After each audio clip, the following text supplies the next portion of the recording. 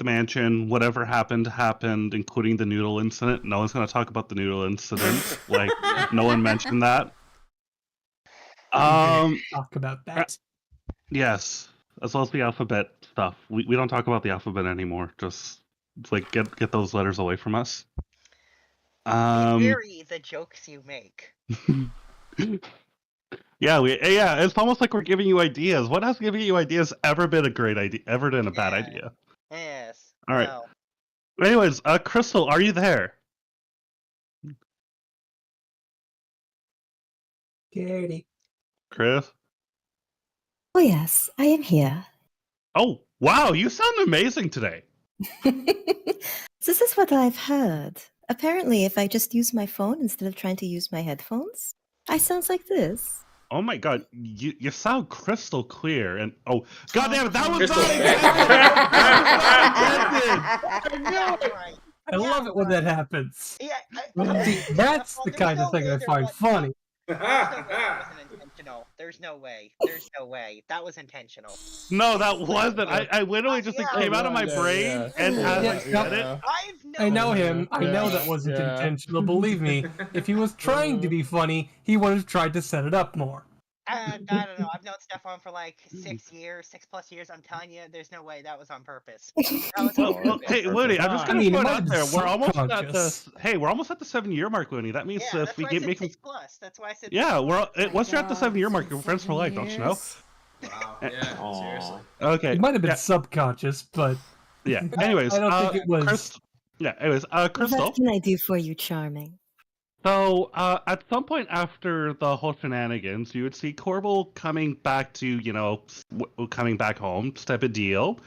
You would notice that he has a bouquet of flowers, which by itself isn't normal, but you notice the bouquet is bigger than it is. He's got some chocolates in the other arm, and, him bringing chocolates not too weird, but you notice he's got a few more than usual. Uh-huh. And he's got, maybe not a worried expression, but definitely a bit of a concerned expression as he's coming in. Well, let's see. For the very first time in a while, the kids aren't home. Mm-hmm. They're all at summer camp that we don't talk about.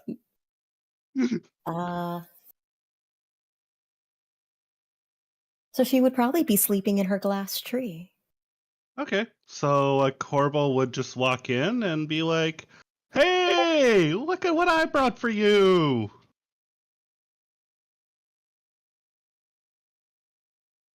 Why, Charming. What is the occasion? Particular occasion, I just felt like this was a good time as any to shower you with a few extra gifts. Let's see. It's not my birthday. I haven't been gone this time. I haven't done anything wrong. You haven't done anything wrong. As you say that, he sort of just grimaces a little bit. What did you do? Well, I figured, bad news goes better over gifts. So I figured, Well, yeah, you're not wrong about that. So when there was that one time that you were gone where we had to do a bit of an adventure, a bit of an errand on behalf of the Order of the Platinum Dragon. No, not on behalf of the Order. On behalf of Sturge specifically. I'll remind you, it had nothing to do with Order business. Okay. Yeah. We were helping out Sturge, a bit of personal favor. We figured, help might smooth things over, especially after the last time we had a confrontation, and he required a very specific item that was very precious to him to give on to his daughter. First of all, he's got a daughter? Yes! Surprisingly. Actually, above table, did he tell us who it was, or was it, I'm pretty sure, yeah, he did tell you for sure. He told you, and I actually could swear that Fable was the only one who already knew. Oh. Right? Because yes, you already knew about his... Yeah. That's right. Because I do that. You do that. People's weaknesses. It's a weakness. Yeah. So, Yeah, so he had to Okay. get something for his daughter, Okay. and that item was only held by one other creature that we knew of. It was from the Drow matron that we had that deal with the assassins with that one time, and the one whom we agreed to take care of her daughter. Yeah, the one that we made an agreement with so that there would be surface trade with a drow colony? Yep, that one. Yeah, that one. So we talked to her. We asked very nicely, but of course, Drow being Drow, like there was nothing being done without a little bit of a quid pro quo. So the quid pro quo for this was we were told we had to exterminate a rival clan, including the matron and the daughter. Uh. Yeah, bit extreme, I know. So we were guided to there, and we all agreed that killing everybody that seemed a little bit like I don't think Excessive. I don't think Sturge would approve. We didn't certainly approve. We really wanted to do like have our cake and eat it, but we didn't want to have to kill people unnecessarily. And he's gonna stress the word. Okay, I'm with you so far. Yeah, he's gonna stress the word unnecessarily. By the way, so we end up getting led to where we had to go. We tried to talk to the locals. They were jerks. They were assholes. Like, we tried to press upon them some music, and they just booed us. It was really rough. We sort of tried to talk to the matron there about any sort of a deal we could make, what could happen, etc., etc. And then, because nobody else had a better idea, we went with Cedelfix's idea. Fable's ears and tail have been very slowly but steadily just going down. Oh no. No. As this continues. So, Cedelfix had this idea of, because these drows like magic so much, why don't we just move them all to the Feywild? Yeah, why don't you do that? So we proposed that idea. They want to go for it, and then they tried to imprison us. They tried to capture us. They tried to take like Shiva's whip. No, Kanea. Oh, sorry, Kanea's whip. And after the whole like them trying to imprison us, we're like, fuck this. We're just gonna like we're gonna offer them one last time. Either you go to the Feywild, or we just deal with this the other way. They weren't having it, so we kind of like fought our way through to the matron's place. May or may not have killed the matron and the daughter, and then for everybody else that was alive, which was most of them to be fair, it's just like a few royal guards, we just said, listen, you're all going to the Feywild. We got the Fey Queen to accept it. Please go, and they did. There was one little issue with that plan, though. One? Yeah. There's one, huh? Yeah. The Fey Queen had previously dealt with these drow, and she wasn't a fan of them because of the chaos she caused. But she did value our cause, so she agreed to it. But she also said, if there's any issues, I guess my new chosen paladin will just deal with those issues as they come along. And you sort of see Corbel wilting at that last comment.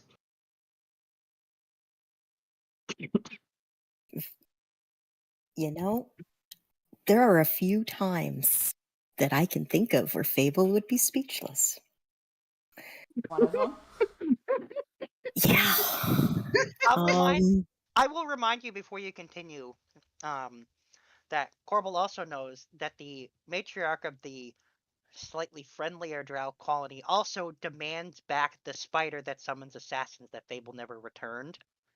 Corbel's saving that one for another day. Okay. I appreciate He's conveniently forgetting it right now. Ida's response.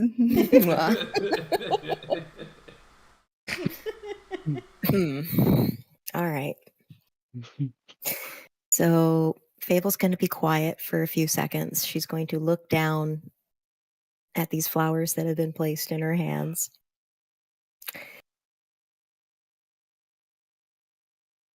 So, who was the one that negotiated this? How did this go so south? Steelfix was the negotiation lead. Also brought Kapaka along. Also, sorry, what was that, Ida? She brought Kapaka with him to help, Talk to the Fey Queen.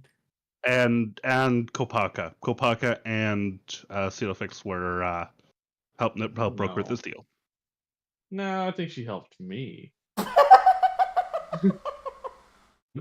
Chill. I don't think above the table that would help in this case at all. What are you talking about? It's called aggressive negotiations. I don't think that was aggressive negotiations, unless you're into some really kinky shit. I mean, To be fair, it is the Fey Queen. It's very possible. I mean, Fey Queen's been around for how many millennia? She probably wants to spice it up from time to time. Well, it was one of those role-playing days. Anyways. Okay. Stones may break So, my once again, bones, but I chains and whips excite me. And a genocide is committed. No, a genocide is averted. We settled for regicide. Or For matricide. regicide. Yeah. Right. Also, just a reminder, we had to kill that rival matron queen and their daughter anyway. Because they want her head. Oh, and technically, he forgot to mention this, but again, Corporal would know this. I don't know if it would change it. But they also decided to lie to because they were told to kill them, not to, whisk them away. So they lied and said they killed them. Yeah. But the dad was cool and covered it up for us, so... Yeah, we would have dropped that detail at some point, but we figured now is not the time to reveal those specific details. She's dealing with enough as it is. We got to break the news to her in pieces, otherwise Okay. there might be consequences. Yeah. Gee. Now you care, huh? Okay. And now there is an entire colony of people that don't want to be somewhere, ruled by somebody who doesn't want them there. Oh no, they wanted to be there. They wanted to be. They very much wanted to be in the Feywild. They want to be there. Do they? Something about the magic. This type of drow, they really like magic, and they really like the chaotic magic. And to them, the Feywild is almost as if like a fish in water almost. Well, they don't call wild for nothing. And the Fey Queen did not like them, but allowed them in her domain anyway. You got it. Yeah. Where in her domain? I don't know that Corporal would know this. They never asked. We were none too specific about that part. Shit. I mean, I would assume the outskirts. We don't know. We could probably You don't know. You let the fine print go blank and sent a whole bunch of people to the Feywild with a person who the only thing you know about them is in charge and doesn't like them. Well, when you put it like that... It sounds like we did something incredibly fucked up.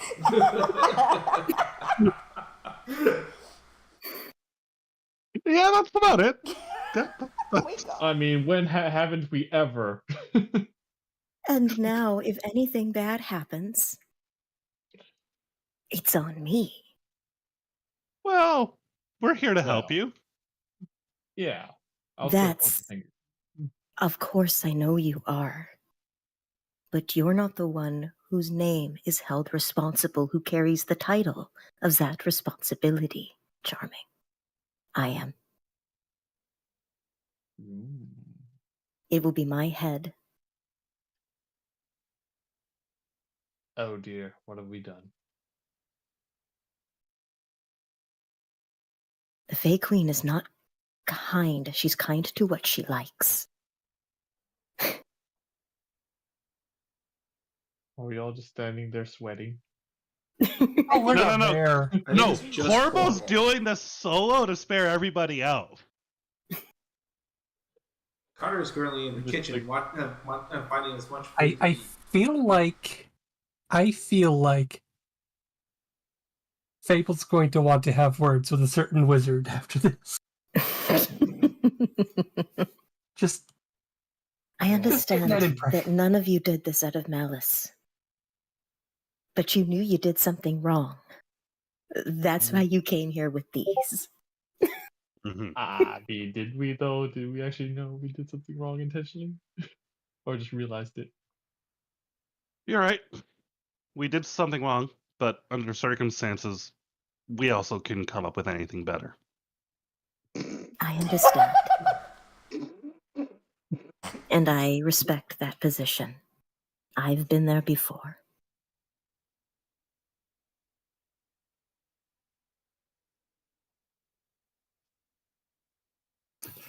So, now's the only thing that can be helped, is what do we do about it?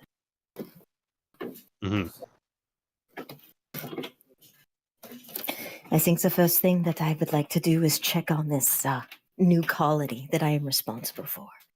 See where in the Feywild they've been placed, and what is going to happen to them next. Sounds good. The best we can hope for is they're in mob territory. If they're in pan territory, well, we might already be too late. I guess we should go there right away. Let's gather who would like to join us.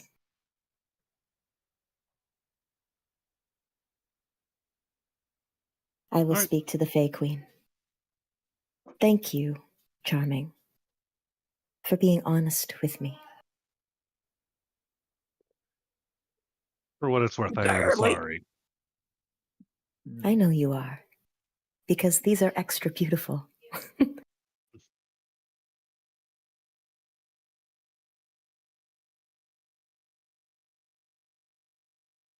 We all Alright. do our best. And I know you did. And Fable will give him a kiss on the cheek. Horrible almost like rises, like with how much he was like slinking before. Fine. Wait, elaborate on the rise. Oh God. Oh no. Get your head out of the gutter! Pick one. What do you mean? I just said elaborate on the rises. Where your mind at? Anything else could rise, like an arm, for example. Kopaka, I know you well enough to know exactly what you were thinking, okay? Don't even play that game with me. Oh, am I that obvious? Yes. Yeah. Yes. Oh, how rhetorical. Okay. So I guess Oh, think it of is okay. brevity, Chris, Fable would have messaged people who want to join us on this little adventure. Yes, I would have sent a message. Shall we leave you two alone together then? I feel like this is a more pressing matter. Yep. Now it is. All right. So, then. so What's the I'm first step? I'm assuming Kopaka's going to join us because why wouldn't Kopaka want to join in on this? Of course. Looter, which character are you bringing? To be fair, Kanea wasn't really part of the whole negotiations thing. So, but she was part of that whole mission with the drow thing. So, Okay. Oh, we can I let her in on it. Okay. I could bring her. Yeah, I'll bring Kanea in if you want. Okay. Yeah. Goes without saying, Cedarflex is coming along. Yeah, I figured that one.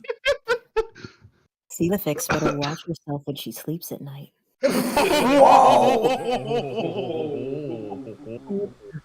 Damn. Okay. Well, Here's the ironic thing. She was trying to think like Fable. I could totally relate. To that. I can totally relate. I tried thinking like Sombra, and I ended up getting an entire school burnt down. She was trying to pull a. Okay, what would Fable do in this situation? Trickery. Yes, trickery is what she would do. I have done nothing wrong. Yeah, because you're the most normal out of us. I was uninvolved in this drow decision. You were. That's why But you're is my favorite Kieran coming druid. along with us on this? Yeah, he's like then low-key Fable's favorite because he doesn't ever cause her any issues and he's helpful frequently. Alright. Alright. He's just so reliable. Yes. Even when he's being a shit, he brings me a boat. That was hilarious. Oh my god, yeah, you did steal a ship. Not just, no, you stole a ship and you stole an ant colony. And an ant colony. He comes that back ant as fucking colony? Gulliver from Gulliver's Travels when he's trying to be a shithead, and I love it. and then which character is red bringing?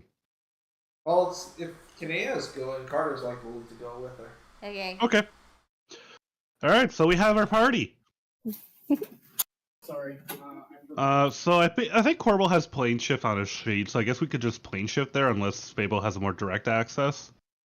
Well, first thing I'm going to do is ask for permission to bring this many people and to go to this place.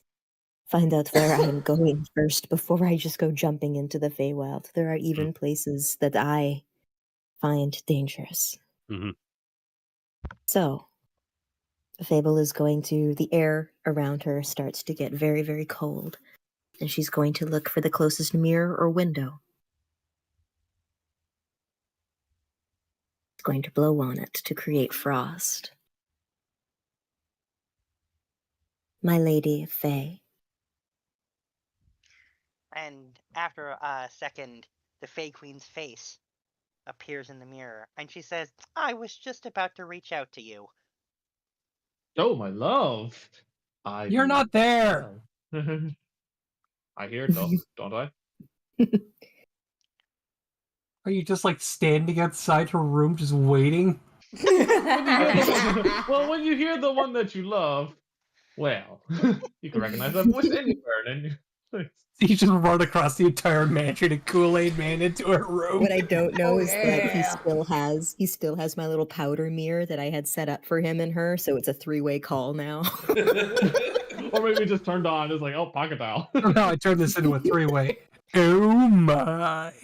Oh my. Anyway, so the Fey Queen says, I was just about to reach out to you. There's been an issue with some new residents, and it's your problem to deal Oh with it. god. I'm sorry. She said, Sorry, your this is friend about made a Fable. deal on your behalf. Fable's shoulders kind of slump a little bit and her eyes close halfway, and she's sighing. Uh-oh, squatters. Of course, my lady, your pillar is ready to serve and deal with any situation that comes forth. What is it that I can do for you? She says, well, you can go talk to Iblis, the Myconid leader of the Feydark. He's the one who has the complaint. Mushroom I'll bring people! Yeah, I'll bring my pillar as well. Shush! Oh shit, I'm not on mute. Oh, my bad. The Fey Queen says, I sent the new residents to the Feydark. I felt that they would feel most at home there and be far out of my way, and yet there they are, still causing problems. Question, So- the Feydark is like the Underdark, but in the Feywild, right? Yeah. Yeah, think of how dangerous the Underdark is, and then add like dangers from the Feywild, smush them together, multiply it by 10, and then wha-bam! The Feydark. Jeez. Here we go. Lovely place. Of course, my lady. Will I be able to be taken there immediately, or will I have to make my way to the mechanoids? She says, I can send you close to the Myconid settlement. You'll have to make your way from there. May I take allies and companions with me? Oh, she says, feel free to take whoever. As long as you get the problem solved, I don't really care how you go about it. You know how May I this be so presumptuous as to ask to who the leader of these people are and what the situation is that I'm walking into? She says, I don't have any of the details. I have no idea who their new leader is. I didn't really care, because it's not my problem to deal with. Of course. I am sorry for being so curious and forthcoming, my lady. She says, I oh, will no, take... it's fine. I have no issues. You, so far, have been exemplary in your duties. I'm sure you will handle this just like you handle everything else. dutifully and swiftly, my lady. She says, exactly. And she says, all right, off you go. And she claps her hands, the mirror disappears, a portal appears underneath your feet and everyone else's feet, and off you go. Oh, So hey, Silvifix guys. is just in the library working on something, and then suddenly the ground opens up and she falls through. Yeah, basically. You see, he's find Carter with like 3 hot dogs in hand. Oh, you can use Trogdor now, by the way. Yep. So she was not I got Trogdor selected. Yay!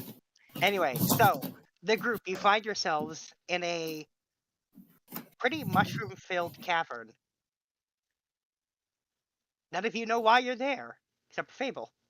Is there a source of light? There is. Some of the mushrooms do glow. Faintly, but they do glow, so it's dimly lit. So, where do we Well, I end guess up that's this one way to get out of tedious meetings. Where are we right now? Hello, everyone. Fable sounds very displeased. Carter hands Kenny a hot dog. I take the hot dog and Just start eating. subtly casting false life on myself. I consume a peanut.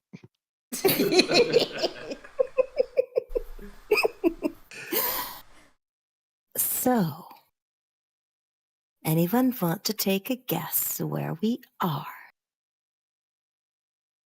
I take a Kieran's quick look garden? around and take a guess. Are we in Kieran's garden? No. We're definitely underground. Oh god, are we on the Underdark again? It Yes, seems to have a and similar no. kind of mustiness to it. There's definitely rock above us. Welcome to the Feywild, and the Underdark that lies beneath it. There's an Underdark in the Feywild? The Feywild and the Shadowfell are reflections of the main plane. Whatever is there is here as well. I hate to see the the Shadow Dark. Shadow Both Dark? are equally Underdark? terrifying, Undershadow? just one as beautiful as it does it. We are here to deal with a situation. Apparently, and now Fable starts to stare at Sildifix. There was a group of us that made arrangements, and at the end of these arrangements, send a colony of drow into the Feywild to be dealt with there. They were brought here. Out of the graciousness of my lady, who, while during this deal, made arrangements that anything that happened would be my responsibility. And guess what? A problem. That I now have to go deal with, appropriately, as the pillar to my lady that I am.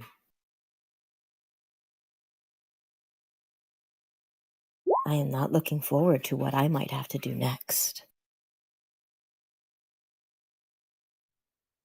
That's the same line she used to me at one point. Sylvie, what did you do? Don't worry about it. Oh, sorry. No, I thought you meant the spell, I guess. No, Look, I thought genocide would be a bad idea. I thought you would look down on that, and I tried to do what I thought you would do. Trickery. Trickery, that's the thing you do, right? Well, you were correct about two things. One, I would be against a genocide option, yes. That would be definitely the one I would pick last. And two, you pushed the responsibility off onto someone else. What I don't appreciate is that someone else was me. And there's already and there's already a problem, and you have to deal with it, and we're here to help you out with that. Exactly. In my defense, no one stopped me. Yeah, because you and Kobako were the only one who went. In my defense, I will give you one warning. I don't get mad. I get even.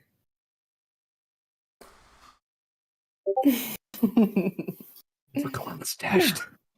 Carter, are we in trouble? I think it's just her. Why would we probably just wrong? Probably a I wouldn't. Hey, Fable, did you need a hot dog? He seemed a little bit angry. Corbel just gives Carter like a death stare, and he's just like, oh god, this guy's gonna die. Carter is gonna die. Please don't kill my Just mate. not today. Please don't kill my mate. Fine. We can bring At him the back. mention of hot dogs, Oldovix is like, wait, when was the last time I ate? When was the last time you ate? You are not in trouble. Day is it today?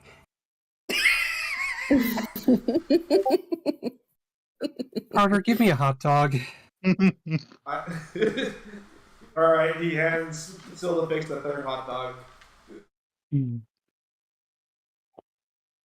Although I might use you at the expense of a good laugh when I need one now and then for a little while.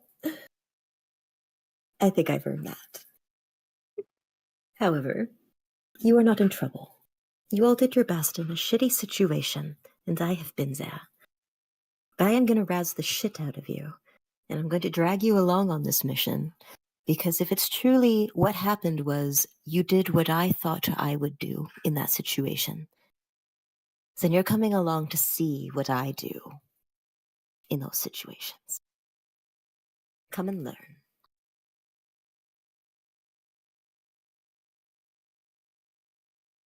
Ow.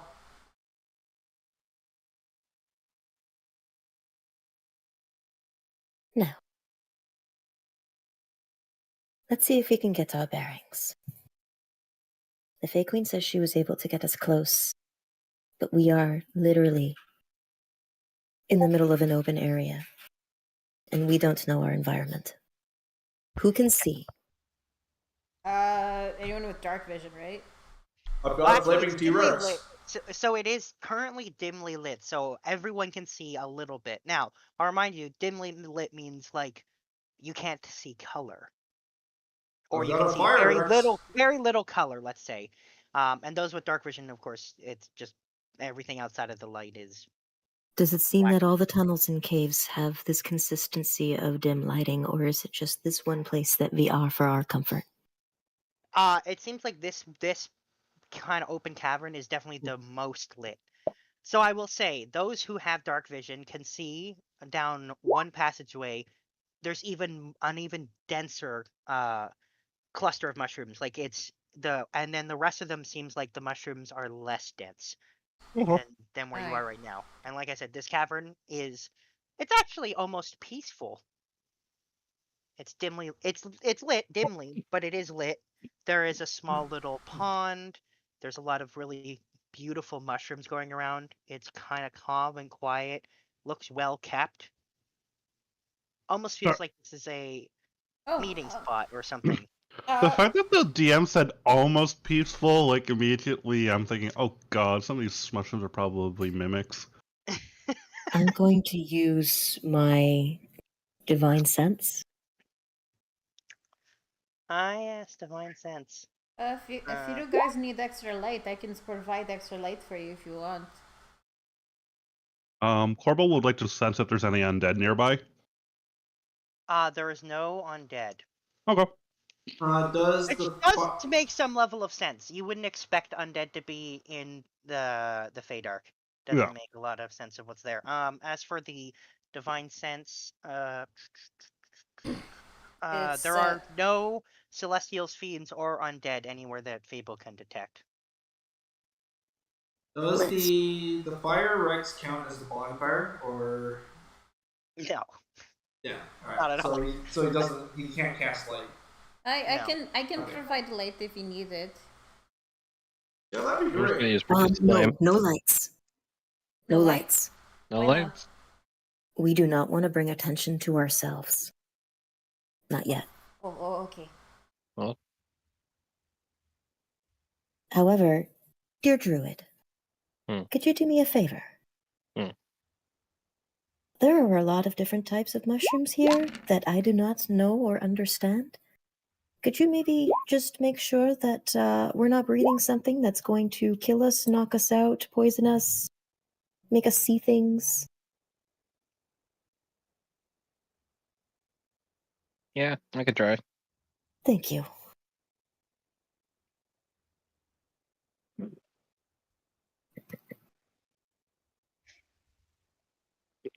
I'm gonna have Wolfgang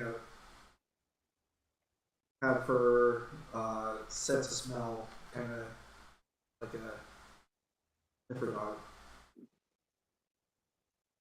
keeping an eye out.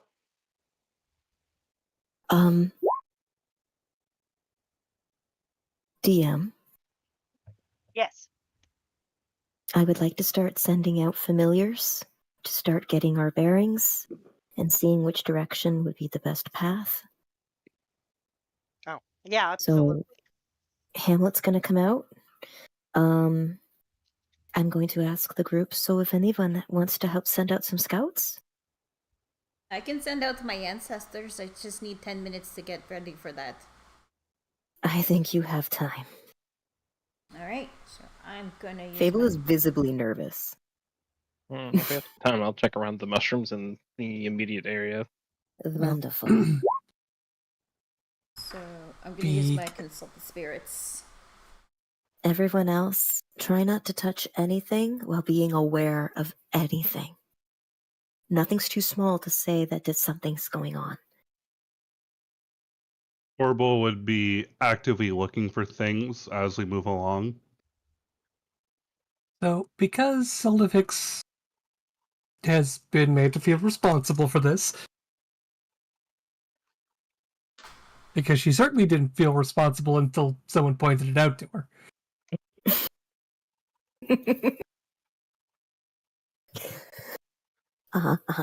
He is going to...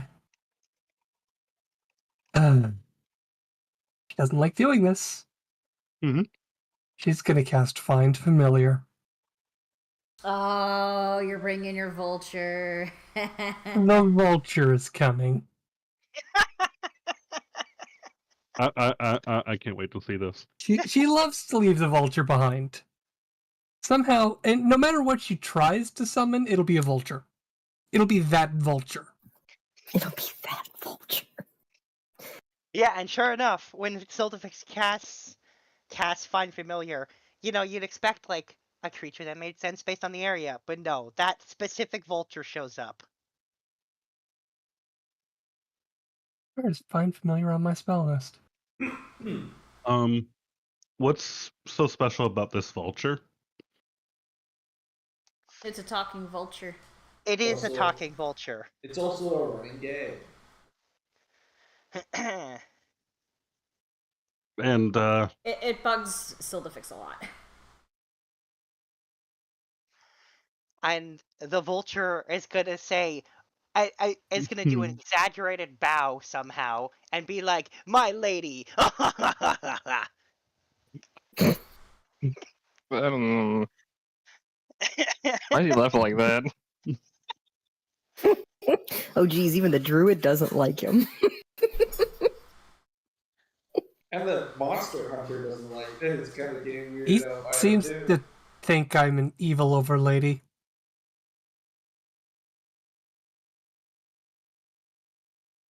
Dark Mistress, that whole shebang. Uh-huh. I mean, you're pretty close. I'll have you know I have never broken any laws. Say that. At all. Well, you know I'm that very- saying. Well, you know I that am saying, very it's not a- cognizant of the laws. Well, I'm just gonna throw it out there. It's not a war crime until it's been committed at least once. God damn It's never a war crime the first time. Anyway. Anyways, what do I I need may to play in do a lot of discussion? gray areas where no laws have been made yet, but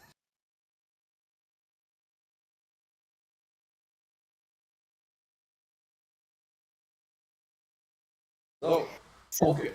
okay, I'm gonna have to deal with this his way. Oh, my dark and vile servant. Fly around and look out for things. And he says, "At once, my lady," and he does that stupid bow again, and is like, and then off he goes. Jesus Christ. Who's Hey, Looney. Yes. For clairvoyance, I realized that, like, my ancestor, like, doesn't actually move at all, but, like, the range is 1 mile, so, like, how does the setting look, by the way? Like, are there any, like, tunnels or anything? Yeah, so like I said earlier, there's a handful of tunnels out of this peaceful chamber. One of them is excessively mushroomy, and the rest are less mushroomy. I'm gonna send my ancestor 1 mile up to the mushroomy tunnel. Yeah. My clairvoyance. Yeah. But yeah, I mean, the thing is, the sensor, I think, if I remember correctly, just gives you access to your vision through its wherever you stick it. Yeah, the range is 1 mile. Yeah, but where you put it is somewhere that is either familiar to you, Or it says, or an obvious obvious location yeah. that is unfamiliar. Yeah. So, like, how about, So- like, through the tunnel? Is that... Yeah, I mean, within reason, yeah, down the tunnel. And I will say, so, at the end of that tunnel, and you ended up putting it like the full mile, you still see it going further. Yeah, that tunnel's going much further. I'll be okay. Also, switching through seeing and hearing. By the way, any noises I can be able to hear. Yeah, you do hear a very slight. You don't see anything, but you hear a very slight shuffling sound. Okay, mushroomy tunnel. There's like shuffling noise down there, way down a mile. Okay. And no source, just the sound of something moving. I think so. I can't really see much, unfortunately.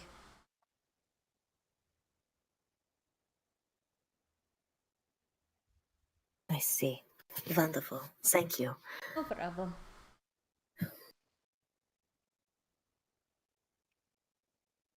In the other direction. Is there only 2 tunnels, Looney? Wait, how many There is tunnels? more than 2. There's 3 or 4 more. There's 3 more less mushroomy tunnels, and they are twisty and turny. They don't go in like a straight line like that one mushroomy one. The mushroomy one, which tunnel is that? The left or the right? Totally depends where you're standing, but I'm gonna say the mushroomy tunnel is on the north end of the cavern. Okay, that's the north end. Yeah, not that you guys necessarily know which way is north, but that's what I'm saying it is. Unless one of you has a way of knowing which way is north, which I don't think any of you do. Hmm. Does anybody have keen mind? The one character I know that does have keen mind isn't with us. Yeah, that's why I'm saying I'm pretty sure none of you know actually which way is north. Let me just There's check also my... there is a specific item that does it, but as far as I know, you guys don't have that either. So Well, Yeah, that's we a geek have, item. there's lots of ways to make a compass. yeah. I have the Wanderer background because my Outlander. I don't know. No. No, that's not what that does. Okay, I wasn't sure. Question, Winnie. Would we have met this representative, like the drow representative prior, from the prior thing?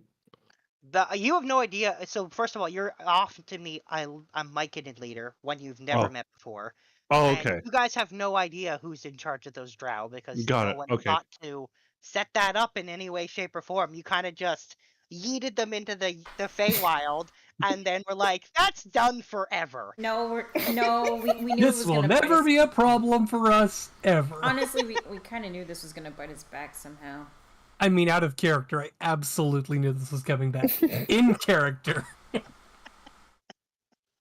I was sure, like, problem solved forever. What about the rest of the familiars and So, Wolfgang?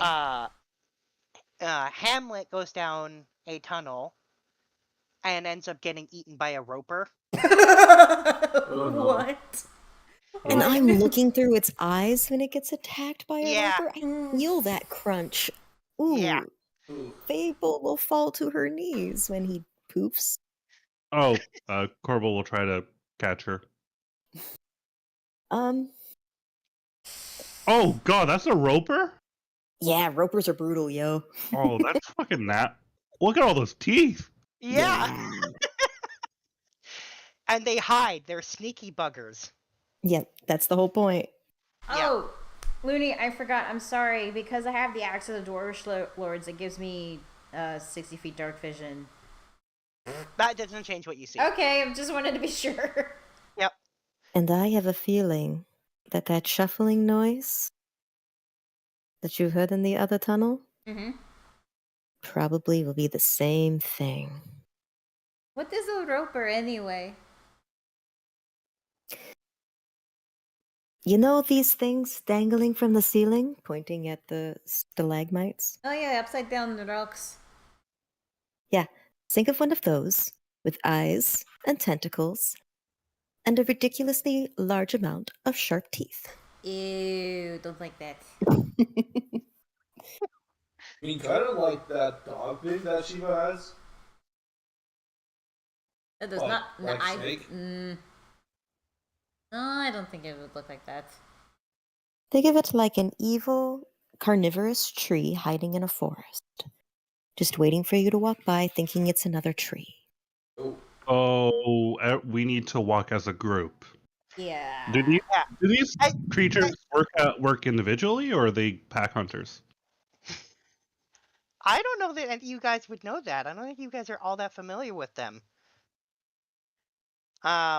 But feel free to try to roll a history check if you really want to know how familiar you are with ropers. I will say, by the way, the vulture does return. Oh my fucking god! Did you roll a 20? Did I roll? Carter rolled a nat 20. That's All right. amazing. You know what? Hey, Carter's rare creature knowledge comes into play in one of these moments. He knows about ropers. They totally hunt in packs. Makes it even easier to ambush bigger and stronger creatures. And sometimes, if you're really unlucky, you get ropers and cloakers working together. Oh, fuck. You monster. Alright, what's a cloaker? Since Google Carter it. would know about the ropers and cloakers working together, would he also know some about the cloakers as well? I don't think he knows about cloakers, other than they are really dangerous creatures that have illusionary things that they can do. So it sounds like we have to be extra quiet and very stealthy, right? Stealth will definitely be on our side, as we're staying together in numbers. Okay. Oh, and by the way, the vulture returns and brings Sildefix, the remains of some creature that is dead, and bows and says, "My lady," and then goes, What is that? What even is this? It's kind a of cat bringing a mole? mouse. Why did I you mean- make yourself this vulture, Looney? Out of all the things that you could have made you. Why would I make it me? No. No, this is way funnier. Anyway, the vulture says, "As instructed, my lady, I went around and found something." What even is this? He says, "I know not, my lady, but it's perfect for your experiments." Is there a way to figure out what it is? Druid, what kind of animal did my familiar just bring me? Is there enough left for me to identify it? I would have said, I was going to say it. I would totally say is, I guess nature would work, but survival is the other option. But you rolled nature. Carter has no idea. He deals with potentially living things. This is definitely very dead and pretty. Yeah. Three. Right. That's unfortunate. Yeah. Kieran doesn't know for sure what it is, but he knows that it was insectoid in some kind. He can tell by the body. What about 15 survival? You don't know either, but again, you're quite confident that this thing had a thorax and was definitely an insect of some kind. Okay. Pretty large, Hmm. though. Thank you.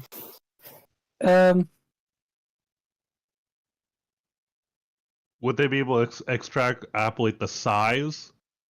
Yeah, Like- this was what would be the equivalent of a large creature. Large is bigger than humanoid, right? Can Large I is like make the size of trolls and ogres. Okay. Okay. can I above table take a guess, Looney? Just Go guess. ahead. I wanna take a guess. Is it a number Hulk? Maybe. Ah! DM. Yes. Oh, I hate Mushrooms this around place. us. Can I check them? Looney. Sorry, can you check what? Can I check if they're poisonous? Yeah, absolutely. Looney. Yes. Carter has a number Hulk. Yeah. Will you be able This to is pretty Mangled. like decomposed and mangled and stuff. Oh, It doesn't okay. look like a number Hulk. Okay. It's not obvious. But if you want to check to see if this thing was venomous or not, roll nature or survival, I guess. I'm good with either one. Yeah, don't you mean poisonous?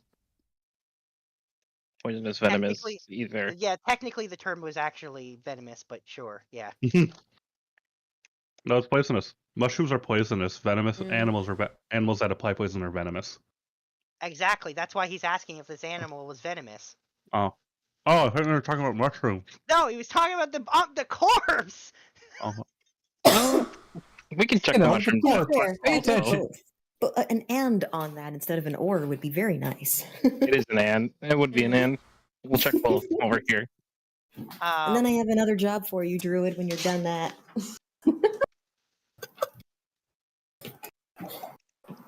Stop being so useful and I'll stop bothering you. Okay, please, no whistling over here, okay? I'm gonna put you in pouch to be safe. Be quiet, okay? But yes, this creature was not venomous. Epic. Or whatever that's worth. Now can I check the mushrooms around us? Yeah, I'll even let you use the same roll if you want. So in this cavern, none of the mushrooms are poisonous. And if anything, that's weird. It's like someone went out of their way to take the dangerous things out of this area. Huh. Are they edible? Everything there is edible. Yeah. Big bite out of the first mushroom. I see.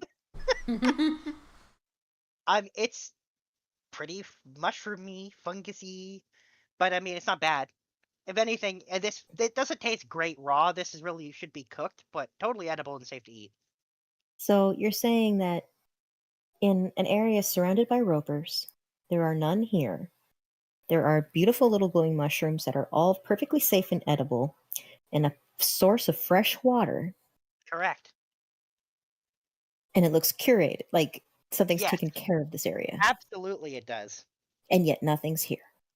Correct. Is there any trace of what is coming back? I'm gonna say that as you question that, you start to hear a shuffling coming from God the damn it, mushroom Looney. tunnel. Can I get a quick investigation check out of this so that maybe Yeah. I can have a clues to what's coming? Yeah, absolutely. Thank you. Can you roll that for me? I'm smoking. Protect me, Dark I have Minion. advantage on investigation because Sorry, I'm an it investigator. started. Bug. It's hard to stop. I'm Uh-huh. Sherlock Holmesing the shit out of this, Looney. Hang on. Okay. Advantage. Investigation.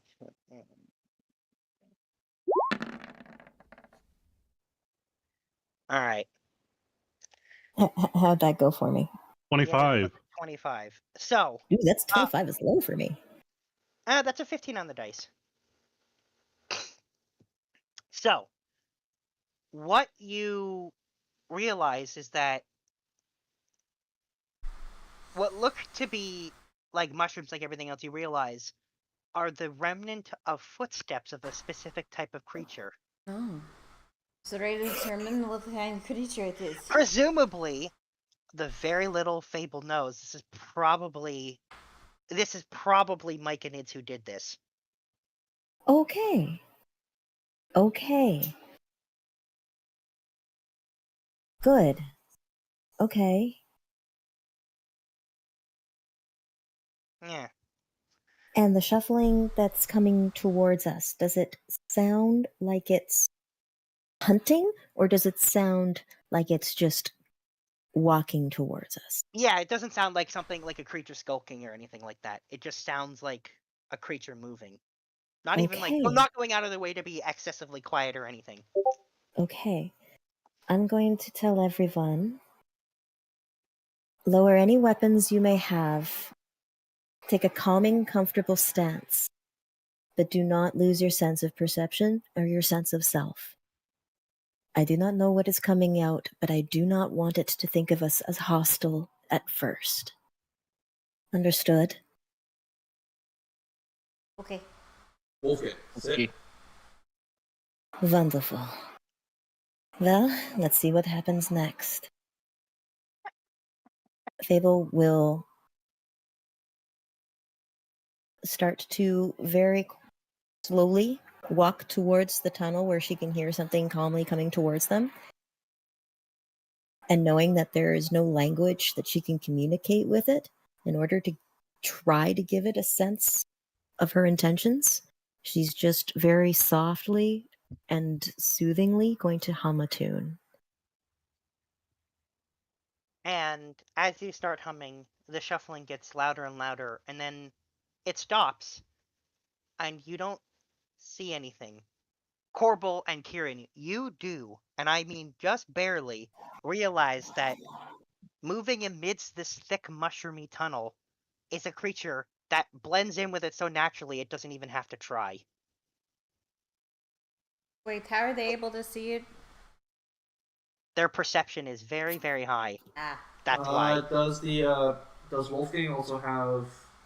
We gotta roll its percentage.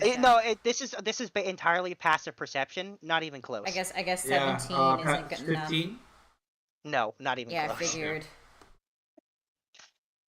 Yeah, not even Fable realizes it's in front of her. But after a second, it steps forth out of the tunnel and becomes clear to everyone. But yeah, before that, Corbel and Kieran, you see a mushroomy person step forth. We making wave, those we low shuffling sounds. We all see we this wave, now, right? we wave hello. Yeah, and then now everyone can see it. Like I said, they see him just a few seconds before everyone else, as he steps forth from the tunnel. Hey, that's pretty cute.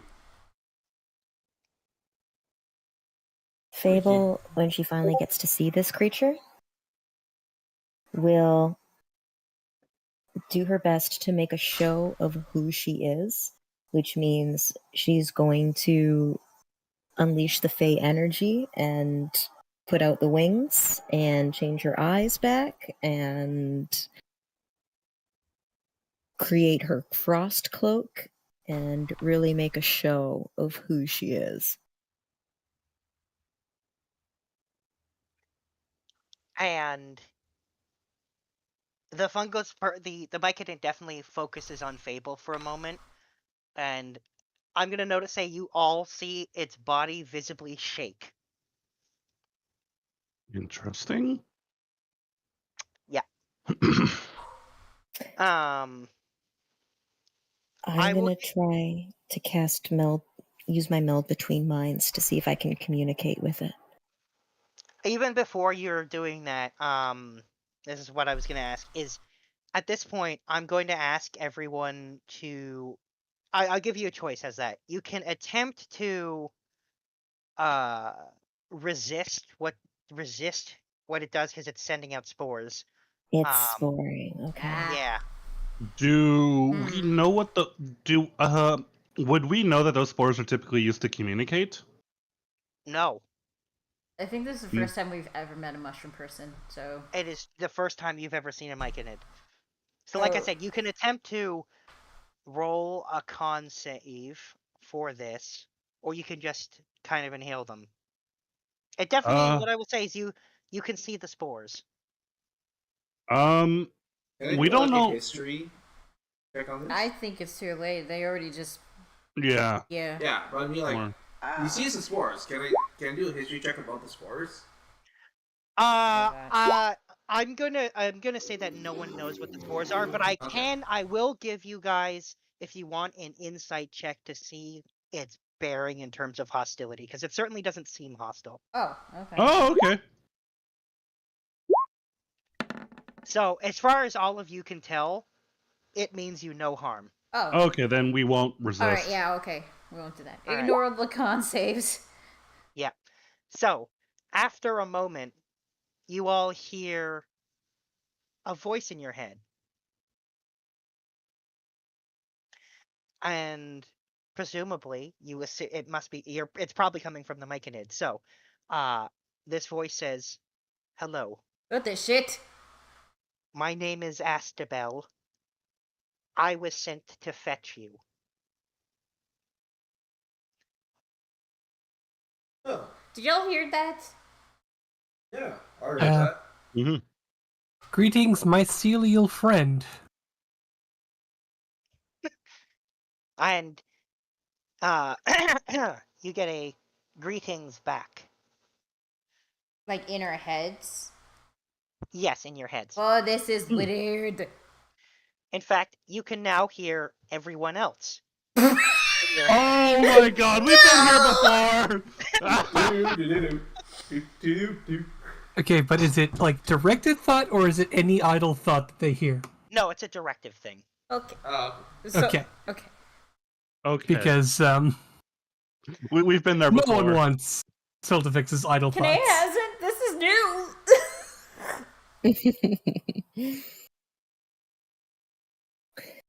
Right now, Carter's directing thoughts to himself. Does that get broadcasted? Yes. If they're direct thoughts, I'm pretty Really? sure. I'm resorting to the DM on this one. Sorry, resorting to me on what? Do directed thoughts to oneself get broadcasted as well? No. Okay. That's good. Okay. Good thing for those who have intrusive thoughts. Yeah, anyway. that's what Carter's You have to currently make a- trying to hold back on. But yeah, so you hear when you try to talk to someone, you end up talking to their head. And It's like the message rings. yeah, but you're not using those. Okay. It's more natural and less forced than that. Okay.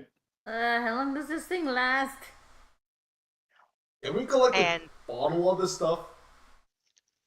so Astabel says, I'm not that strong, so this will probably last for around an hour. Okay, so don't let thoughts go. So how can we help you? And Astabel says, like I said, I was sent to fetch you and bring you to meet our leader. Lead the way. Wonderful. I am the Pillar of Sun and Snow, and I am here to aid you and your people as best as I can as representative of Her Lady. And the Myconid says, "Oh yes, we were told you'd be coming." Wonderful. And may I know the name of your leader so that I may communicate him with the respect? And the Myconid says, "Yes, our leader's name is Iblis." Eagles. Iblis. Here, I'll put it in there. Iblis. Oh. Iblis. Yeah. Wonderful. And you said your name was? Astabel. Astabel. I'll put it in the thing as well. Thank you for so swiftly and efficiently and calmly approaching us and collecting us. Fable will give him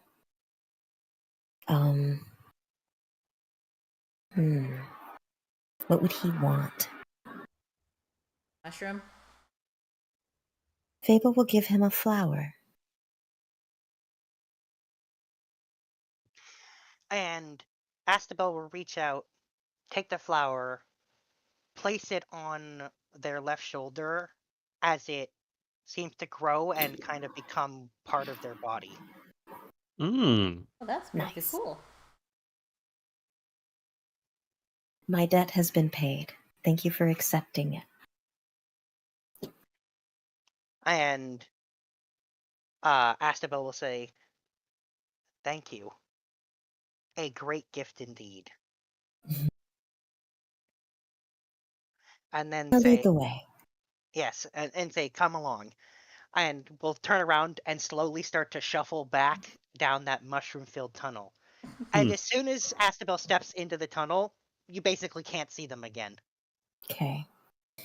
Even with dark vision? No, they like those with a passive perception of 22 or higher can. Oh, God. Otherwise, yeah. Kieran and I. Yeah. Fable will take the opportunity while heading towards their colony to talk to everyone and remind them that this is the Feywild. Nobody does anything for free. So if anybody does something for you, you might want to pay them with something sooner than later, because as sooner that you do it, you're the one picking the gift. Looney,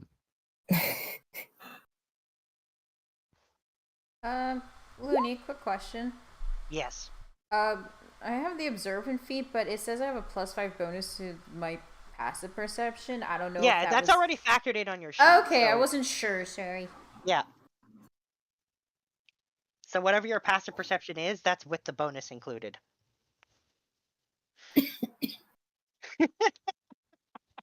Yeah, it's hard to get a really, really high passive perception without both observant and a big wisdom. Yeah, they make you invest. Yeah, you have to have proficiency with perception, a high wisdom score, and observant to get the kind of passives that Corbel and Kieran have. Yep. Plus expertise. Yeah. Expertise doesn't hurt. So it's a lot. To get really, really high, you have to make a point of going for it. But anyway, so it takes a while because you have to walk over a mile, and Astabel doesn't hurry. But to be fair, things move out of the way for Astabel. Yeah. The mushrooms itself definitely what would have probably been a fairly difficult tunnel to walk through because of how many mushrooms there are on every surface seem to just kind of move for you guys. Yeah. In a way that makes it a lot easier to walk through than you would think it would be. Damn. And though most of you can't see Astabel, you can still hear the very quiet, slow shuffling. Mm.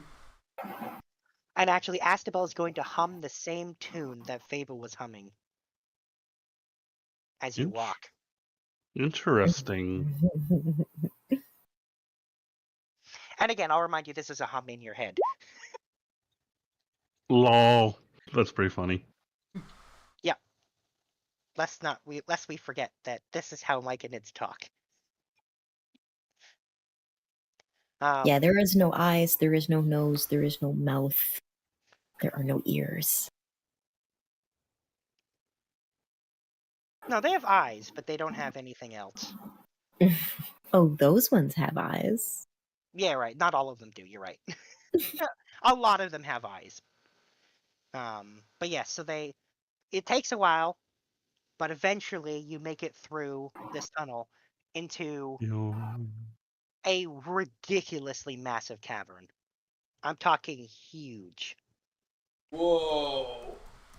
And it is literally a large city, but everything is made of mushrooms. The buildings, the people, the roads, everything.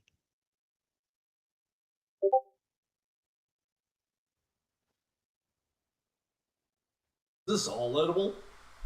I I don't. don't think we want to find out. Yeah. Plus, I think it'd be rude if we go eat their home. Yeah, and when you exit the tunnel, there is a handful of very, very, very large myconids. Huge. With large weapons that are seemingly made entirely of mushroom. Somehow hardened and sharpened.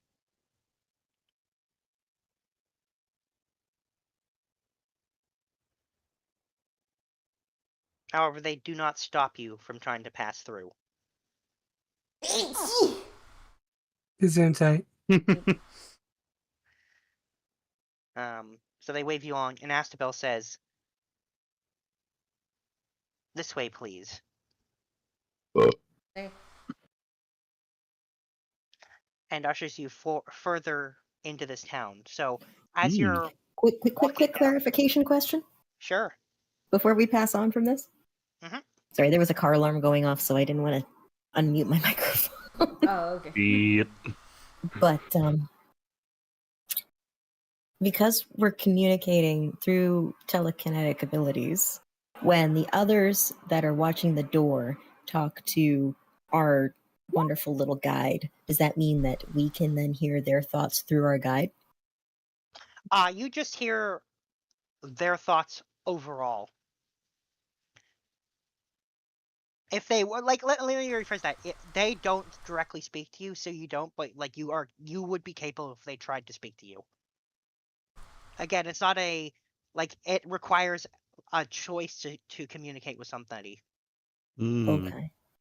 So they've chosen if they've communicated with Astabel, which they probably have, they haven't said anything to you, reached out to you. Doesn't mean you're not capable of communicating with them should you choose. Fable's gonna keep humming that tune just to see what happens. After a minute, you get the same tune back at you, hummed in your head from the guards. Apparently, they like your tune. Interesting. Okay. Yeah. So Astabel leads you past the guards and into the city proper. And these are the largest buildings you've ever seen. You guys have never seen a skyscraper because obviously they don't exist, but they exist here. They are massive. That is one really, really, really big tower. Yeah. The buildings here are huge. This is a very busy, bustling, massive city. Unlike anything you've ever seen. With everything being made of mushroom. Carter is going to feel all mushroom as they walk by. So, it's interesting. Somehow they found a way to make some mushrooms harder than steel. Huh. That's actually really amazing.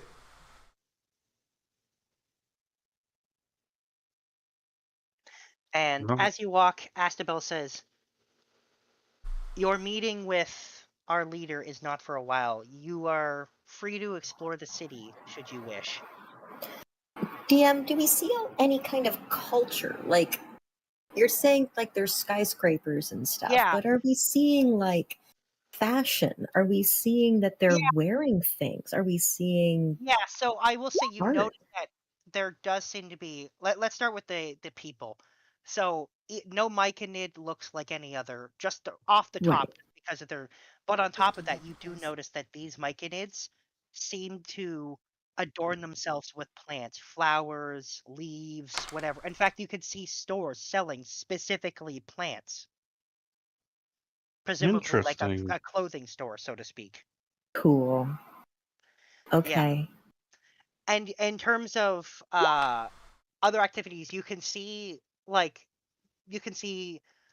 some myconids presumably working on the road, somehow pouring some kind of liquid on it, which seems to be hardening the mushrooms. You can see other myconids on the side of buildings with tools, presumably maintaining them. Like, it is all sorts of crazy stuff is going on. And again, it is surprisingly silent. There is, other than the sound of shuffling myconids and maybe small activities that they're doing, otherwise wordless, of course. Right. So despite how much activity, it's quite quiet. What do you guys want to do first? Maybe we should go get some booze and have something to drink. Myconid booze. Wow. What? I mean, like, mushroom people. I I- expect to be very That would be- mushroom based. That would be interesting. I mean, they could probably control the yeast that ferments the alcohol at a level that nobody else could.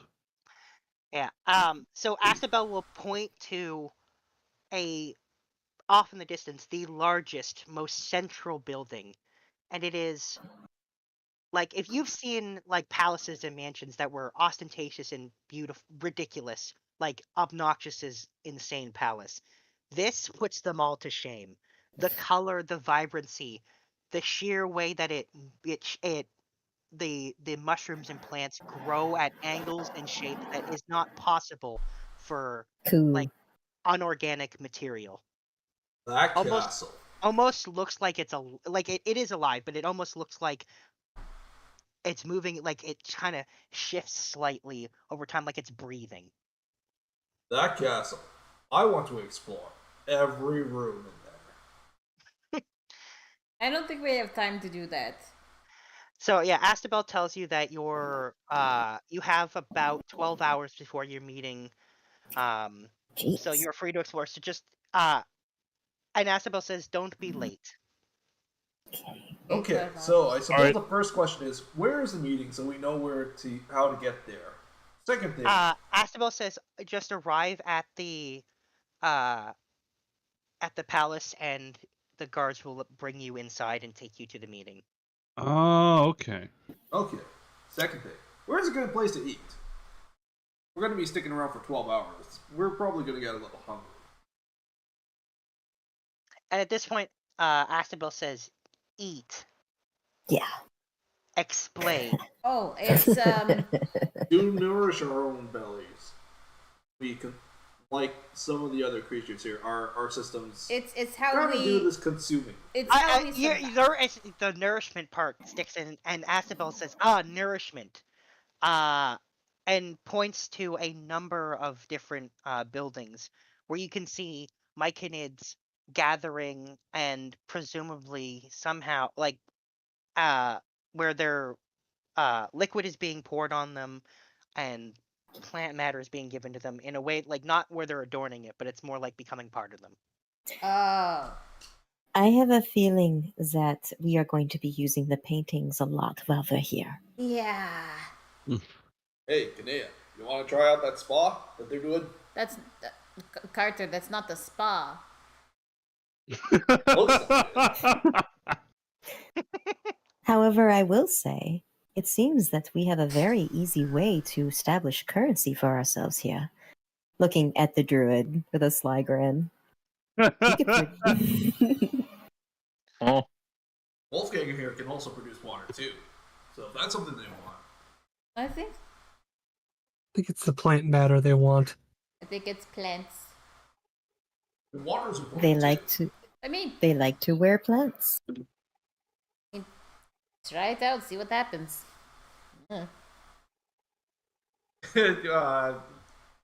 Wolfgang, Carter will instruct Wolfgang to like do a little like fountain spray up in the air. Yeah, actually, a number of myconids that are passing by stop to stand in the spray.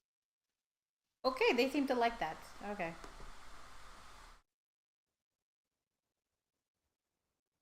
So, yeah. I don't think we should be eating the mushrooms. It seems like cannibalism to them. What? Did you have the idea to eat the mushrooms here? A little bit.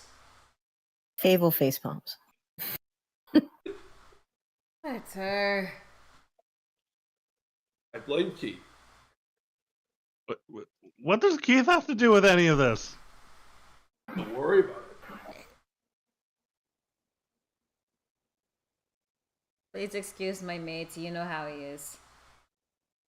You just see like he's just like rubbing his eyes, like. Fable starts getting out paintings. Doesn't care which ones.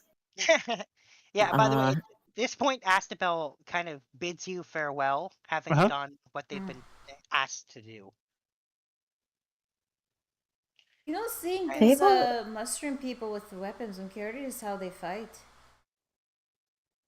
I don't think they do. They don't? I mean, before he leaves, I'm going to stop him. Oh, all right. I'm going to say, you've been such a darling and a help to us. I don't think you're going to want to miss this.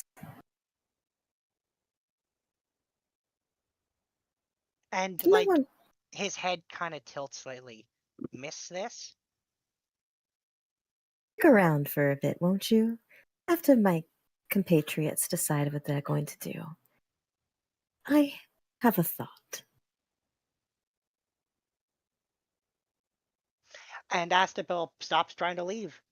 I'm curious.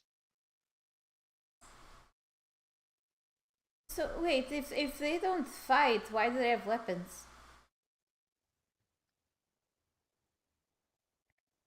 Because the Underdark is a dangerous place. Oh, that I understand, but if are they capable of fighting? Are they... I mean, I don't see why not. If they weren't capable of fighting. If they weren't good at fighting, I don't think they would have managed to thrive in this place. Very good point. That's true, yeah. A lot of people that might be interested in eating these guys up. I kind of want to see how they fight. I want to see like how what they do. I would imagine they probably have like just swarms of themselves with little sticks.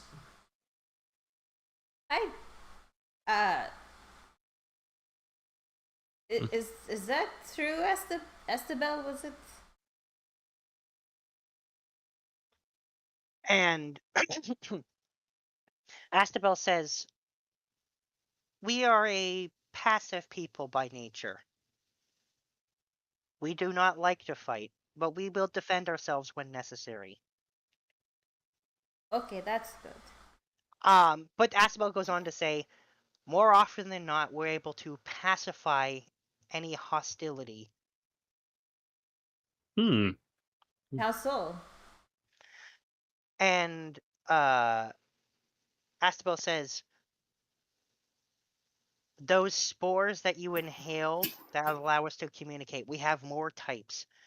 We have some that remove hostility against us. Oh. We have some that make you see things that are not there. True sight spores, that's cool. True sights and binary illusion spores. Basically, like it's like their way of casting calm emotions, right? Or like casting kind of. That's pretty cool. Yeah, and they even say we even have some that we consider a last resort. And that is... They're forbidden unless allowed by our leader. We can move the remains of other creatures. Ding. What? Or Of like course, an yours or would be like your speech about that. or like an undead thing kind of thing. You like control bodies, dead bodies. And Astable says we move them to defend us if needed.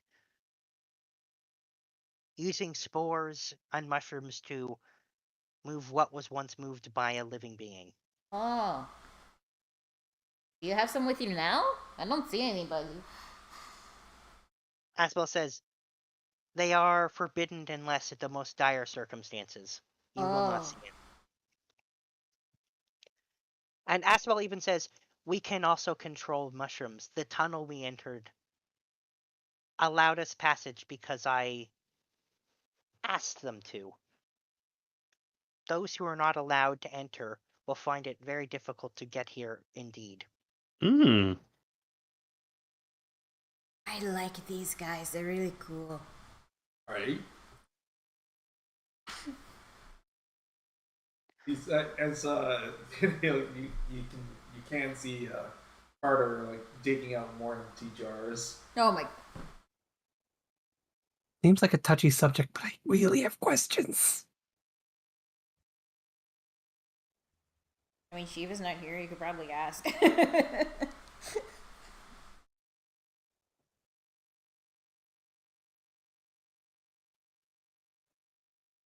Orville will just say he's glad that it's a last resort.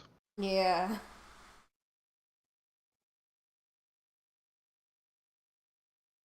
Animation. She already has a notebook out. And she's muttering to herself, animation by way of spores. Of course.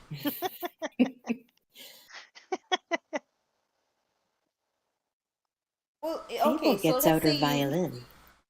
Oh, sorry. Fable gets out her violin.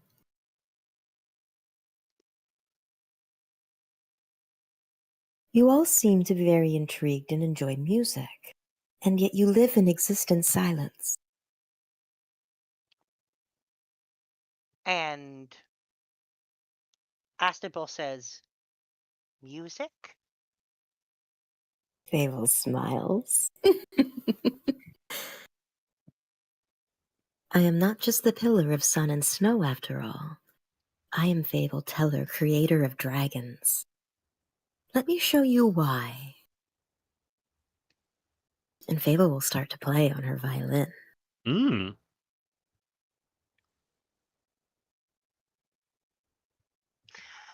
So, what I will say is you notice that when you play and you create the illusionary dragons that you do when you play your violin, very few of the Myconids stop to look at them. In fact, many stop, but they just kind of stand near you for a while before moving on.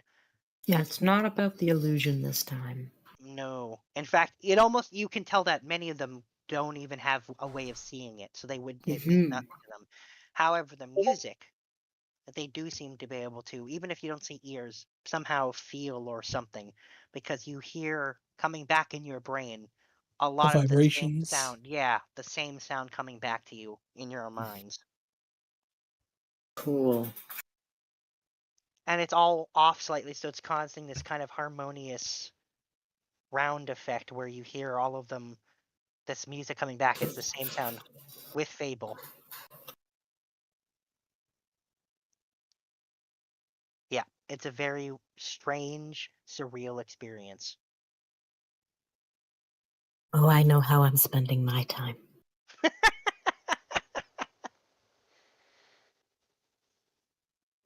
Corbel would like to accompany her with his acoustic guitar. Naya has drums. Can she join in too? There's nothing that stops you, I suppose. Kanea's pulling out the drums. Carter's likely going to bring out the fireworks with the saxophone.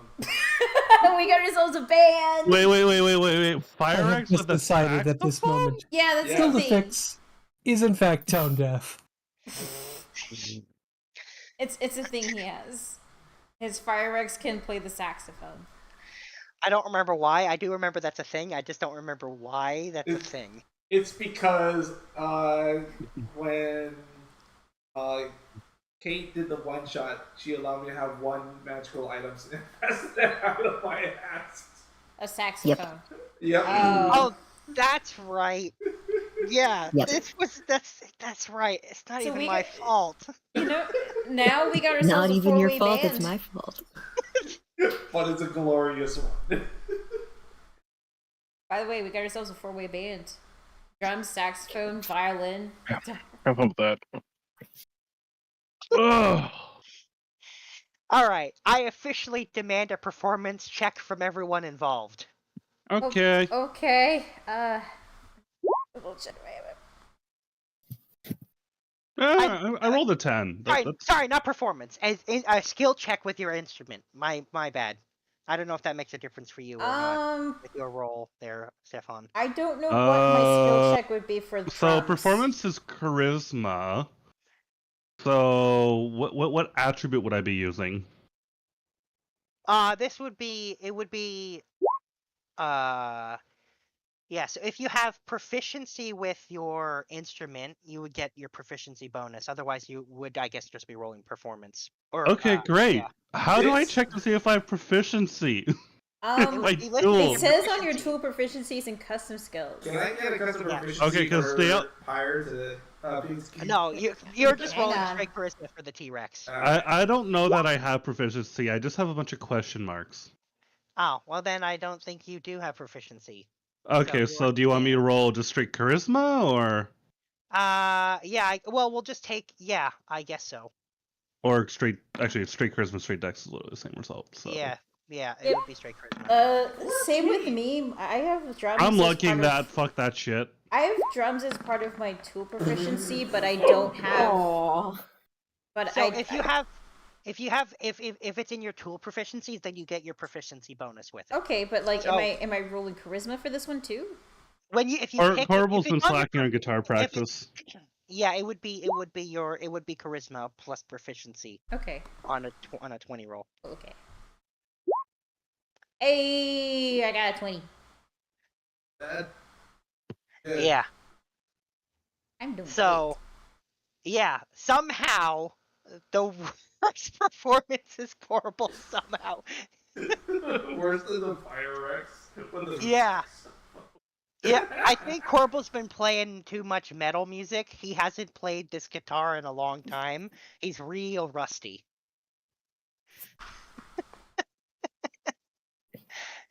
Yeah, so let's say the rest of you sound really good together, and Corbel slightly sounds like he doesn't quite mesh. It's not awful, but it doesn't quite fit with the rest of the music. Doesn't seem to bother the Myconids though. In fact, you guys in your own heads hear an echo of the sound of the floor of the whole thing. So you hear coming back to you, Fable and the T-Rex and Kinea, and then also Corbel's slightly off guitar coming back to you. Doesn't seem to bother the Myconids at all.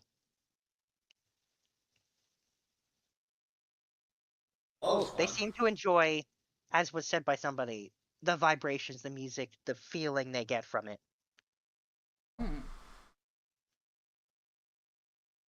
Oh, You know- we made enough noise here. We should, why don't we go and probably double check, make sure nothing's coming down the hall. If anything, And I'll even say, before you do anything else, as you're playing, many of the Myconids that pass by walking down stop where they're walking so they can stand around you for a while before continuing what they're doing. But the environment around you almost seems to become more vibrant, more alive. One of the nearby buildings almost seems to vibrate the same sound back to you. The mushrooms seem to almost dance to the music. And any mushroom that's glow, because everything is quite brightly lit. Many mushrooms are glowing all over the place. They glow brighter.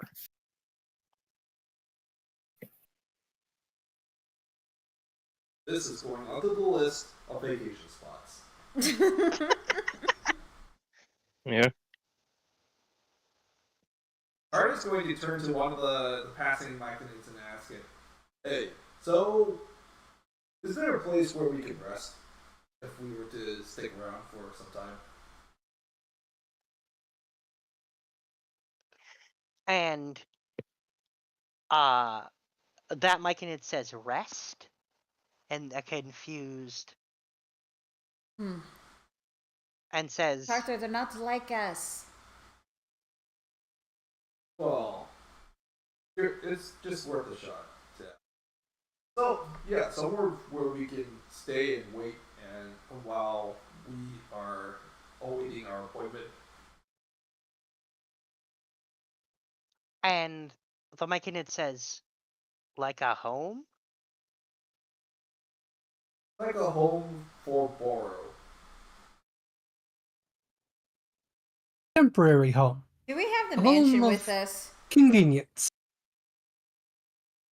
And it's at this point that Astabel jumps in and says, we have nothing like that here. We do not get visitors. Our people don't have the concept that you're trying to explain to them. Where would we be allowed to just hang out and just wait? Let me try. Is there a space in which we will not be of interruption or bother to your people as they go about their business, where we can do what it is that our kind need to do? And Astabel says, oh, I understand. The thing that your people do. And Astabel says, It is one of many things that we do, but Astabel says, I don't think our people would complain about anywhere. That's more nutrients. But if privacy is what you wish, something can be arranged. He thinks you mean going to the bathroom. Yeah. yes, I gathered that. That would be important too. I mean, yes, eventually it will be an important thing, but I have a feeling that tonight we are setting up tents. Yes. I think Anthos has a magnificent mansion, and he's not here. So at this point, Astabel is clearly communicating with another Myconid that's nearby, and they walk off. And Astabel says, come this way. I follow And mushroom people. yeah. So as you walk, the Astabel kind of motions you to follow and leads you down a street, and then another street, and then another street, before you eventually come to what I can, for lack of other words, say is a park. Not bad. I don't in the Covered in park. mushrooms? Yeah, so there are so everything it is a surprisingly less mushroomy spot than the rest of the city. There are mushrooms still. The paths are mushrooms, but the rest of the terrain is various plants, vines, leaves that seemingly are instead of like grass. And then there is furniture along the way, benches and things made of mushrooms. There's a sizable pond, or I guess almost a lake. It's quite large, where you can see a lot of myconid standing in it, presumably absorbing water. But it's a pretty large open space, and Astabel says no one will complain about anything you do here.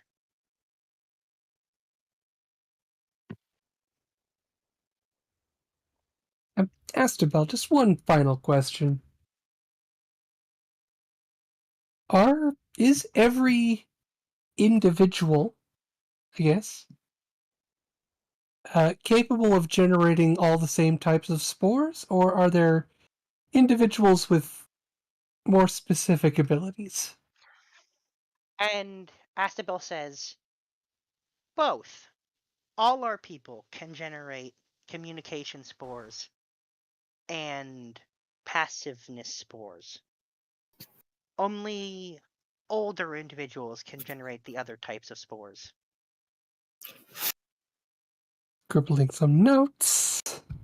I've got a feeling you're going to invite one to the cat to windstorm. And then beyond that, Aspel says, and there are those of us who choose to, for lack of a better word, train ourselves to release the more combat-oriented spores and abilities of our people.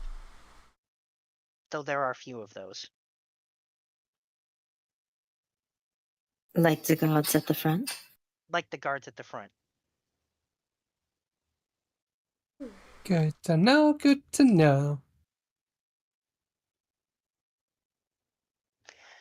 And Astable says, and our society works slightly differently. We are all an individual, but also part of a giant collective. Mycelial network. I see. Speaking of legwork, Fable's already got out her paints and she's making herself a big, giant, beautiful camping setup with a nice tent and a swing chair and a inflatable bed and lots of pillows and Are we talking like pavilion tent or? yeah, there's like string lights on the inside. Okay, so we're full on glamping. Got it. Yep. Glamping, Yeah. I for got my sure. bedroll.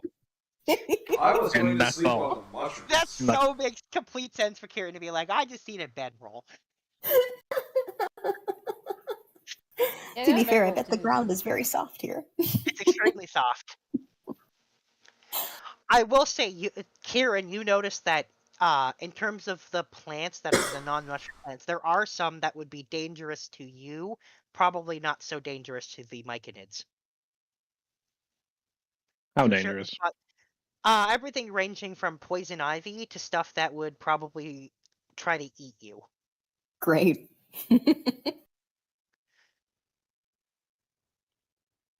Not everywhere has danger. There's plenty of spots that have no dangerous plants, but you definitely see some dangerous plants. Doesn't seem to matter because none of the plants seem in any way dangerous or hostile to any myconids. In fact, you can Right. even see a nearby myconid that's adorned itself with poison ivy.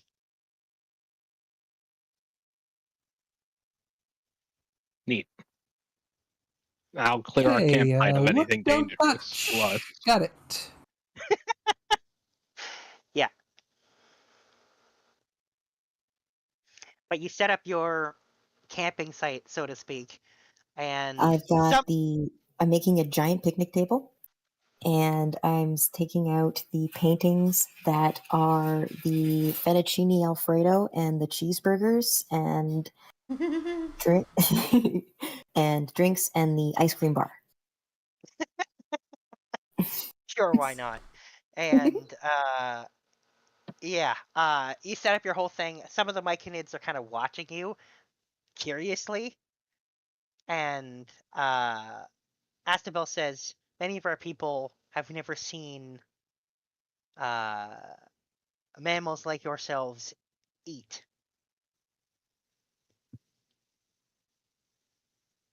That makes sense. Oh, yeah. Mhm. How we eat, we put food in our mouths and we. So we start making like food ASMRs for them. Yes. Well, again, Ew. so Astabel says many of their people don't have eyes, but the ones that do seem to be watching curiously. Like I'm saying, food ASMR. Well, I think This it's is going to Yeah. break into potentially a an lecture untapped about the market internal here. organs and their functions. So, okay, hold on a second. And then there's the appendix, which, So, actually, we they don't know what the consume appendix does. through just their skin, or do Yeah. they consume Yeah. through Yeah, a root system, or Astabel will say it depends on what they're trying to consume. So water they can intake from anywhere in their body, okay? as well as certain fertilizers, so to speak. The physicist. Okay. Yeah, but certain more advanced, nutritious things require, absorption through roots that they can extend if they stand in place long enough. So here's what I'm gonna try. We're gonna First, we're gonna try the Alfredo sauce and just rub a little bit on him, on his, like, what would be his hand. So, you notice that the moisture from it gets absorbed into his body, leaving some residue left on his hand.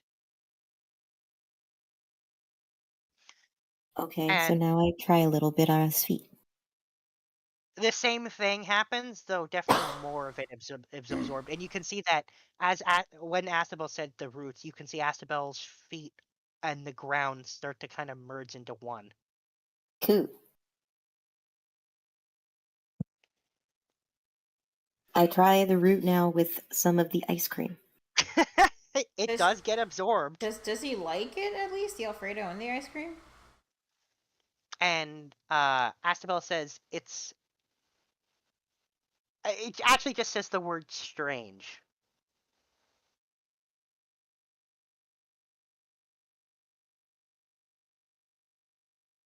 Yeah. A different type of nutrition than I am used to. Yeah, our kind seems to like us a lot of sugar. Anyone that is curious is more than welcome to walk up, and Fable will stick a bowl of ice cream at their roots. There are some that actually do, because again, I'm assuming you're expressing this sentiment via spores outward. Yes. Yeah, because some do take you up on that opportunity. I'm just laughing at the amount of favors that Fable's accumulating in this trip. Oh, 100%. 100%. It's funny that you say that, because doing that kind of thing, any of the Myconids that take any technically would owe Fable a minor favor.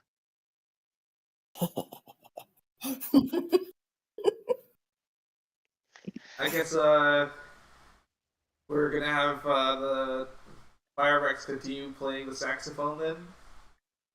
Sure. Okay. Add some ambiance.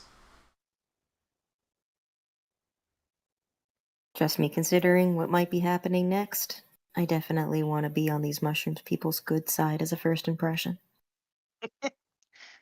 Well, they definitely seem to like you well enough. You're doing things that they find very curious, and you get those sentiments in your head, like when one of them is curious about something you're doing. Ooh, you know what? They I'm gonna express it really clearly. I'm gonna show them paper. You think they would like that? I mean, I bet they've never felt anything like it. It's pulped tree cellulose, so And yeah, there are a handful of trees, but there's certainly not most of very few trees would grow in a place like this. So they're certainly not used to seeing any of the trees that would be used to make wood pulp, like paper. And if you offer if you offer them paper, they'll touch it, and you'll see that the very first one you hand paper to, whether that's Astabel or whatever, they end up absorbing it into their body almost as if you'd handed them a plant. Yeah.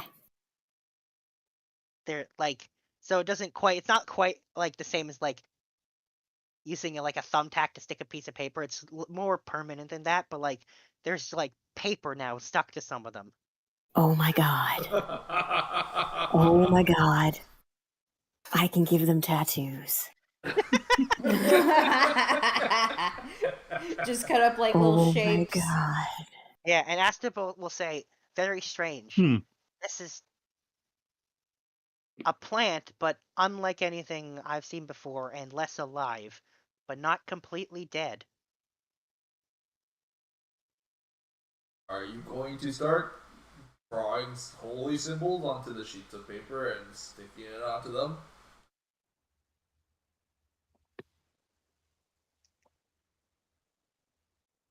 I haven't decided yet.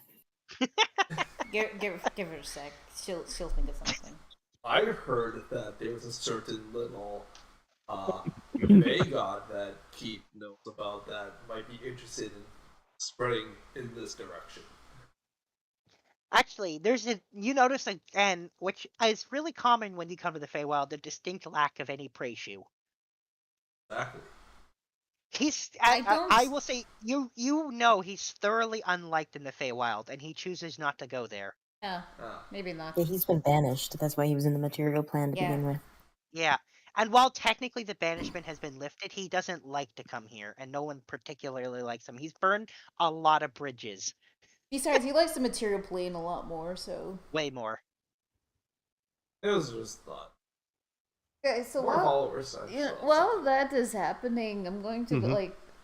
I think I'm going to go see if anybody needs help with like lifting or anything.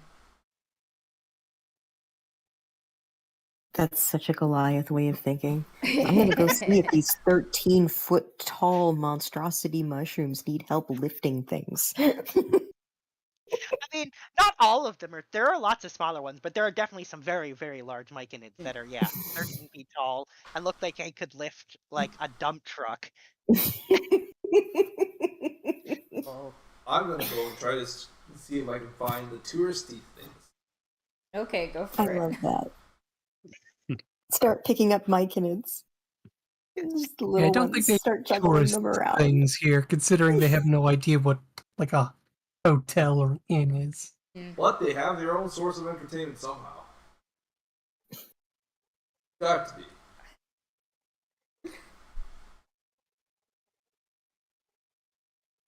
You don't have a civilization that just works 24/7. Is our friend still here? Yeah. Yeah, you asked Astabel to stick around, so far Astabel Well, I has. wanted him to stick around for the music, but I didn't know if he would stick around still. So far, he seems to have rooted in place and is enjoying ice cream on his roots. Okay. We got a myconid hooked on ice cream. Nice. Excellent. Good. I want him in a good mood for what I'm about to say next. All right, well, we'll get to that in a sec, but all right, we'll start because Kane is gonna go off and they see if they need help lifting. I just And- need something to like make myself a little more active if they're not into fighting. So as you kind of traverse the city, you realize that there's not a lot of lifting going on, but what there definitely seems to be myconids that seem to specialize in moving, like very large myconids that move anything that does need moving. But you notice that the buildings, the plants, the environment itself does most of the heavy lifting. Oh. So, for example, you see a piece of one of the buildings that seems to be like missing a chunk, and there's one of the myconids lifts a larger piece of mushroom near the base of it, and then it just kind of slides up the building before kind of merging in place at the top where another myconid's putting some kind of liquid on it. Ah. Alright. So you notice that the environment does most of the work for them. They don't actually have to do a lot of physical labor. What's not doing a lot of physical labor means they'd get lazy. Right? You say that out loud? I'm Or think that to yourself? I'm saying it to myself. Alright. And Blowy, because he's here with me.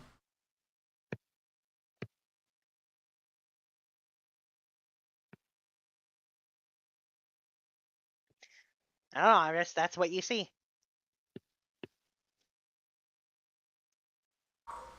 Can I go up to one of them and talk to them? Yeah, of course you can. Hello. And the large myconid looks down to you and says, hello. Do you need any help? And the myconid says, help with what? I don't know. Carrying stuff. And they say, oh, nothing like that, no. Oh. And the myconid says, we do not carry things particularly. Oh, really? Well, then how do you keep up with your strength?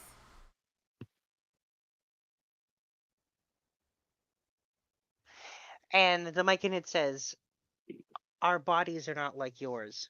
We do not have to exercise them to maintain ourselves. I see. It's a mushroom thing. Okay. Yeah, my tribe is so much different. Not only we just exercise, we also like hunt and we also fight. And the Myconid says, we do not hunt. And we do not enjoy fighting. Yeah, yeah. The other mushroom person, Estabel. Yeah, he told me about that.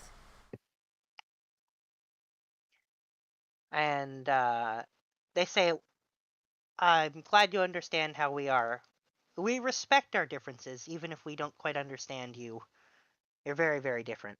Oh, well, yeah, I can see why. I mean, my tribe, my tribe and our culture, how we do things is so much different compared to yours. But if you ever do resort to fighting, like actually physically fighting, do you know how to defend yourself, like physically? And the Myconid says, if we must, we can defend ourselves. Okay, that's good. Do you have any like cool fighting moves that you know? Okay, maybe I shouldn't say cool, but you know what I mean. And the Myconid says, I do not quite understand what you mean, but the force of our bodies colliding with another is sufficient in the absolute most dire circumstances. Okay, so just to double check, is that ramming or body slamming? When they say that, they make like a punching motion. Oh, yeah, in my tribe we call that punching.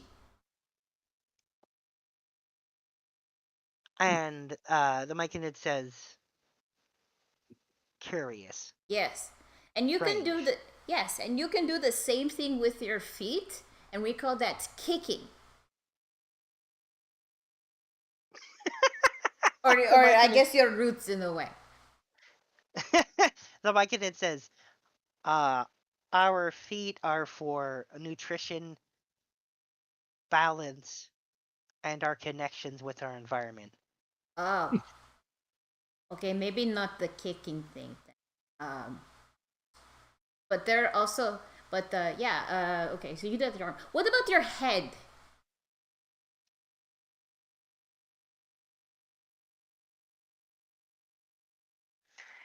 And again, you get a curious. Oh, the top point, like patting her And head.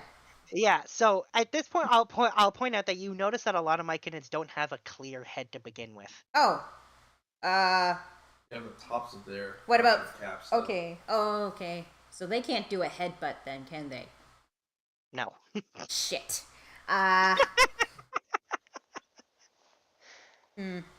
Okay, so they can't kick. Can't. Oh. Oh. In my tribe, we have this move that we do that you slam onto yourself against your opponent to knock them down. You don't use your arm. You just use your body and use motions like basically like a slam in a way. And you get once again another curious.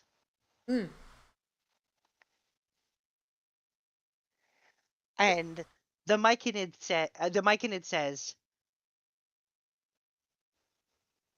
your people seem violent. Yeah, unfortunately, that's how we. Well, I'm a what you call a Goliath. We're we've basically lived up on the surface, on top of large mountains, and we have to be. It's part of our culture. And you get once again another curious. Unfortunately, we don't have the abilities that you do to like, how you say, pacify your enemy.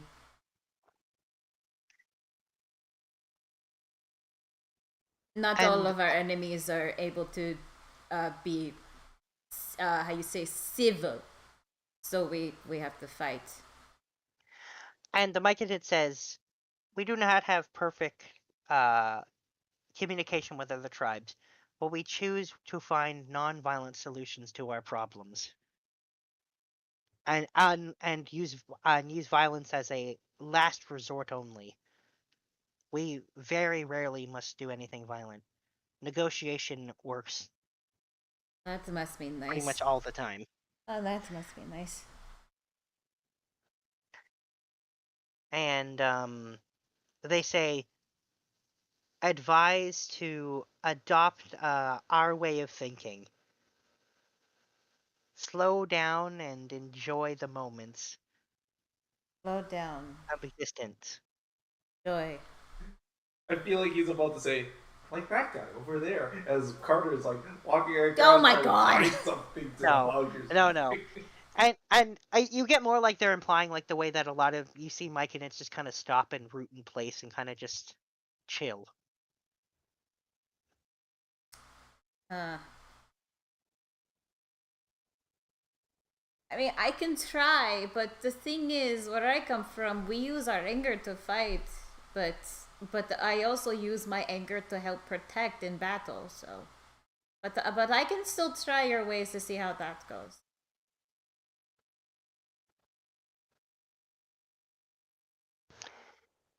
And the Mike and it says, a good idea. Okay. This has been a very interesting talk. Thank you, by the way. I'm Kanea from the Nulakekale tribe. What's your name? And they say, Ferber. Nice to meet you, Ferber. I need to go back to my friend. I hope to see you again someday. It's nice to meet you. And Ferber says, yes. I'm sure we'll see each other again. Okay. I'm gonna wave bye to Ferber and head back. I have to say, I I've been loving your names for these guys. So I They're will say, adorable. I don't know if you caught on to what you just did there, Ida, or not. But you just thanked them for something. Uh-oh. What do you mean? You now have a debt. You now have a debt. You owe them a favor. Okay, that's totally fine. Yeah, no, the Fae is a whole thing Oh. of obligations and favors and things. Okay, I mean, Yep. like, I don't have a problem with that. Yeah. The mushroom people Yeah. are cool, so if they need like some help with something, I'll help in any way I can. Fey mushroom people, though. Yeah, true. You know, it's Yeah, such and a if shame. they say, hey, we need fertilizer. You know, I was gonna say this. It's a real shame I multiclassed a fighter because this would have been a good opportunity to multiclass a monk. Anyway, all right. What did you say Carter was doing, Joel? Looking for touristy stuff. All right. Well, that's gonna be somewhat disappointing for Carter. So He- Carter, you Hold scour on, the hold city. on, hold on, hold on. This is what he's actually doing. Oh. He only said that he's going to look for touristy stuff. But this is what he's doing. He's going to grab some grape juice out of the paintings and check to see whether or not these Mykonin people farm yeast. They do not. Yeah. And Would they that's be it. able to? I mean, yeast is a type of fungus. Yeah, but they have no reason to farm yeast. They don't eat, so they would have no need for it. Do they have a yeast population? No. I mean, there's probably yeasts around, but I doubt that they're cultivated. Yeah, that's a fair point. Yeah.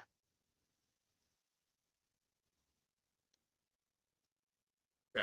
All right. I guess there goes okay. my exploits of trying to make That's- booze. Sorry.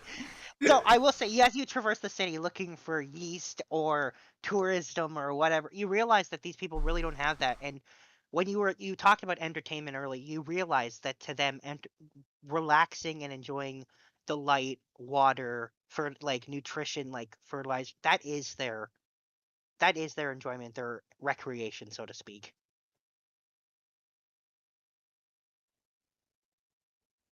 The biggest thing they do to entertain themselves clearly is dealing with plants. You've seen them adorn themselves with plants. That seems to be the thing that like they care about the most. Is cultivating plants. Mm.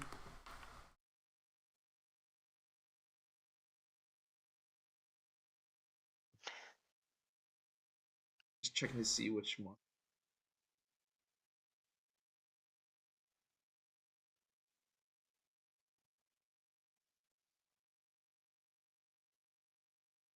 Yeah, I should have brought out the grassy.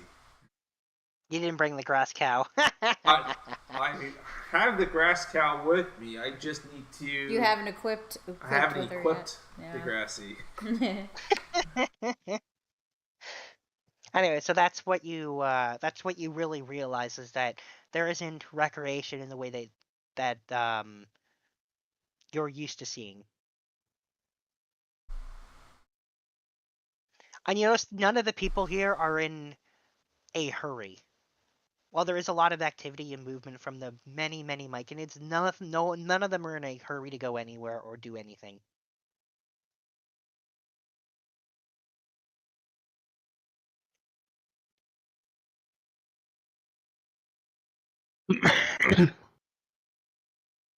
Anything else you want to do? Yes, he's just gonna take a tour of the town to, like, see where compile a list of all the cool buildings he wants to explore. I mean, so every building is vibrant, colorful, and different than any other building. They are all alive, somehow made of both soft and hardened plants. It's very strange to make structures that large. You've never seen any people be able to make structures like this. Of the size and scale, it is impressive. And with Wolfgang by my side, giving little spritz of fountain. I mean, every time there's water being spritzed around, some nearby myconids will always stop to absorb it. Excellent. Anything else you want to do? Or? That's about it. Okay. As far as All right, then let's go back to that thing Fable was saying about saying a thing and wanting So- Astapon to be in a good mood.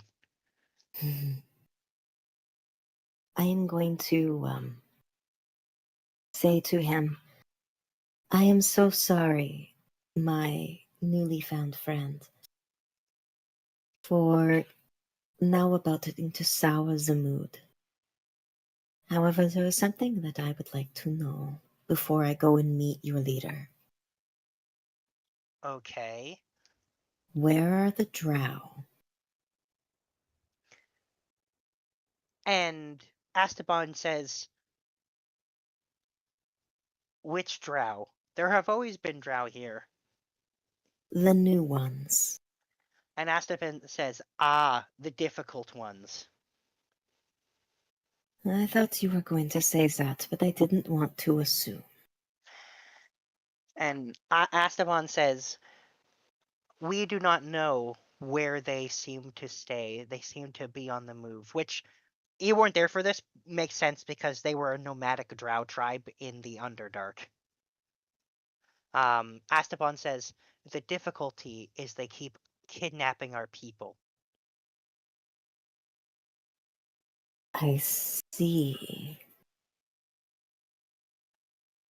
Do you have a general idea of where they are now? What area that they are? Do they Astapon have a says, pattern? that's the difficult thing. We know not when they are going to strike, and they are somehow able to remove our communication with each other.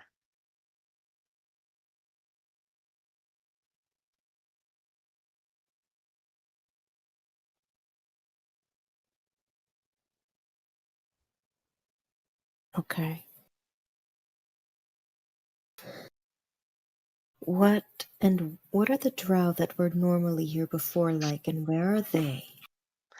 And Astapon says there are 3 groups of them. They are fairly far from here. It takes us many days to travel there to meet any of them. They are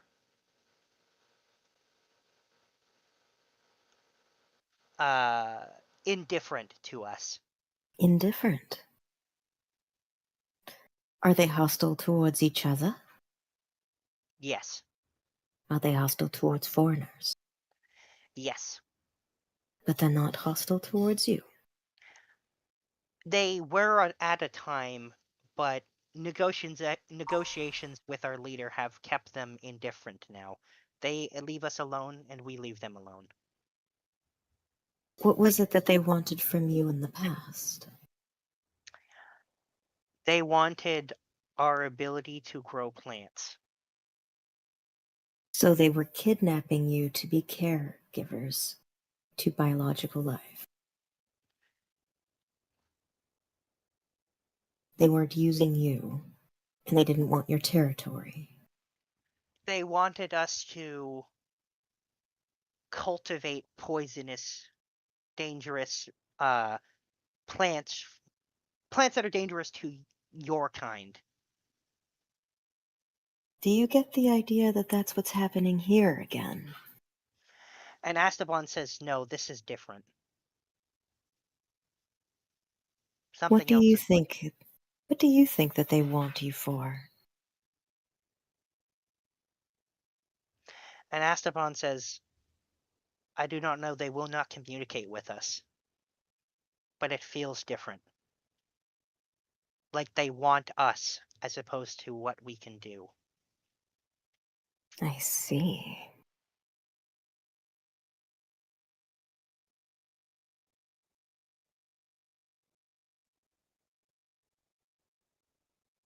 What is the usual pattern when one of you goes missing that they take?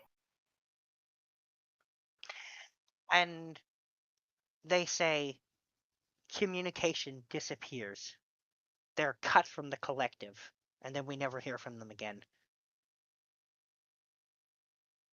Okay.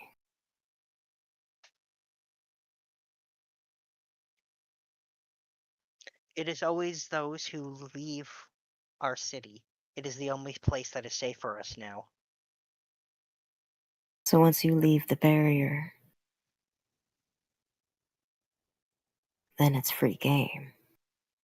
Yes. So the fix. She's been standing off to the distance, and it's like, and that brings us to the reproductive organs, which I honestly also don't know what those are for. So the fix, can I interrupt your anatomy lesson for a moment? What's up? What do you you need? have either polymorph or disguise self?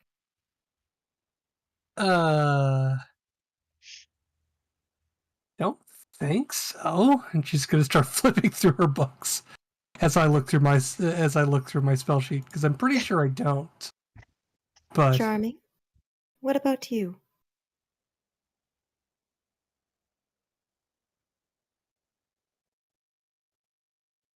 Devin. 7. Wait, what's up? You got polymorph or disguise self? I don't. I definitely no. I do not have either. Would either of you be able to get them after a long rest? I'm not even sure that polymorph is on the cleric spell list. Oh, I'm pretty sure it might be. I know some Double check. clerics have it. Polymorph.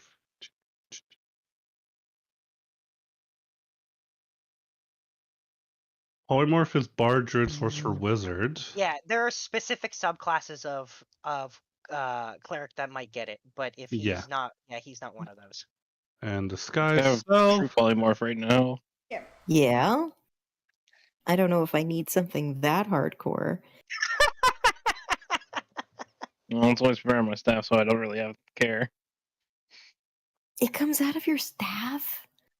Yeah. Dude, what the fuck do you have on your spell list then? All my summon spells.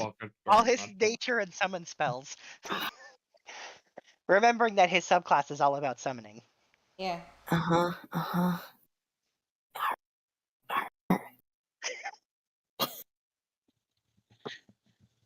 I think like half my spell list is dedicated to the summon spells, and then I have like Pretty sure it is, yeah. all lightning and shit. Yeah. And you have lots of like nature spells. If he true polymorphs me, am I able to turn it off when I want?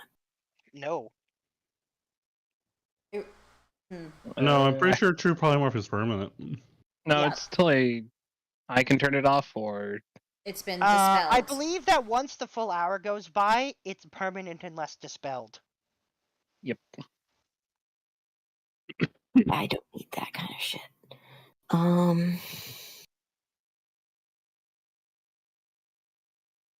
So nobody can get their hands on it? I mean, I can prepare it, but that take time. Yes. Well, we have 12 hours. Then yeah, I can have it prepared. Brilliant. I may not be able to polymorph, but I can dispel it pretty easily. Well, I think Karen would be preparing regular polymorph as opposed to true polymorph, and then Which I It's think I like- can turn off when I want. Yeah. regular polymorph. It's It's temporary. turned off by the creature that casts it, or you drop it to 0 hit points, Okay. or the time limit running out. Because it also lasts an hour, so it's either concentrated up to an hour when it runs out, or concentration's dropped and it ends, or if you go to 0 hit points, that also ends it. And I think it You can know what that means, dear Druid? What? That means you're coming with me. Why?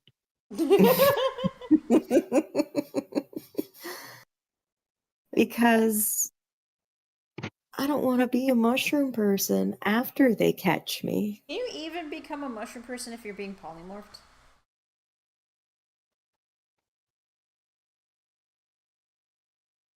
I don't think I can change my size, but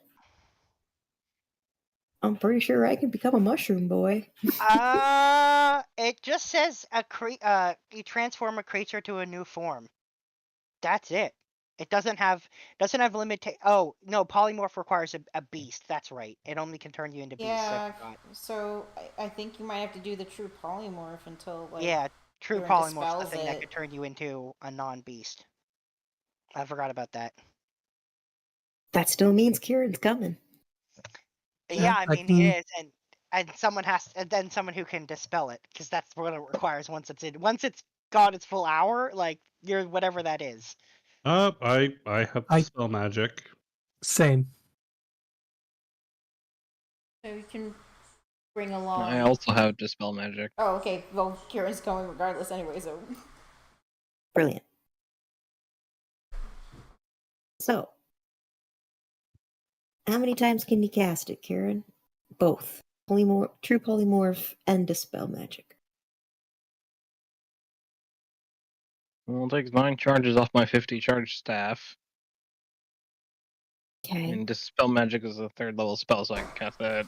But Fine. you would have to cast Dispel Magic at the equivalent level. Pretty sure. My own magic. I think I could dispel it without having to cast it at 9th level.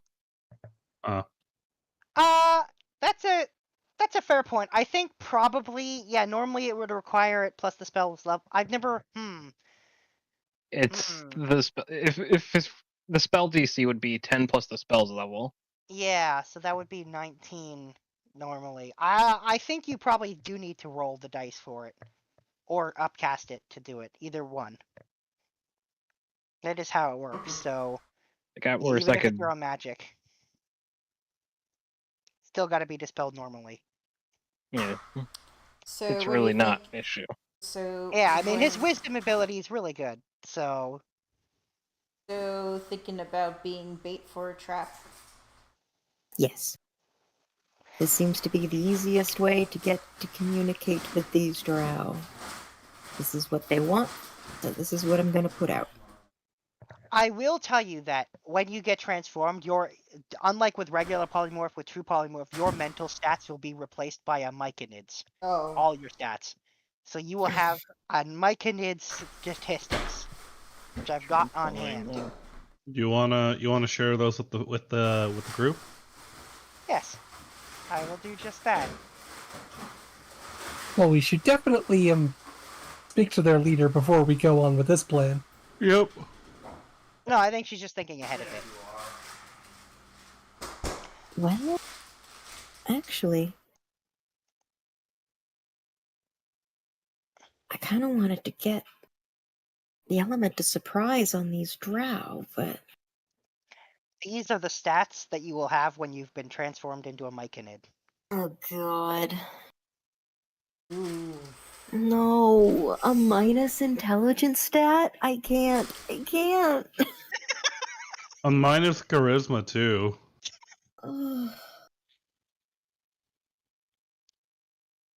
It goes against everything that I am. So here's a suggestion. Does it have to be you who does this? Do we know where their camp is? You sure don't. Nope. I No. mean, Probably important. I mean, I'm throwing it out there. There's plenty of other people who we could cast it on. We'll look Very the word easily. Carter. Above table? Yeah.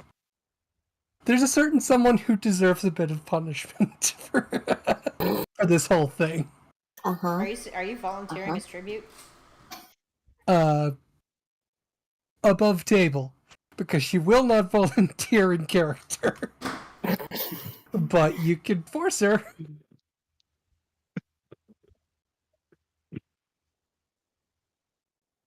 Yeah, so you lose all your stats, but your alignment and personality remain the same when you get transformed. It's just your physical and mental stats get replaced by whatever you get turned into. Just the most arrogant idiot.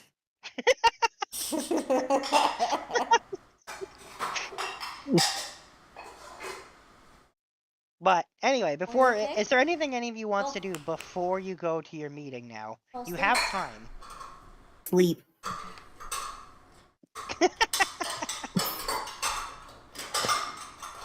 Very capable of doing that too.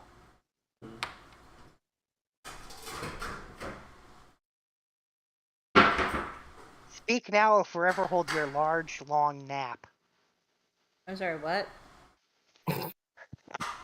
I said speak now or forever hold your large, long nap as you guys rest until your meeting. I'm a tabaxi. It's all about the long naps. Okay. Carter's got, after returning defeated, he's going to set up a tent on the softest set of mushrooms he can find that'll fit both him and Knan.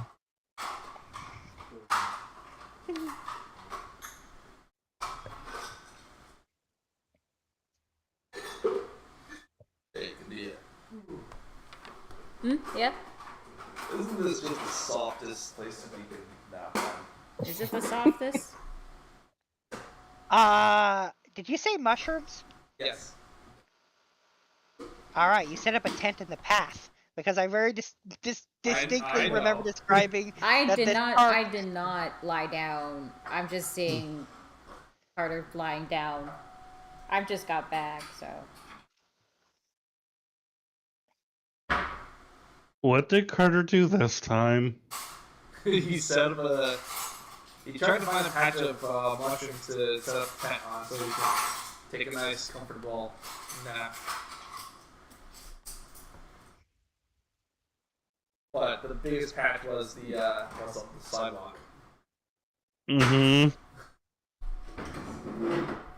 DM, what happened? Nothing. The myconids just walk around.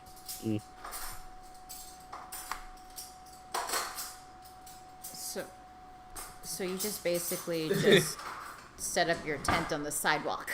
Yeah, pretty much. But nothing happens. The myconids don't seem to be bothered in the slightest. Actually, I'll say that you notice that some of the myconids look at the tent and say curious before spraying it with something, which causes mushrooms to slowly grow up the side of the tent. Whoa.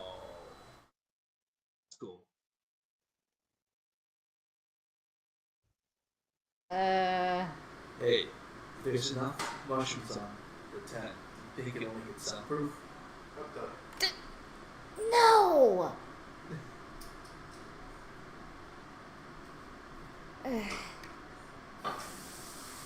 Hey, just a curiosity. No! Oh. I didn't say anything about what soundproof from. Just block out noises. What seems to really imply what I'm pretty sure you're implying what I think you're implying when you said if the tent is soundproof. And even if it's not soundproof, there's a lot of mushroom people and our friends are here. Maybe Yeah, the we kids can will walk learn over about the reproduction door. after all. God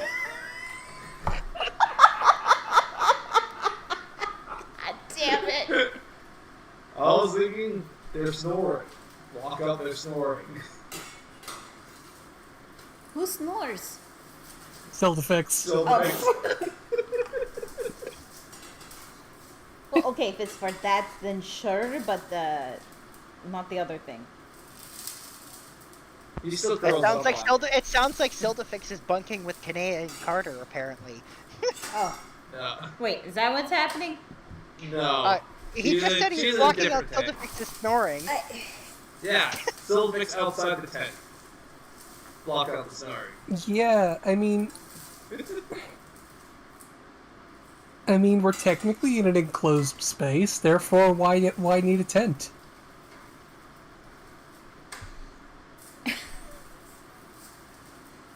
I mean, you're not You just necessarily kinda- wrong.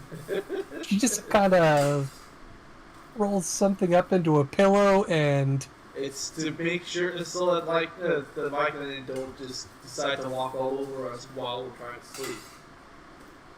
sleep. yeah, like they'd be able to wake Self-effects up anyways. No, that's a you problem. I think we should Also, move on they from wouldn't this. step on you either. I think we should move on from this. Yeah, you have to ask them nicely for that. That sounds like a favor. This is what I get for playing an ace character. yeah. So You here's are not ready. None of you are ready. if you guys just like sleep out in the open, lots of Myconids will just kind of stand around you. So glad I have a glamping tent. See, I'm not the only one. Yeah, now Selda Oh, is sort horrible. of like is taking notes until she passes out. I hope you you close the book and put the book away. Because if they find the book, they're probably gonna I start mean, it's nothing overtly sinister about the book. No, you don't understand. The book is made of paper. And they'll absorb the paper, and it'll be stuck on their bodies.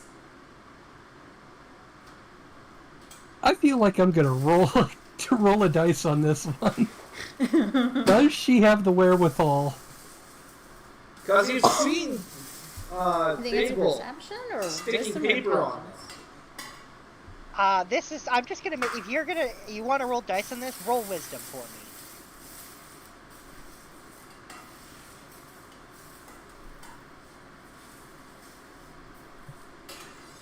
Not save, just wisdom. Yep.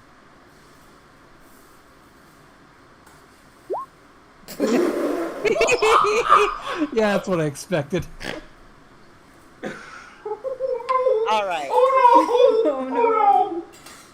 So, all you. I mean, need it's a all fresh your- notebook. She always brings Yeah. a new one. Yeah. So, and all paper you leave out gets that isn't like specifically like a spell book that's magical. So all non-magical paper that you leave out gets picked up by myconids and stuck to their body. So, all Well, I the- guess that's one way to get interesting tattoos. so basically, you look when you wake up, you will look around and notice that your notes are now tattooed on a bunch of myconids. Yeah, basically.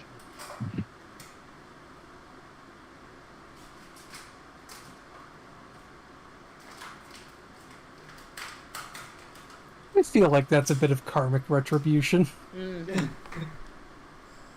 because boy does she deserve it sometimes. Yeah, I'll even go one step further. You realize that there are Myconids trading around pieces that they like the look of better.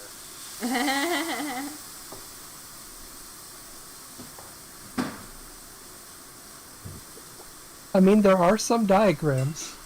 Yeah, and a new fashion trend was born in the Myconid city. You guys just discovered tattoos for Myconids.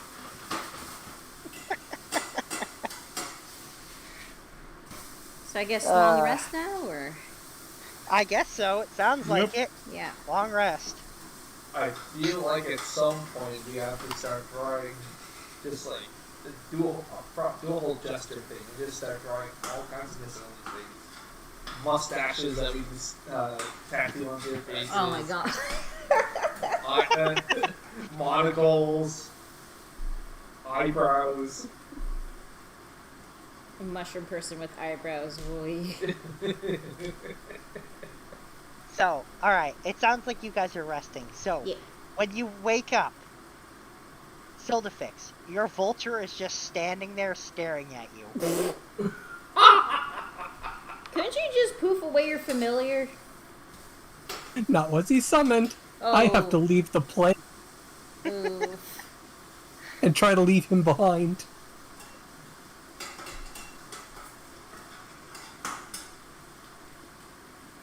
Ugh. So she looks up at him. And she responds with, I don't know which is more disconcerting. The thought of you standing there staring at me the entire time I'm asleep, or what you might get up to if you don't. And he'll do that weird bow again and be like, "My lady, I would never do anything that you don't order me to."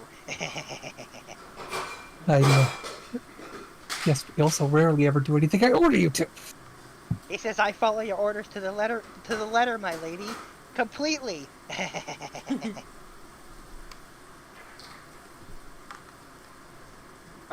For some odd reason, I'm now imagining him with Igor's voice.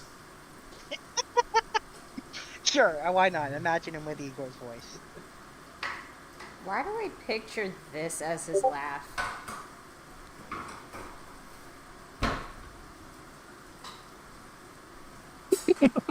Probably. God, he's such a weirdo.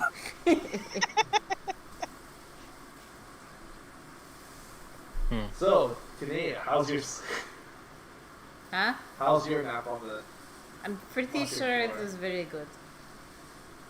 Is she able to wake up after sleeping that deep I'm on the comfy floor? Or? pretty sure. Why would I not be able to wake up? Kind of like curled in bed, kind of ordeal. I can wake up. I always wake up early. Yes. Anyway, the rest of you guys all wake up, having slept peacefully in a park. But hey, there's not like there's any inclement weather or anything.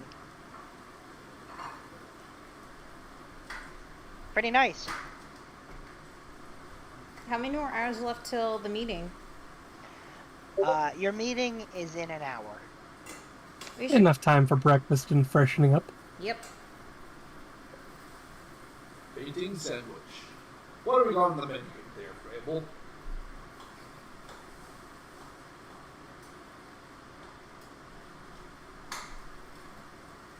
I'm assuming maybe pancakes and BLTs and I'm imagining the tallest stack of pancakes. bacon, of course. Just in front of people right now.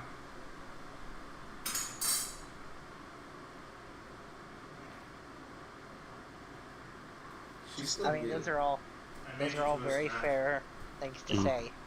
I mean, Oh, yeah, thank I think you. probably the most use of the paintings has to be the No, bacon we can still painting. have this while we're playing. Okay. I made Thanks. Oh, that's okay. Thank you.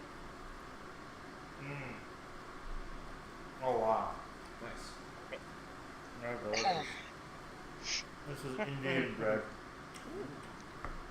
Anyway, so yeah, you guys wake up, Not you enough eat breakfast, frying cheese. you get ready, whatever, and At this point, you realize that Astaban is gone now. Okay. Seems to have wandered off sometime during your rest. That makes sense. Yeah.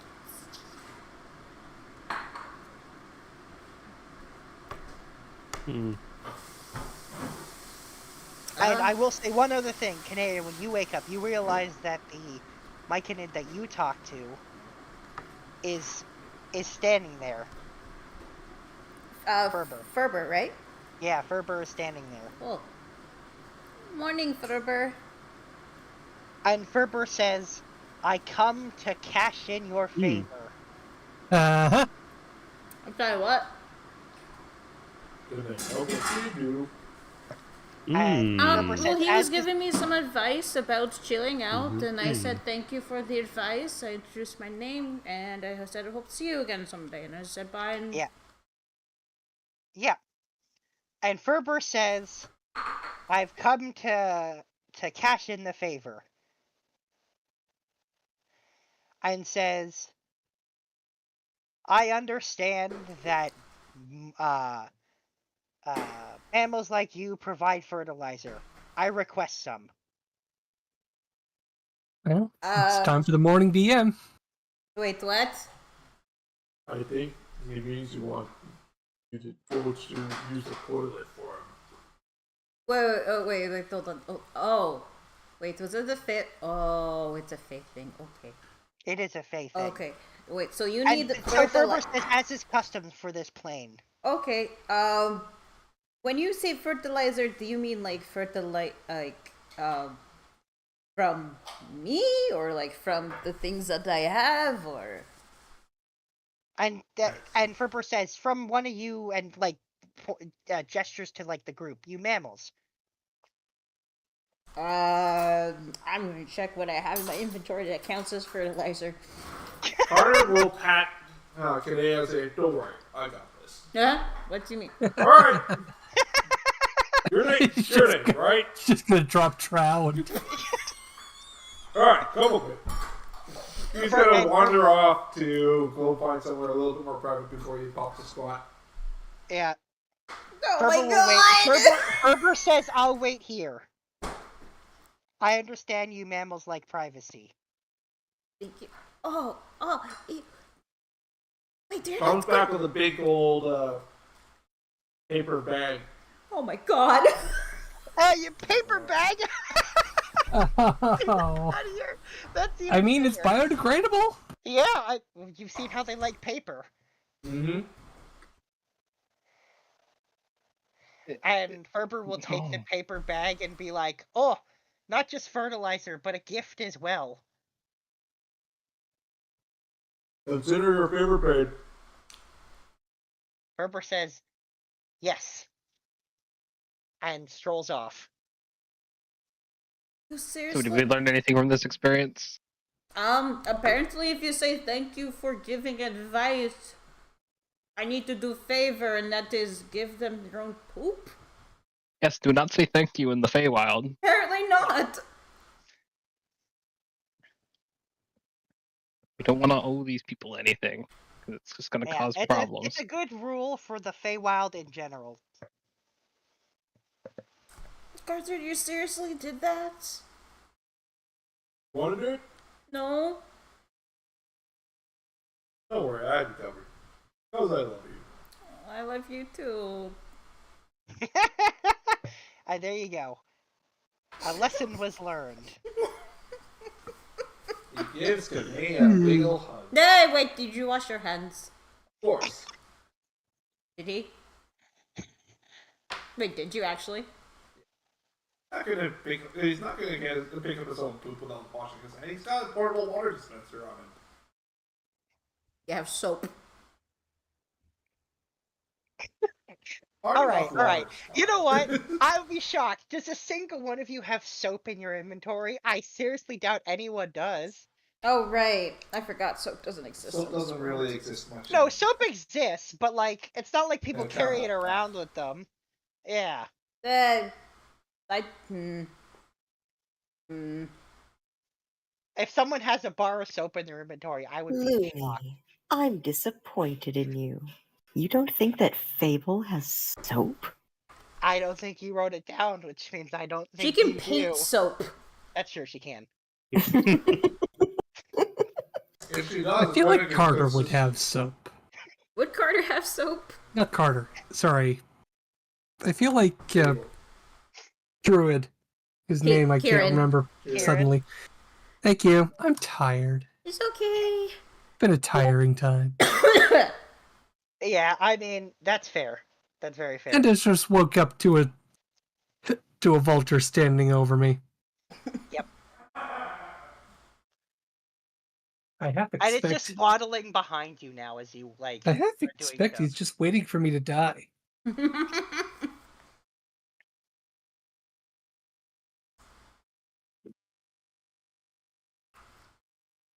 Instead of a hug, I'm just gonna give you like a pat on the back, because like again, I don't want you to touch me with the. No offense. Yeah. Carter might need a bath. Oh, thank you. I discovered baths while hanging out with you guys. Being clean after like a huge fight is awesome, alright? So Yeah, I seem to remember that that Canadian people did like a steam thing, if I remember correctly. yeah. Yeah. Yeah. Sorry, we got off topic. We did. Sorry, I just had to make a point of bringing that cashing into favor full circle for something your Myconids would actually want. Okay. As to establish how, yeah, you don't want to accidentally owe anyone a favor in the Feywild. Okay. At this point, I'm just basically going to take that to our main tour guide, which is Fable. Well, I think for now we should probably head to that meeting. We have nothing else to do.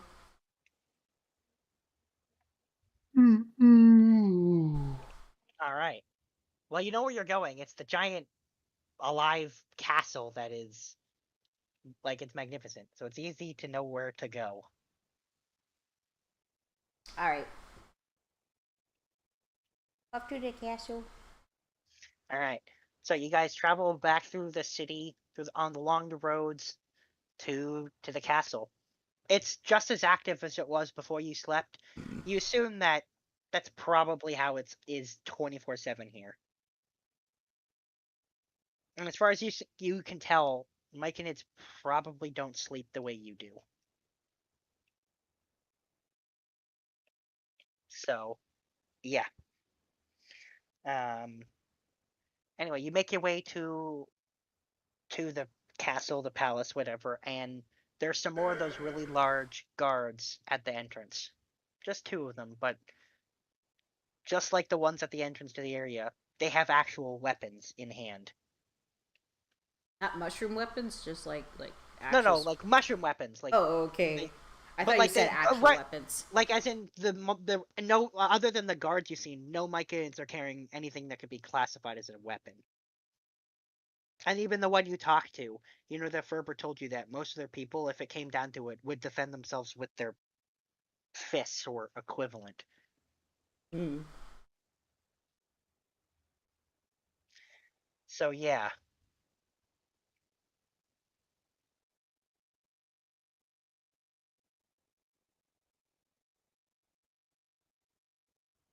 So I'm guessing we're telling them where we're supposed to go for this meeting, or Well, so when you get there, one of them says, "Hello." Hello. You're here for the meeting, right? yes, Isabel told us to arrive on time. Yes, and they say, "Right. We understand. Come this way." By the way, where is Estebel? And one of the guards says, somewhere in the colony. Oh, okay.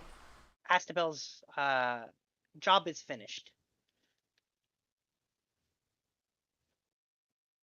Okay. And with that, they motion for you to follow them and lead you in.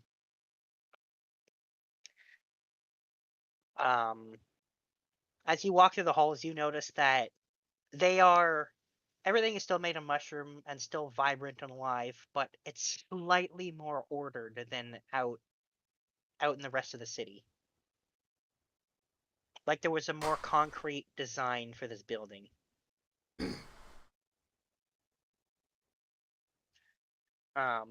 Still very colorful, but it's almost like the walls are murals.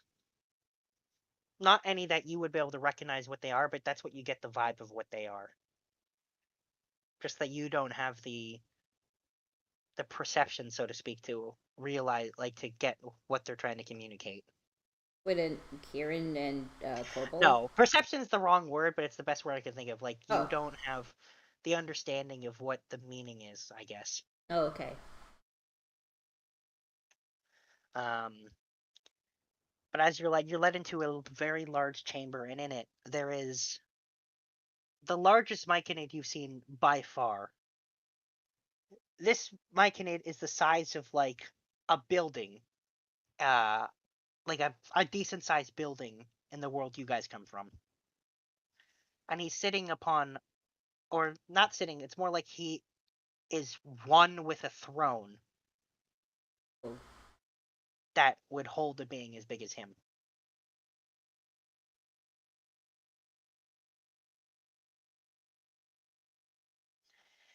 And Iblis says, and you hear his voice, and he says, "Welcome, envoys of the Queen."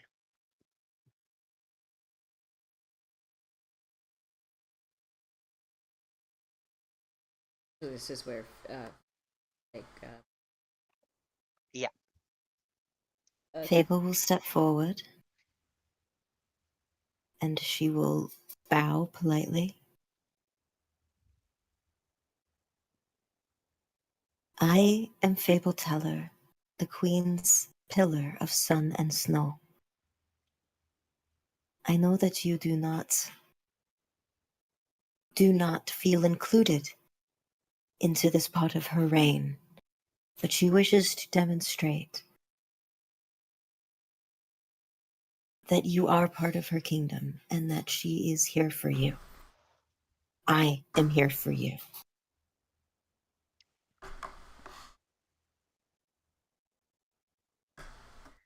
And he says, "Excellent. I was hoping you would say that. I feel great relief that the Queen has sent someone so capable to handle our issues."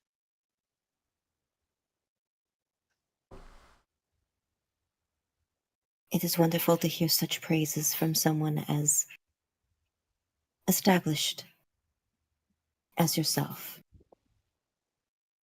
Please, tell us the situation. And Iblis will say, "I'm sure Astabel told you some of what's going on, but let me reiterate what has been said. A new tribe of Drow have been moved into our area.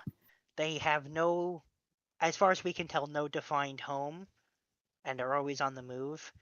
They've begun kidnapping our people for reasons we cannot know. They seem capable of eliminating our communication and connection with each other, severing their connection to the collective, and have become a nuisance to the point where we can no longer safely leave our city."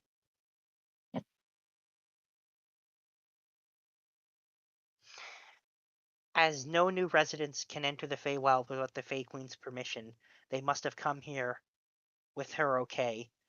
Therefore, it is her responsibility to deal with the friction caused between our tribes.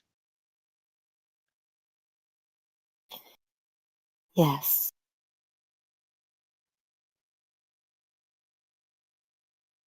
Don't you worry. I will take care of it. And Iblis says, "I hope to I hope that you were able to succeed and find our missing people alive and well and bring them home with you. As do Though I I. understand, he says, though I understand if that's not possible. I will do my best for you. That you can be guaranteed. I take great pride in my work and my representation of my lady. And he says, I expect great results, and I'm looking forward to seeing what you're able to do. The first thing I must do is try to establish communications with them, and then find your people. We are already creating plans on how to do that. However, if you could give us any kind of indications as to where they are, where they might be, or how to direct them somewhere, that would be most appreciated. And he says, we do not know much about them other than they have what seems to be a very fanatical worship of magic Yeah, that's and them. magical things. Okay. They seem to be attracted to powerful magical sources. Fable looks down at herself. And You says, don't say. yeah, and says they are very hard to keep track of. They seem quite experienced at avoiding detection. Interesting. Thank you. This was more that I had than when I started. And he'll add one more thing. The creatures of the Feydark, the more hostile, wild creatures, seem to ignore them and leave them alone. Oh, really? I wonder how they managed that. He says maybe they have some way of doing it similar to our own method of pacifying them. And what is that? The spores, right? He says, yes, our spores. Oh. Oh. What is it? The farming lichen part. They're using their spores. I wonder how they're harvesting that. It's probably not the same way I've been, where I just catch it out of the air. Fairly certain yeah, these things don't have a And expiry so date. Iblis will even say that, yeah, not only are we able to pacify the more hostile creatures, many of them have learned that we are not nutritious or safe to eat. I'm sorry, what? You can't eat myconites. Yeah, myconids aren't exactly safe to consume.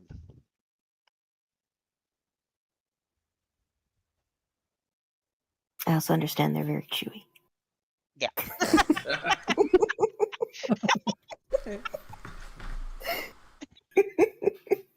Yeah. It's like eating rubber, or, squid or calamari that's been cooked for too long. Or a tofu dog. Yeah.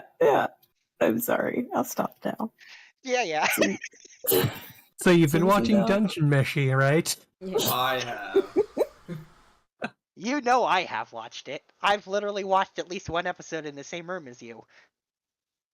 I love You know- Dungeon Meshi. If it's the spores they're after, we might have a 50-50 shot on whether they haven't been dissecting them and, trying to remove that organ from their body to use it. And just using them. Maybe. They're probably dead. Anyway, so Iblis says, is there anything else that you need from me?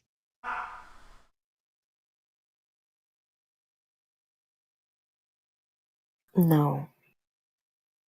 This will suffice. Allow me to demonstrate the service of the lady and her grace. He says, I will not disappoint. And he says, I'll have faith in you then. And he says, you are welcome to remain in our city as long as you want and return here as needed. That is most gracious of you. Fable will whisper into Kieran's ear. Kieran. May I have some roses? I know we'll produce roses. Uh-huh. How nice of him to just give you roses. Oh yeah, he's got druid craft. Yeah. Of course he does. He's a druid. And Fable will hand the roses over to the king.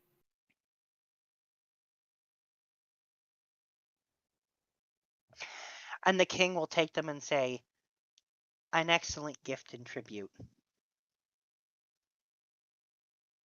And he will place them very carefully and artistically on his body before they slowly start to sprout and grow out of him really quickly into entire rose bushes. Now we're talking. And Fable will bow and turn towards her companions. Anyone else?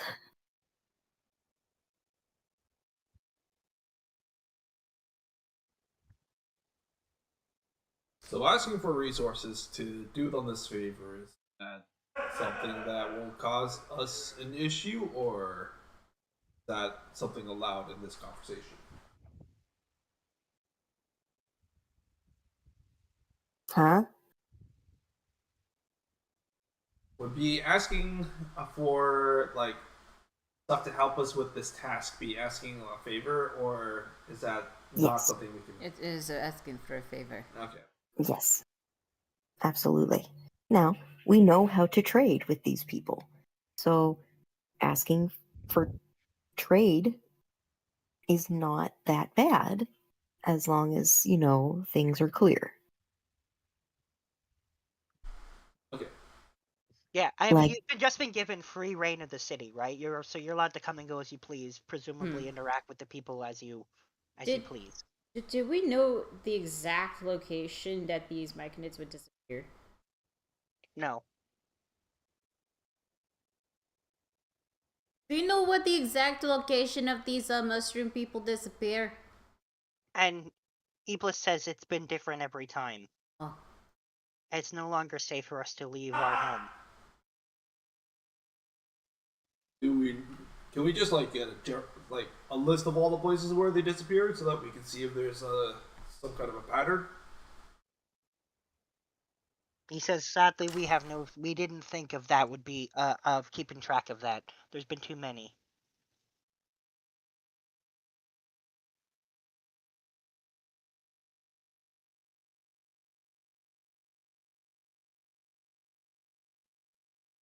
Is there any relatives of the people you have disappeared that we can collect some spores from so we can try like sniffing them out? I've got a creature that works very well with his nose. He says, we do not have relatives the way that you have relatives. Like spore They have buddies, clones. no. Or people of similar species. He says, we all share the exact same spores. Okay, that's He useful. says, the entire community stems from me. Clones. Well, that certainly makes it a little bit easier to identify. I think Wolfgang can certainly pick out your smell if I have a little sample of it. He says, you already have our spores. They're all over all of you. Just smell whatever's. Yeah, I suppose. Alright. Good. I can do my part of the job.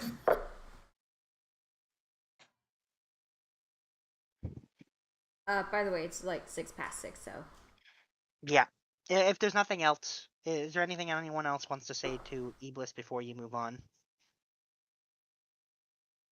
I think I'm good. All right, then. Yep. Okay. Then you guys head out of the chamber, and we'll call it for break right here, and we'll come back at like 7:10, 7:15, something like that. Sounds like a plan. Sounds Yeah. good. Yep. 7:10 should be good. All right. All right. Shout out to Catherine because I forgot to do it in the first half. If she you know. watches these. You know, I even thought about it during the first half, but I didn't want to step on your thunder. It's fine. It's fine. I did it now. I got it in, so it's fine. Okay. So where were we? All right. You just finished meeting with the leader of the Myconids. You have your general mission. So, We had the ghost of a plan. Yeah. I will leave it to you guys to decide what you do. So the plan is when somebody has to true polymorph to a myconid, some of us would be there, see if any of the drow take the bait. Last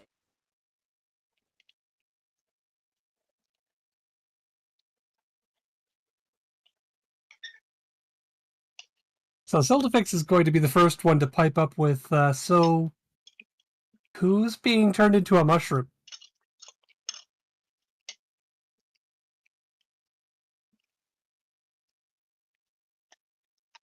Well, it sounded like some people wanted to volunteer, and I don't want to take away your fun.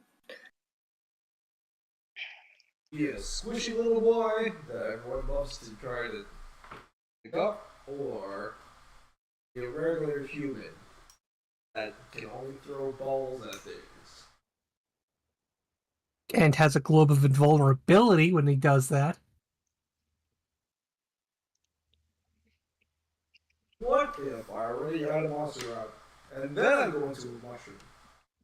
Well, the mushroom has a ball of invisibility. Wait, what?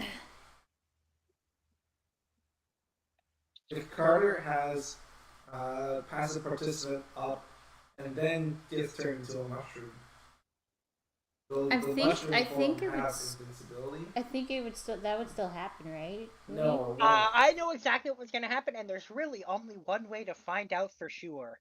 It won't happen. It won't happen because in order for Carter to be affected, he needs to have no monsters out. Ah. Are you volunteering to become mushroom guy?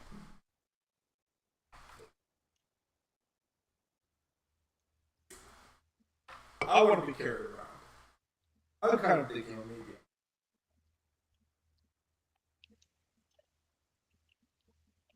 I don't. But then again, Wolfgang is probably going to be a lot of help to try to track these things down. But guess you might not be available. Or just kind of like giving you the uppies. Oh my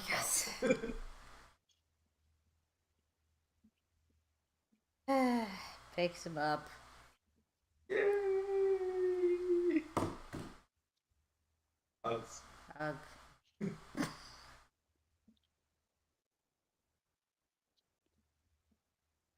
Did you guys hug in real life? We're 2 seats away. Yeah. Air hug is gonna have Air to hug. Yeah.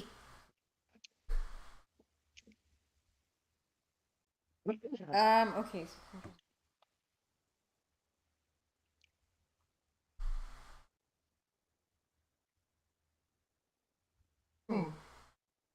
So did you want to be a mushroom person?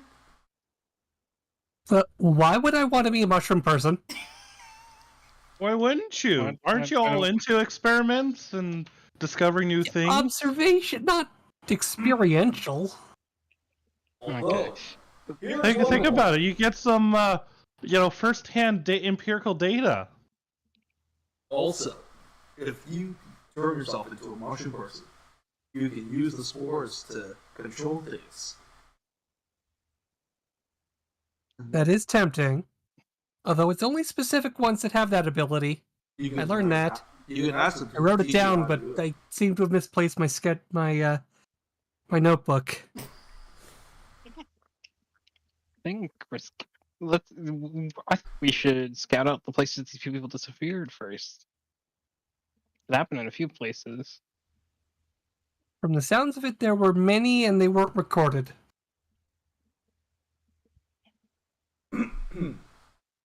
All right, Wolfgang.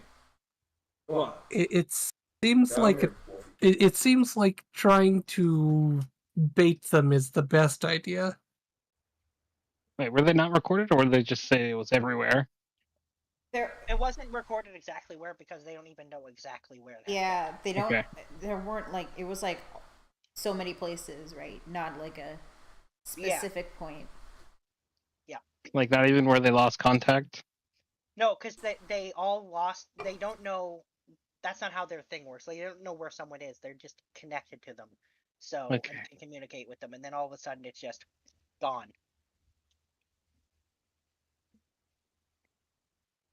And there hasn't been. They don't know where that like where they are when that happens. They just feel the severing. How do we get them to steal our mushroom guy and not just the random other mushroom person?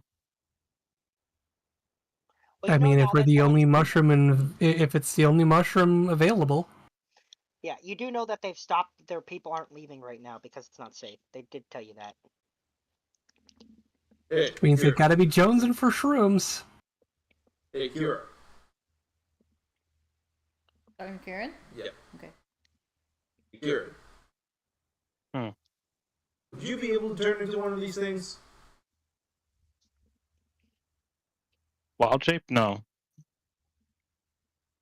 With magic? know- Yes. But he would. But if he did turn into one, you'd have to. Would you Someone even know else would how have to to use dispel dispel it? magic. Yeah, someone else would have to be able to dispel the magic. I mean, we have two other magic users that can do that, right? This is true, but also Kieran is very useful in just every circumstance. Well, Yeah, and just to clarify, true polymorph. Not only does your stat block get replaced by the stat block I put up there earlier, all your abilities get replaced by the abilities of the Myconid you become. Could I use shape change instead? that work? Let me look at shape change. So I'll retain my mental stats. Different creature doesn't and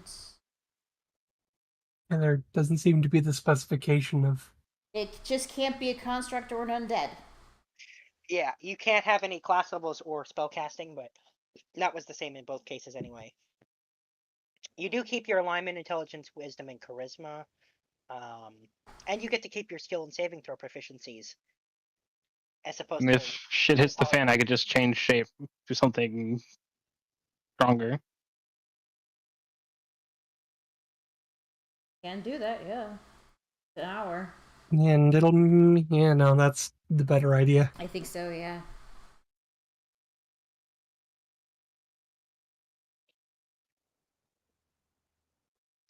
So, you think you can do it? Yeah, I mean, there's no reason why shape change can't let you turn into a Myconid. There's no reason. Yeah, I don't think a mech it's close to CR19 at all. No. Yeah, you're good. You can Considering it's turn really into clear one. that you, especially because it's really clear that you get an average like generic. Yeah, You don't get like a I'm- peak one. You get a normal one. Yep. So, alright, so we have our mushroom guy. Now the question is who's going with him? Horrible. Are you sure we can't, like, polymorph a, one of our, familiars to go with?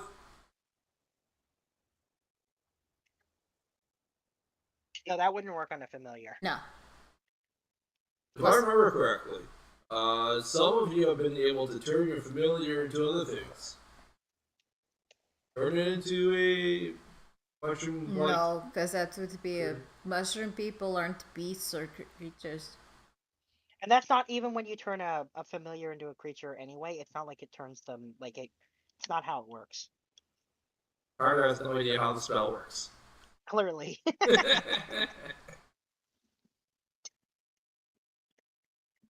Right.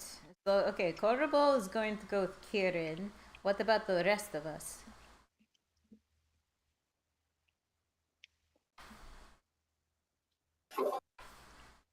Personally, I vote that a couple of us stay behind to make sure that we are not being tricked. I don't want anyone to be left vulnerable until we figure out what's truly happening here. As much as the Myconites are great, never truly trust Faye until you know the whole picture. Second, I think that a couple of us should follow those that are, shrooming for the day.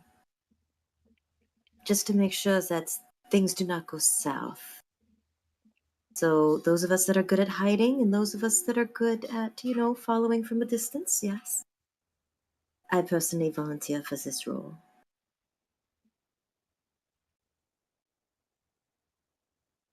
Oh, and there's also one other thing I feel obligated to point out. Mm-hmm.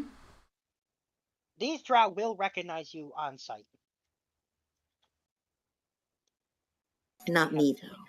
No, but they have met the group, so they will recognize most people on sight. Yeah, that's true. Which one of us besides me was not there? I think, Anyone? Kieran. I don't think he was. I was not there. Yeah. Wonderful.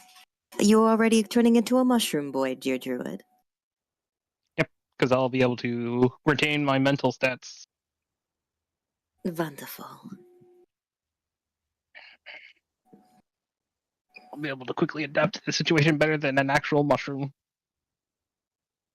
Anyone here have particularly bad blood with this druid or this drow organization?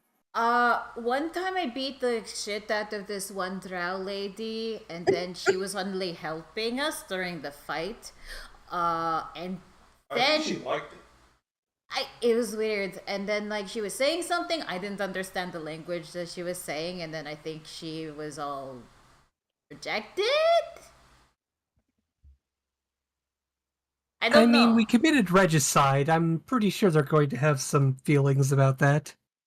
I don't know. She No. kind of gave that same look that I sometimes feel like I give back in the day. Wait, do you mean that she was into me? That is the way it so. is sounding, yes. Oh. No, nothing personal, but let's just say I prefer hot dog over tacos. Ha! Let's put it this way. There's nothing that a drow finds more sexy than power. And she certainly does have plenty of that. Oh, please. Now, while you two are having your fun, let's go manipulate some drow. That's always a fun challenge. Of course, when you do it, it's a fun challenge. When I do it, it's a major it's a major problem that has to be solved, and I'm. Sylvie, it's okay. I give Zildafix a back in the shoulder pat. Yeah. Okay. Please don't touch me. You haven't had a bath since yesterday, have you? Zildafix, I have a bath. you know that I still don't know whether I like you or not. However, I will say this. I have done many things that have had very extreme consequences that I have had to face. Just because it's the best thing I could think of at the time.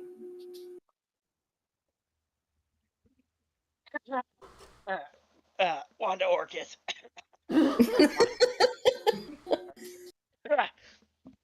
All right, that whole bullshit. Man, I wish I remember was that there when bullshit. that happened. Sometimes we do selfish things. Sometimes we do things that aren't so selfish that end up looking that way. You did your best. I can't ask for more. I just don't like being thrown under the bus. There's a bus here? Wait, what's a bus? think it's a large cart pulled by several horses. Oh. There's like benches along the sides. Usually it's in the suburbs, like major cities. Oh, we don't have that in my tribe. I don't think your tribe is big on public transit. No. Might have something to do with living on the peak of a mountain. Yeah, kind of a limited space. You sort of walk a bit. Yeah. Sorry, I had to. Anyway, my point is, do not take my pettiness for penance. I'm not going to blame you on this. You're here to help fix it. That's all that matters. But do expect me to be petty.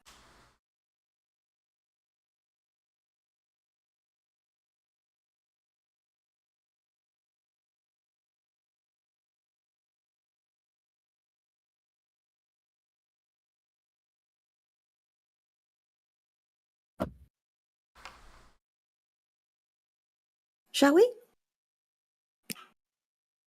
Yes. Although, Corable, you sure you want to be there? Because they will know you when if they see you.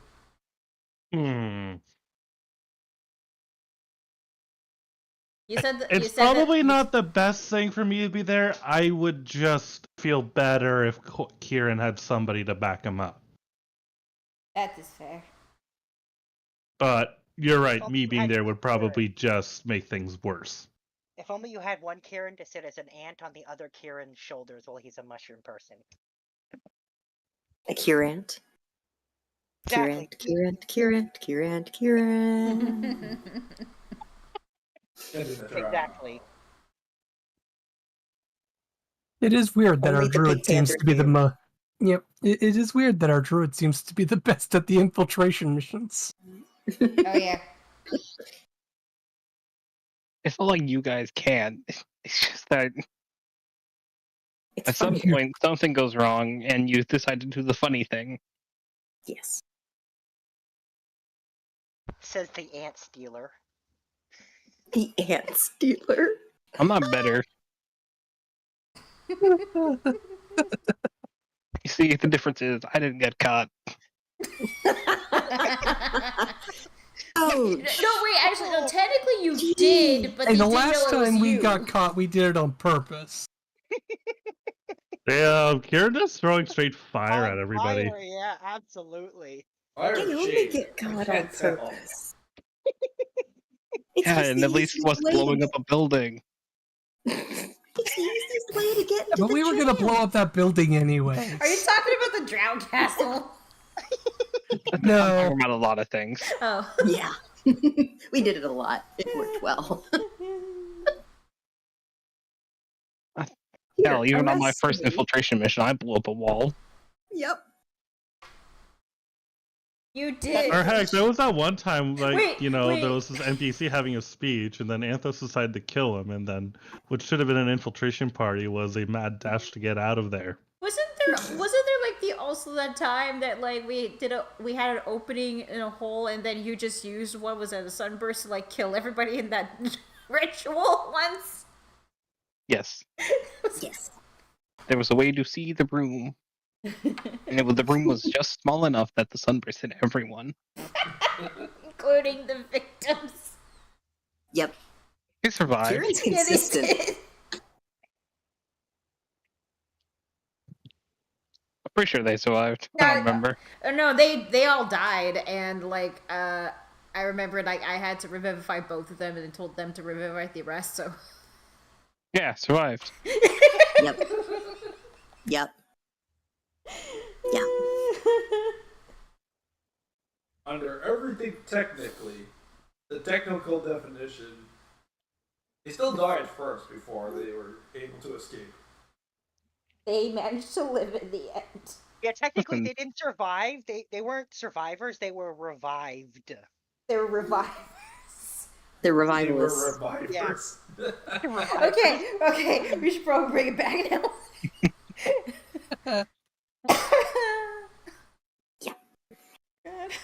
Let's do this. Yeah, let's do this. Charming, that are one you happened. That one happened this time. Hello? Yep. Charming, are you going to stay behind and protect the mushroom folk and or stop them from betraying us? Yeah, I'll be staying behind since I'll be recognized by the drow. Wonderful. Who do you want to keep you company since I can't?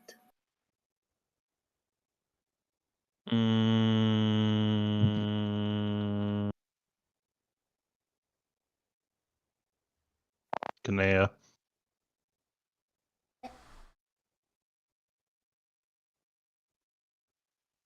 Kanea? Oh, sorry. I was talking about something. Yep.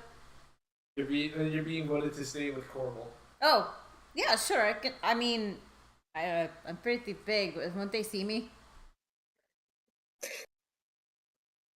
You would be staying here and protecting him. Oh. Oh, yeah. I can totally do that. Excellent. Yeah, and as much as the drow will recognize me, this is kind of my... Just remember to stay in contact through the rings in case stuff happens. Yeah, and no saying thank you to other people here. They will take it as though you owe them something. Oh, right. Okay. No, say thank you. Can I just nod? Does that count as a thank you? I would imagine. Nope. Okay, then I can do that. Thumbs up. Be careful, Charming. I don't know why, but something has my instincts on about this. It's too simple.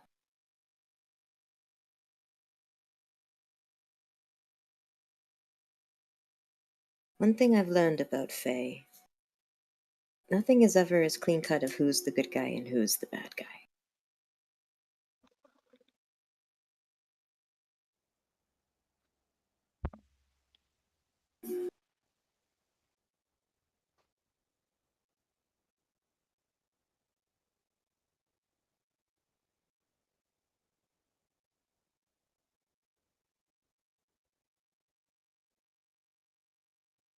Garbo, respond!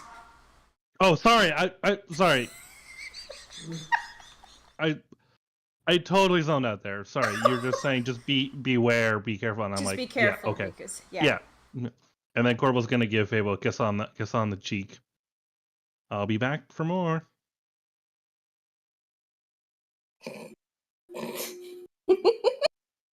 Don't worry, Fable. In the name of my tribe, I will protect him with everything I got. You better. Or else we're mind linked. Yeah, we are. Or has it worn off? I would. It's been basically recuperating the entire time we've been in. Oh, okay. You do not want to know what I will think about. I don't want to know what anybody thinks about. Mind magic is weird. I remember the last time our minds were melded. That was not fun. That was wild. That's when I destroyed that Elder brain or whatever. elder brain by Yeah. reading books at it. That was awesome. Oh, I miss that t-shirt. I kill brains with books. I need to make more of those. Wait, did you actually have that as a real T-shirt? Oh, no, I mean like in game, Fable wore Oh. that t-shirt underneath her armor for a long That, time. yeah. Sorry, I thought you meant in real life you got yourself one of those T-shirts printed. Which I could... mean, I feel like it's gonna be. I mean, you could totally like probably custom make that shirt. Oh, easy. let's get this over with. All right.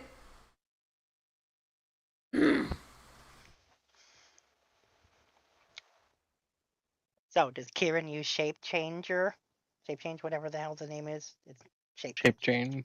Yeah.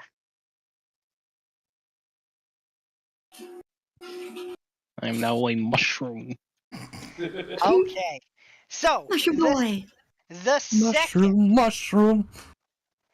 The second you change into a mushroom, you feel an immediate and strong, strange sensation as you are connected into the collective of the Myconids. Oh.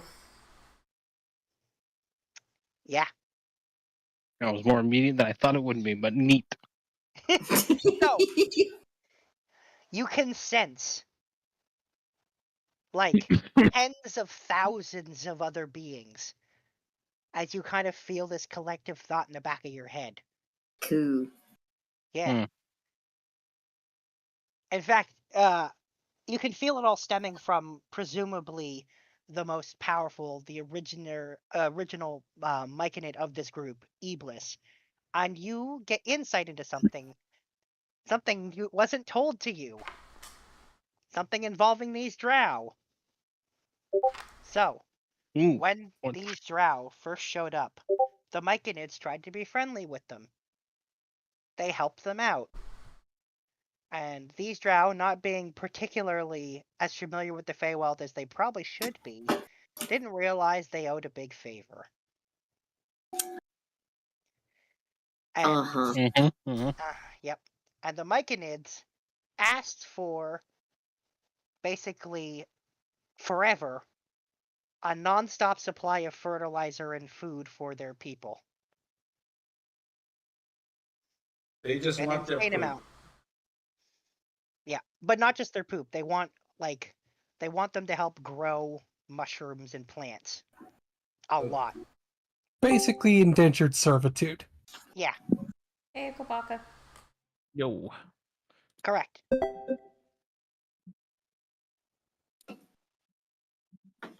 I see slavery. Very cool.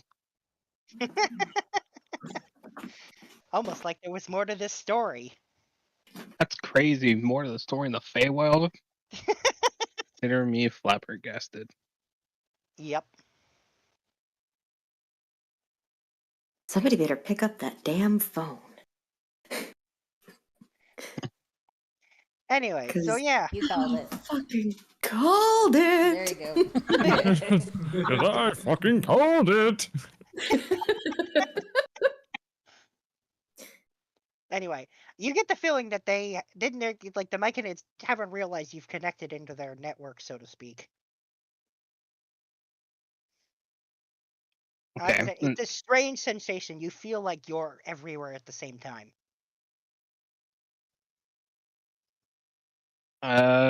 With this newfound information, I shall quickly shape change into the first thing I can think of.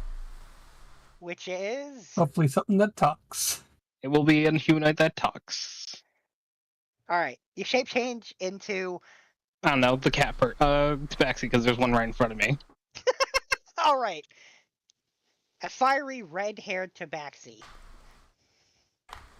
Who's around me again? Fable and Sildafix and Kopaka and... Okay, so we're all still here. We haven't left. Yeah, I don't think... Actually, I think everyone, because I don't think you technically left yet. So yeah, I'll quickly shape change into the tabaxi, first thing I can think of. And go, I have obtained new information. I'm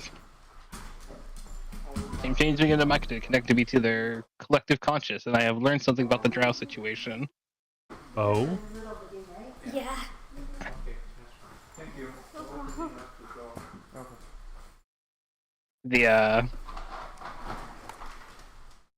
The drow might have accidentally fucked themselves over a bit because they weren't aware of the rules. And the Myconids took advantage of that to try and make them indentured servants. Cool. Oh no. You don't say. Steltafix is trying not to make eye contact with anyone.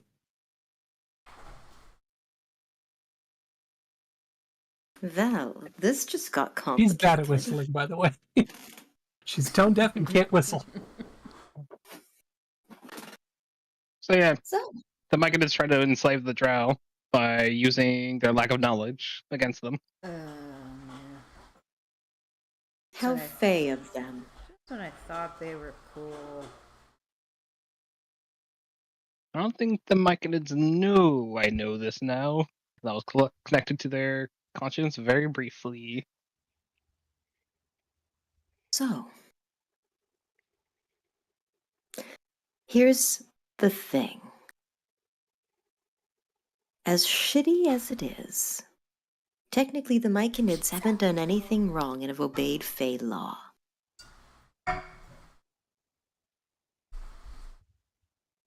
This makes my path even more clear.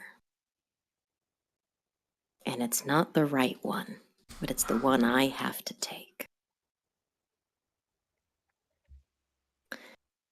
I can only hope that the drow can be negotiated with.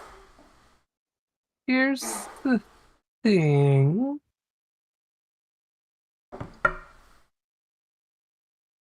If Yeah. that's the case, then technically we've been brought here under false pretense. Is there anything in those rules that, I don't know, says something about that? The Myconids did not lie. They admitted the truth. That is how you survive in the Feywild. Well then, I cannot hold against them something that everybody here does.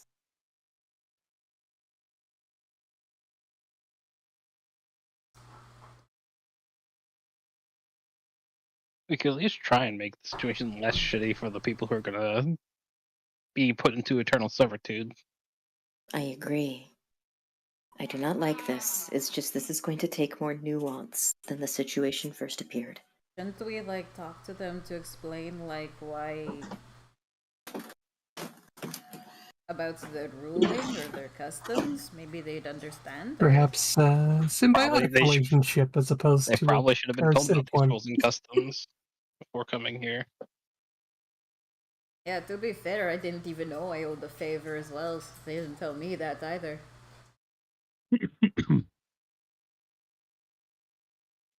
Yeah. I hate the Fae, man. Excuse me?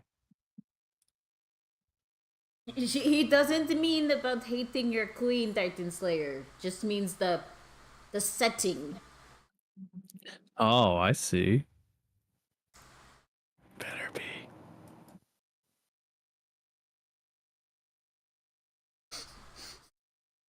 I almost choked on my pizza. So how do you want to approach this? Because they're not going to exactly want to be servants. No, and I feel like they're not going to be friendly towards anyone that's friends with the ones that want to enservitude them. We're going to be starting 2 steps behind in this.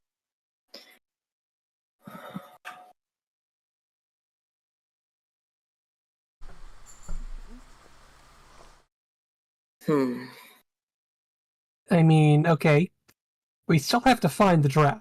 Yeah. We do. And I still think that the best way is, the easiest way will be to find a way to get them to come to us. However, where before I wanted to use manipulation and stealth tactics, I feel like that's not the right approach anymore. I think we should do this out in the open.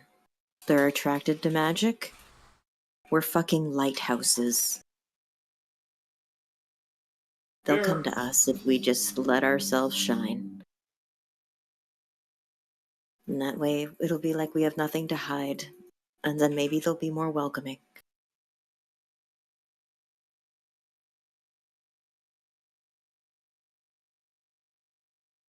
Here, I think last time, not too many of them were actually that angry with the rest of us. I'm pretty sure one of them tried to shoot at Corbel when he tried to play music. I mean, have you heard his playing lately? Down a little country. He just needs a little more practice. I've heard his other performances many times. It sounds pretty good. He's just having off day. Don't worry about it. I still need to be shape changed? Or are we just dropping the whole Myconiid thing? I feel like we're dropping the myconid thing. Yeah. However, might I say, dear druid, you look good covered in fur. Oh Go. my god. I've never seen you as a tabaxi before. It suits you.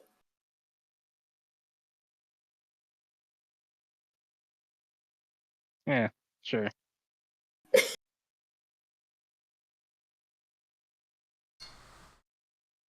How long does this shape change last for? An hour? Like an hour. So are you stuck as a tabaxi for an hour? I'm not stuck as in the back. I could turn into anything for like an hour. Oh, okay.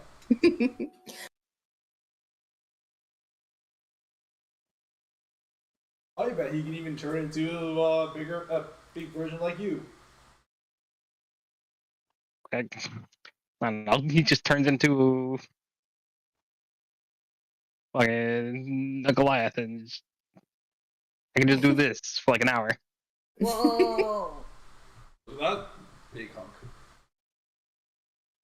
He slaps Kieran on the butt. Wait, what? Carter slaps Kieran's butt. Why would you do that? Don't know. Alright, you're on timeout. Stop it. You do not slap other people's behinds without their permission. At least hold yours. Sorry, did you say their permission or Kanea's permission? Without their Both. both. Both. Yes. He's in timeout. He's in the He's the baby. yeah, he is. All right, who's ready to go for a leisurely stroll with all our magic shit out and beaking? I could turn into a magic thing and make it even more enticing. Whoa, Beautiful. do that. That'd be Let's great. go for a walk. I gotta go pick up Chinese food. Okay.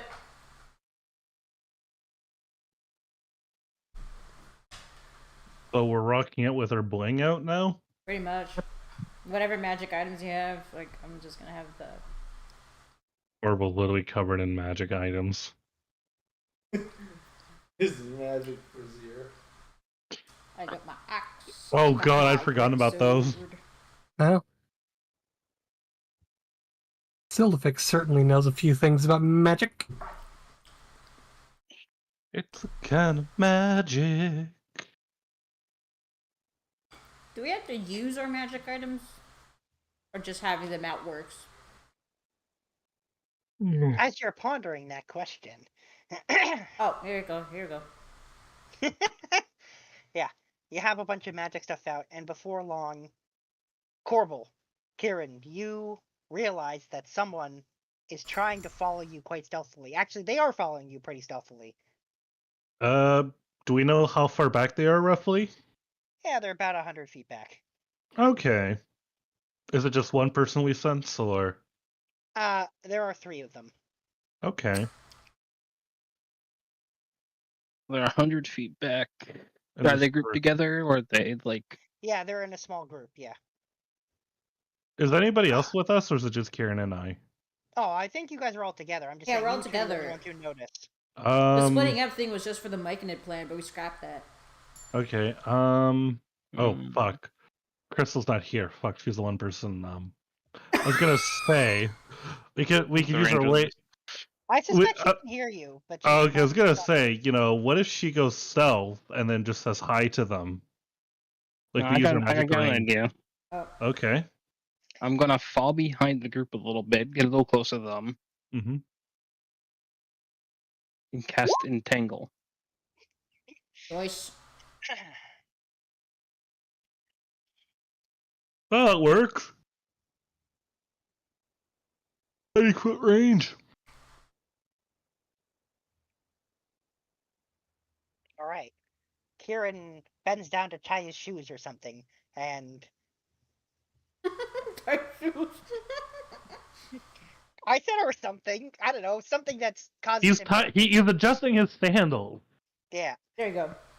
and he stays back slightly just until he's within range of his entangle, and then, boom! There's suddenly kind of a commotion behind you as you guys see 3 drow entangled up in this spell. Oh, I wonder what that could be. Well, now we have 3 people to talk to.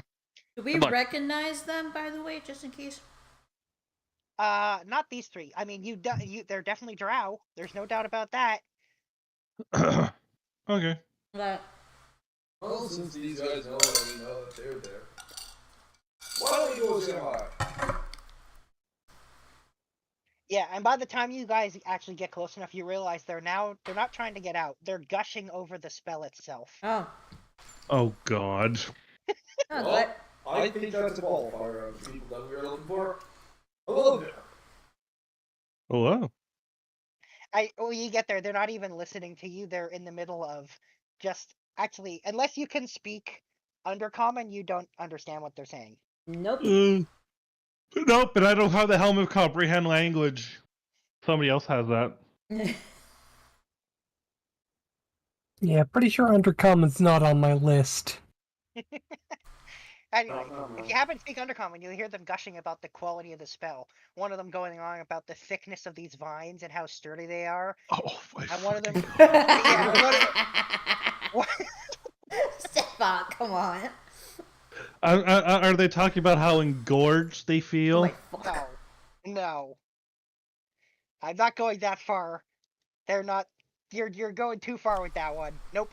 Anyway, just overall talking about the density of the magic in it. It's impressive. That's all. They're impressed by this magic. Mm-hmm. And one of them's going on about how expertly placed it was because it entangled all three of them and they didn't see it coming and it was just bam. Wait, don't I know the tongue spell? That enables you to speak any language, not understand. Ah. That'd be great if you wanted them to understand what you said, but you didn't want to know what they said back. Well, unless you're just talking at them. Are they still gushing over it? No, nobody understands them, right? Yeah, they're totally not paying any attention to you guys at all. Question, actually, come to think of it, when we were in those spores, we were able to hear their thoughts, but do all our thoughts are in one language? Oh, actually, hold on. That's not what tongues does. Oh, you're right. That is Broken language. When the target speaks, any creature that knows at least one language can. Yeah, that's the part I was thinking. I forgot that technically, yeah, you can make someone understand any spoken language. I always forget that part because it's mainly the second part that's the useful thing about tongues. Are you casting it on yourself? Yep. Hey. Go for it. All right.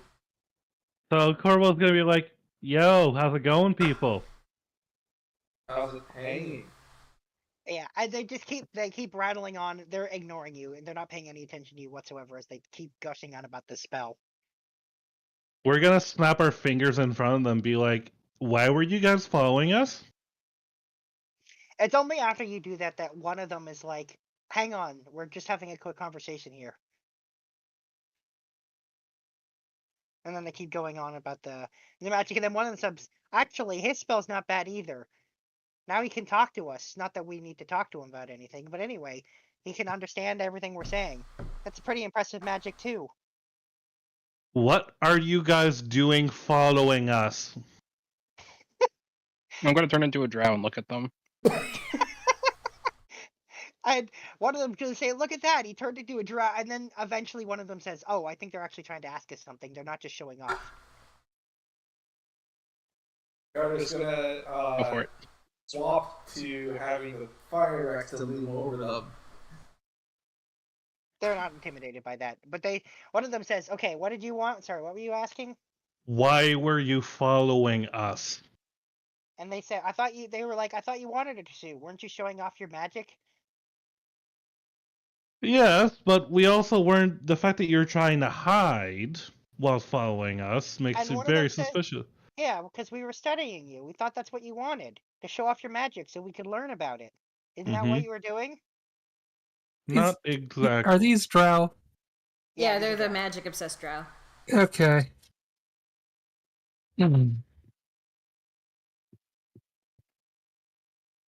We're trying to locate some of you because we heard there was a bit of an issue between you and the Myconids. Take us to your leaders. I was about to say that, but And it's at this Carter had point that no. realize it's at this point the drow realize they know who you are because you guys, like at least some of you, and they say, "Wait a second, weren't you the people who killed our last set of leaders?" I promise I won't do it. I probably won't do it again. I probably To won't. be fair, they had it coming. They also kind of forced our hand. Yeah. And one of them says, "You're not going to kill our current leaders." Not unless they force us to kill them. We'd prefer to leave them alive. Yeah, we don't want to do it. We're I mean, killing it's at not the like we moment. came here with a reason to kill them. Yeah, If one presents everything. itself, then you I'm know, we'll assuming he's assess from there. translating it to everybody else. Well, and so one of them says, "You said you were going to help us with the myconids. Is that right?" We were looking. We heard there was a problem. And we were tasked with solving said problem. And they say, "By who?" Someone very powerful. Vaguely. The one who granted you permission to be in this realm to begin with. That's Alright, not. I was Yeah, about to that's say- actually. Yeah, it's not a deception. Yeah. Well, it was what Corbel said, but then Yeah. Fix answered it, so no longer I'm gonna Yeah. no longer make you roll deception. And one of them says, "Oh, the Fey Queen." And one of them says, "The Fey Queen cares about us." Yes. I'm not sure cares is the right word. Don't tell them that. You'll have to take that up with... Gable, are you back yet? I know she's not here, but... You'll have to take it up with... her representative. Yes. I was about to point at Fable and be like, take it up with her, but... Wait, all of a sudden, no, I don't want to throw her on the bus again, so... as you say her representative, a burst of light and a flash of cold air surrounds everything. Okay, I That really hope would that... be me. She got to do the grandparents thing. And one of the Fey says, "You're here representing the Fey Queen to help us." I am here to help the Fey Queen. I am here to solve the problem so that she doesn't have to deal with it. Whether you're the problem that I have to fix, or whether they are the problem I have to fix, is yet to be decided by me. Is that understood? And one of the drow says, "I understand. As long as you promise not to kill our leader, I'll take you to meet her." I agree to your terms. Let's negotiate. And she says, "All right, come with us."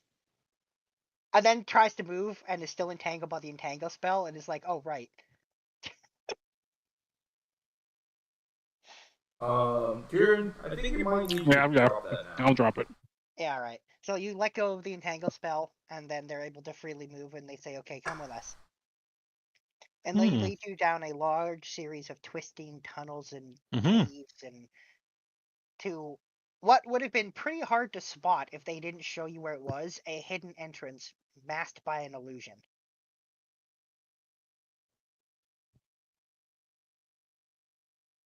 And they bring you inside, and it's a simple, what's inside is large but fairly simply set up, clearly easy to move camp. About 1,000 drow. So what campsite we got here?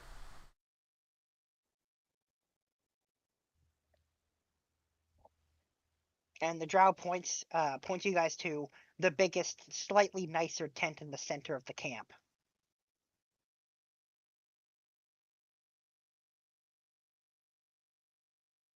Okay. And they say the matriarch's in there. How are the people looking food-wise and clean water-wise? It looks like they do have food and clean water. What are they lacking? Honestly, they look pretty worn out.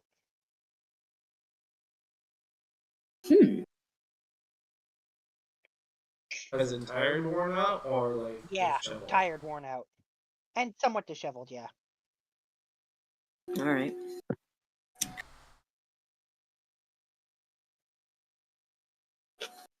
Well, I can't give them rest. Nope. Hey, anyone speak common?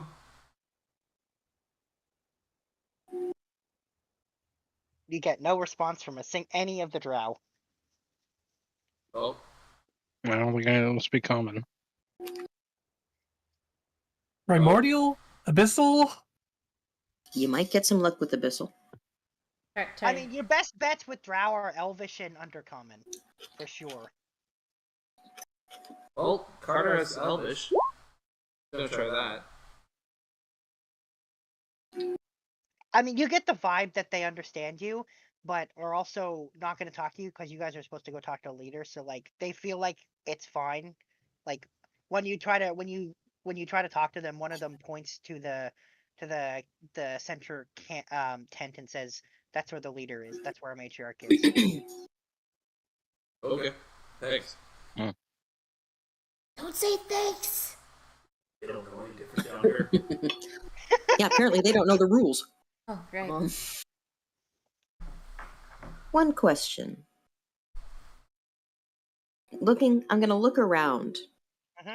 And I'm gonna look for the most random, seamless, not paying attention drow that I can find.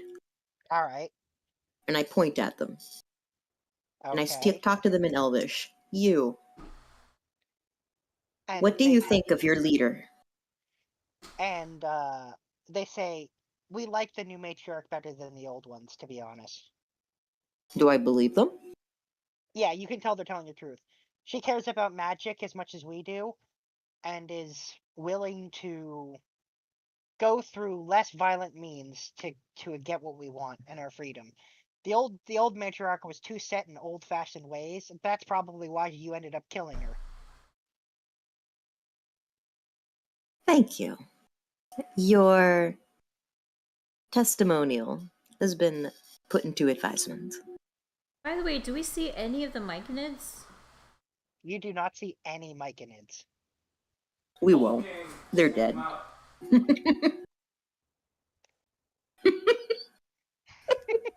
Just asking if Wolfgang can sniff them out. Roll a perception with Wolfgang then. Or sorry, survival. Roll survival. You might have to roll for him because he just stepped off away from the computer.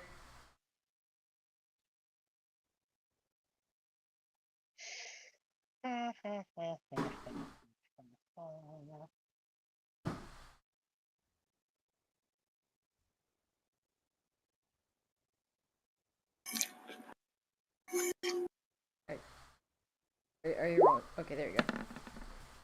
Oh, that's pretty good. That's very good. There definitely were Myconids here. Oh, so Joel, there were Myconids here. But Wolfgang's confused because the whole area kind of smells like the Myconids, as opposed to there actually being any here. Mm-hmm. We should probably go see this new matriarchy. Mm-hmm.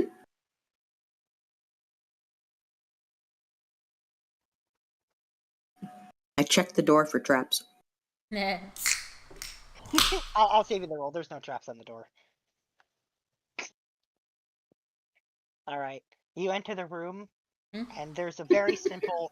It's a very simple throne room. Big air quotes on that. There's a wooden chair that's slightly nice, like better than your average wooden chair, but not a. Oh wait, you can't understand what I'm saying.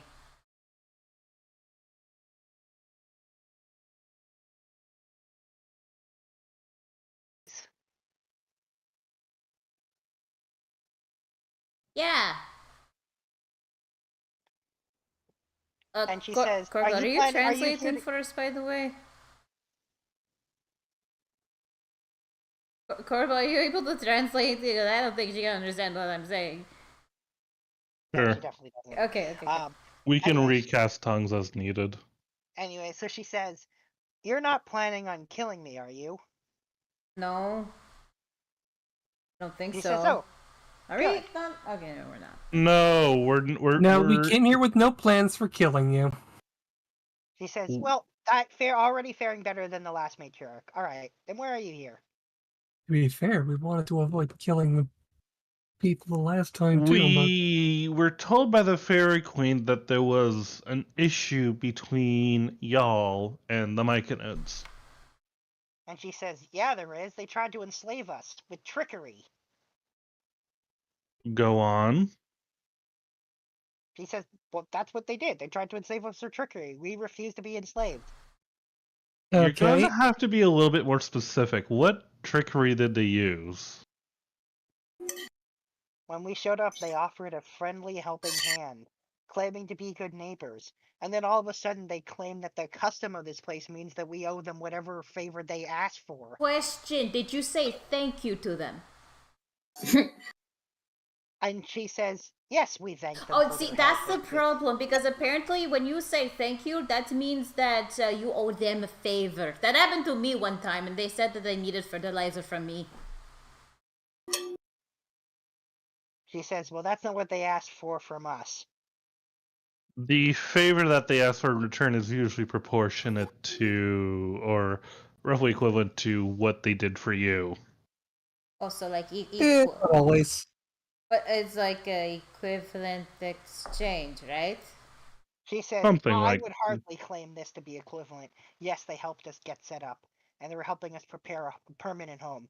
And then they tell us that we're going to have to work for them forever and provide all these things for them. We're not slaves. We refuse." Okay. That's fair. Fair.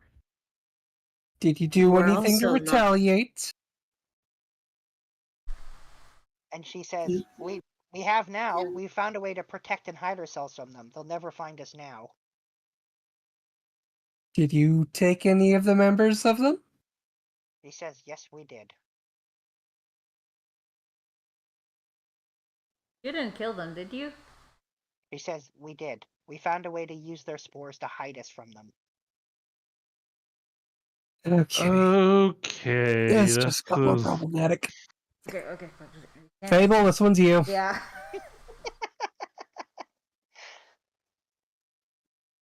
Corporal would use the message ring and be like, I don't suppose we could maybe negotiate some sort of a compromise between the two. They have made that very complicated now. Yeah. Unfortunate. I am not looking forward to this, I hope you know, Fable says under her breath in Elvish. And the matriarch will say, "What do you mean?" The whole room grows cold. Fable's breath can be seen. I don't know if you've heard of me, but I enforce balance and the Queen's patience. Mm-hmm. As long as my Queen is not bothered, I am not bothered. However, you have drawn attention to yourself, and I refuse to believe that it is just ignorance. It doesn't matter how deep in the ground you are still elves and you still understand how Fae work.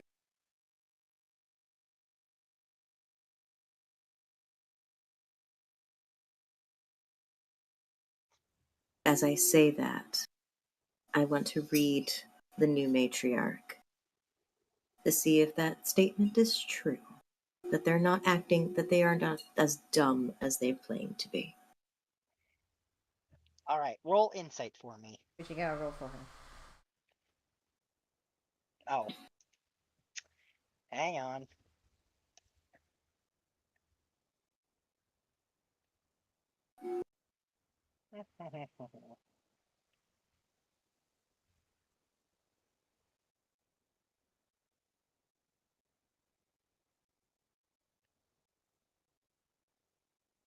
That's a 23.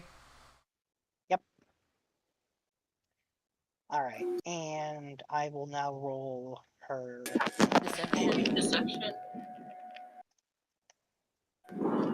I can't, technically, I shouldn't know whether they're rolling deception or what. I know, but I'm still gonna do it. I always roll out in the open. It's fine. Oh, let me rephrase it. I'm not saying she's lying. I'm saying that she's trying to be hard to read. How's that? I see. Where is it? Where's the stupid stat block so I can get that thing? Oh, someone blowing on the mic? Oh, that might have been me. Whoops. Hang on. Where is it? I was going through my pun calendar. Okay. What's your bonus to that?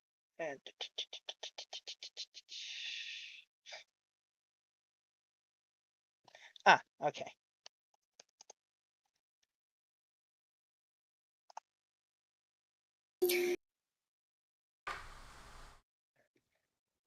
All right. So you are able to read her. So they definitely were. I'll say you can tell that they're clearly. They were clearly aware of how Faye operated, but maybe not to the extent of what kind of deal they were going to get stuck with. I am sorry that you ended up signing a bad contract. I truly feel for you. But that does not excuse your behavior of killing your neighbors for them following the rules of the land that you did not know. So here's how this is going to work. Either you can stand your ground and face what comes next. You can face your debt and try to negotiate with your debtors on a better deal and see if you can crack their squishy hearts, if they have them.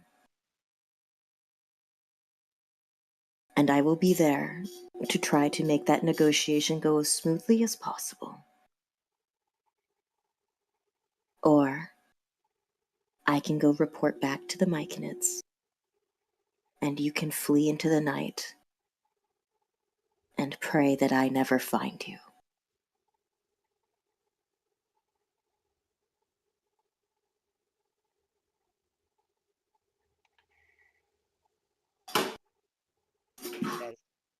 Those aren't great options, are they? I'm afraid they aren't. And I am sorry. This is the position that I have been put in due to the consequences of your actions. And I understand that you were doing your best, and now I must do mine.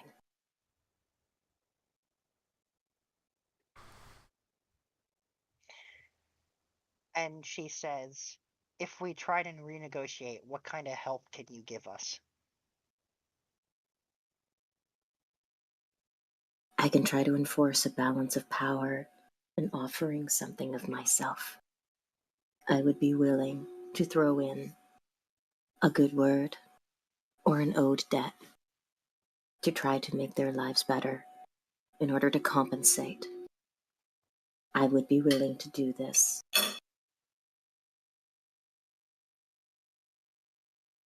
And she says, what do you get out of doing that? That doesn't seem like it benefits you much. It would help me sleep at night.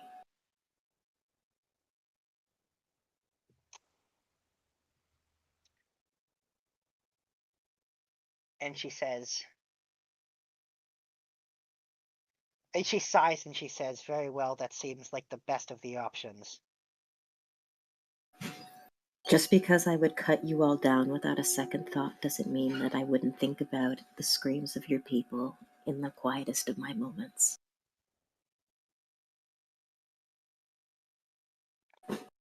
She says, I'm sure one of our former matriarchs would have chosen to fight you, but I saw what happened to the last one.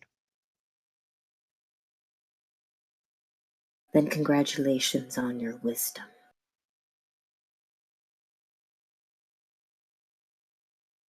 Keep it up. It'll do you well.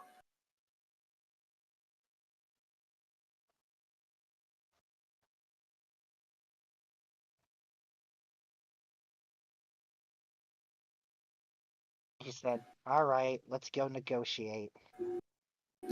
Let's go negotiate. And Fable will let the new royal lead first. And gives her some space before she takes a exhale.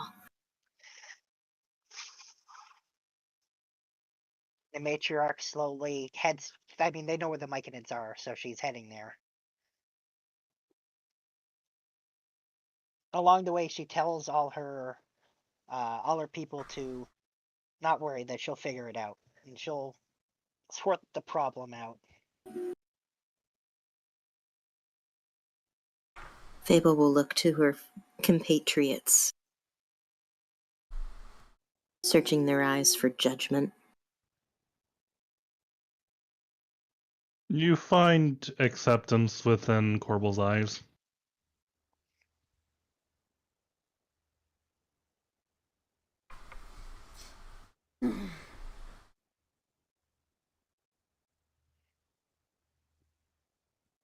I wouldn't exactly call this a secret mission, but sure. I just. Honestly, Kanea is just relieved that this wasn't gonna escalate to a war. Oh, I mean, it was a war would not have worked out for the Drow.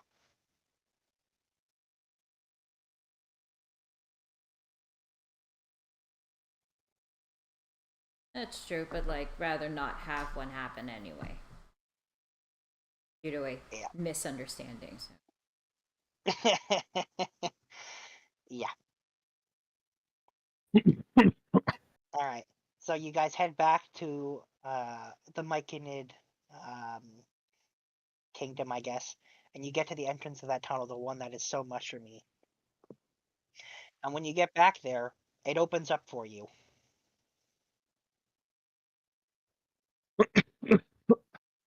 Good day. No. And he's the just being matriarch polite chooses towards to you. just Oh, okay. stroll through the tunnel, head held up high. Good for her. Yeah. Though you can tell she isn't exactly happy, and she's pretty nervous. Fable will step beside her and walk in step with her as a way of offering comfort without touching. And will say, as long as you are here, you are an ambassador, and you will have my protection. Don't do anything stupid, and you'll walk out of here unscathed. She says, I understand. I believe you.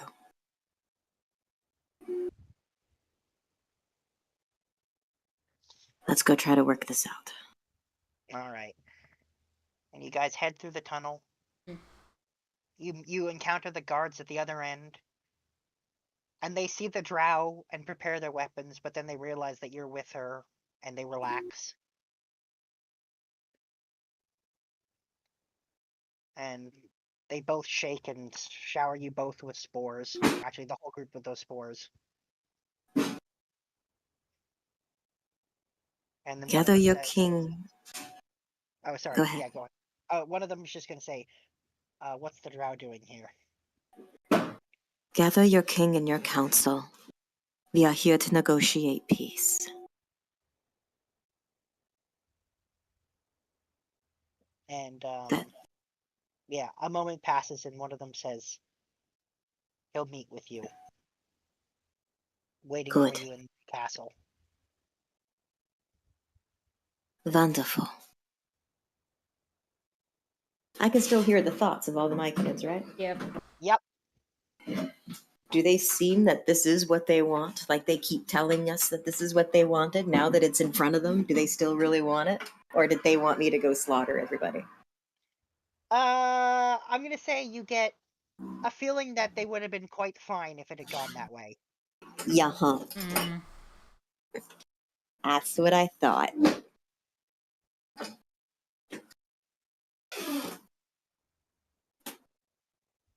Why does everyone try to send us to do a genocide for them? I don't know. Well, in this case, it's very the deception and everything involved in all of this is very much like that's how this place is. Yeah, I don't like it here. You guys are getting an upfront taste of the kind of crap Fable deals with for the Fey Queen. This is the whole job that she took on. It's like babysitting children in a playground. Timmy touched me. Yeah, well, Jenny pulled my hair. That's all it is. All the time. Yeah, but instead of Jimmy touched me, Jimmy stole my kidney.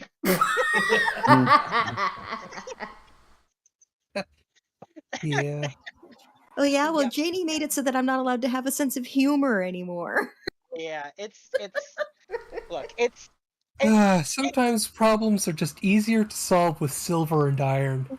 yeah, I mean, honestly, the thing is as well, it's unfortunately no one's in the moral right in this. They're both morally wrong. There's no, there's no right and wrong. It's all complicated and difficult. Yeah, your victory condition here is somehow getting to a compromise both parties are willing to live with. Yeah. Anyway, so you guys make your way back through the very beautiful, mushroomy, living city and into the castle. I'll walk next to the matron.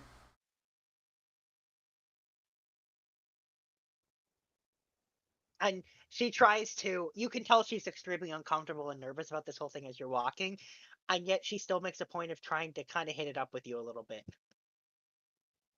Okay, there's a thing about that, I didn't know at the time that you were interested in me, and I'm honest, and I'm really sorry, but like, I'm not really into women.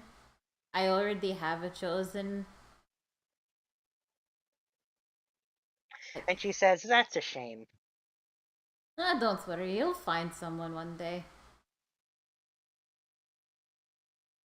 And she says, oh, I'm sure I will. How'd you become matron, by the way? She says, well, after you guys killed the last matriarch, there was a fight for leadership. And you won? And she says, and I won. Good for you. I killed everyone else who tried to take command. Oh. Yeah, it's Joss's That's what it means. That's what it means to win. Huh. At least in their society. And she said, with that, I proved myself the rightful leader of our group. Fantastic. Well, good. And probably good for got your you. tribe indentured servants. And she's gonna say, shut up, tiny one. Nobody's perfect. Who was she talking? Who was saying that to? She was saying that to Sildafix in response. Yeah. Oh.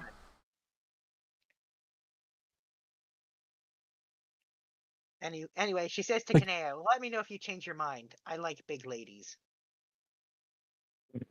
Here's the thing, my mate is with him. I point to Carter. Which is currently in her satchel and right in front of her. He's going through punishment right now. She says, humiliating punishment. I like you all the more. It really is a shame. Carter's kind of just taking a nap at this point. Yeah, I mean... And she says, well, either way. Well, I mean, I have a lot of. There are a lot of big Goliaths in my tribe. There are also fighters too. We live up in the mountains in the cold. It's very cold up. She says, well, if any of your people ever are looking for an adventure, send them my way. Okay, I'll talk to them about it if they're ever interested. All right. And as you say that, you guys get to the castle and are able to enter it. And when you get in there, you see, you see Iblis sitting on his throne thing that's kind of part of his body, but also not. And you hear his voice in your head, and he says, You're here to negotiate?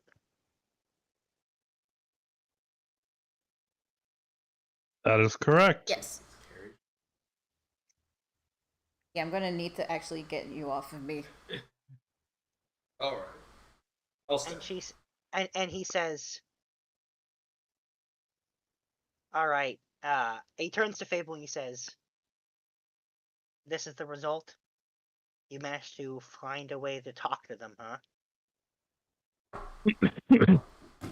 Now, my king, I thought that you were a peaceful man. Isn't this what you were looking for? He says, I was looking for a resolution to our issues. I'm not opposed to negotiation, as long as everything is follows the laws and the rules. I have a proposition, in fact. He says, oh? These drow have wronged you, yes.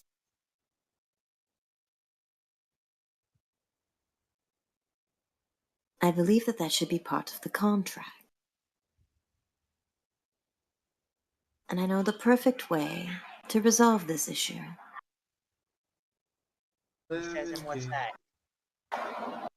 I'm gonna bring them to the surface. They will be out of your hair. They will be out of their comfort. I will talk to Mob herself. I have a favor. And they will be of use to her.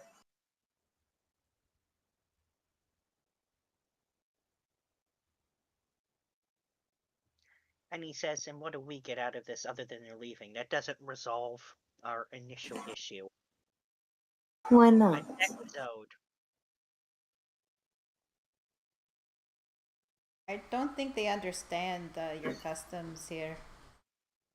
He says, understand or not, the rules are the rules, and a debt is owed.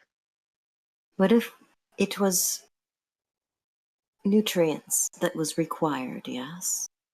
Yes. What if we were to help supply nutrients in their stead? Provide you with animals. Provide you with plant life.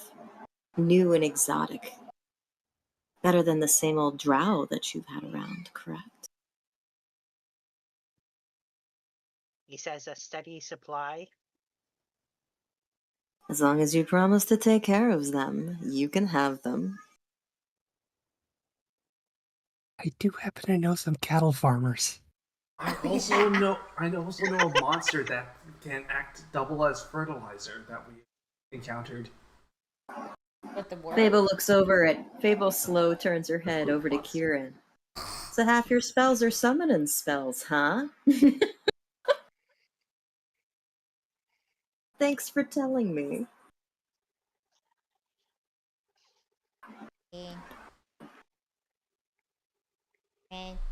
Kieran, my dear.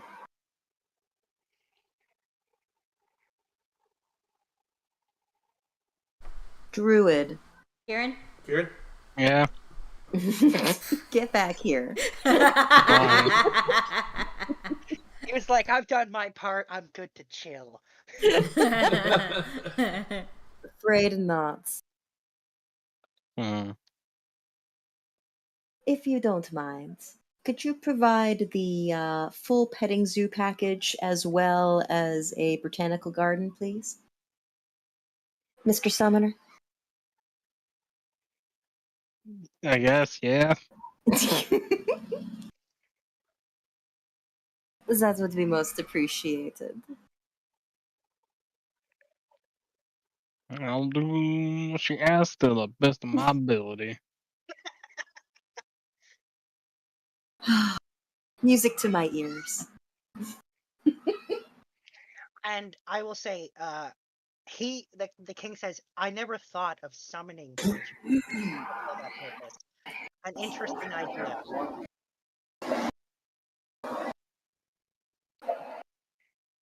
And he says, if should you teach us how you do that, I'll consider the debt paid. Kieran? Can you teach them how to Use magic? He says Huh? some of our people are magically inclined. I'm sure with a little teaching, they can perform the spells just fine. And that will give me time to negotiate a new lifestyle for our friends.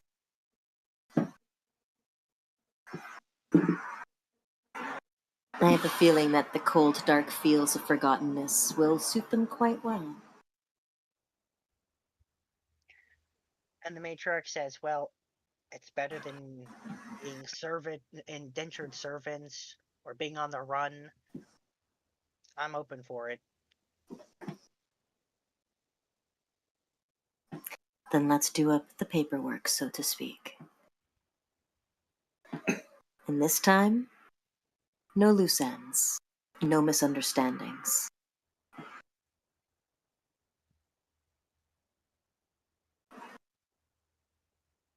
And a tiny little pixie helps you get all the paperwork in order. Fable will seal in blood. Out of curiosity, isn't Lemon Cake with us still? I don't know if he'd join us in the Feywild. Yeah. No, he does not join you in the Feywild. He Okay. knows better than that. Yeah, Oh, are Fae and demons like water and oil type of deal? Yeah, I think so. very much so. To the Yeah, point where they'll go out of their way to tell each other what they're doing so that they don't step on each other's toes. yeah. He knows better than to Damn. come here. He isn't welcome. The Fae have their own.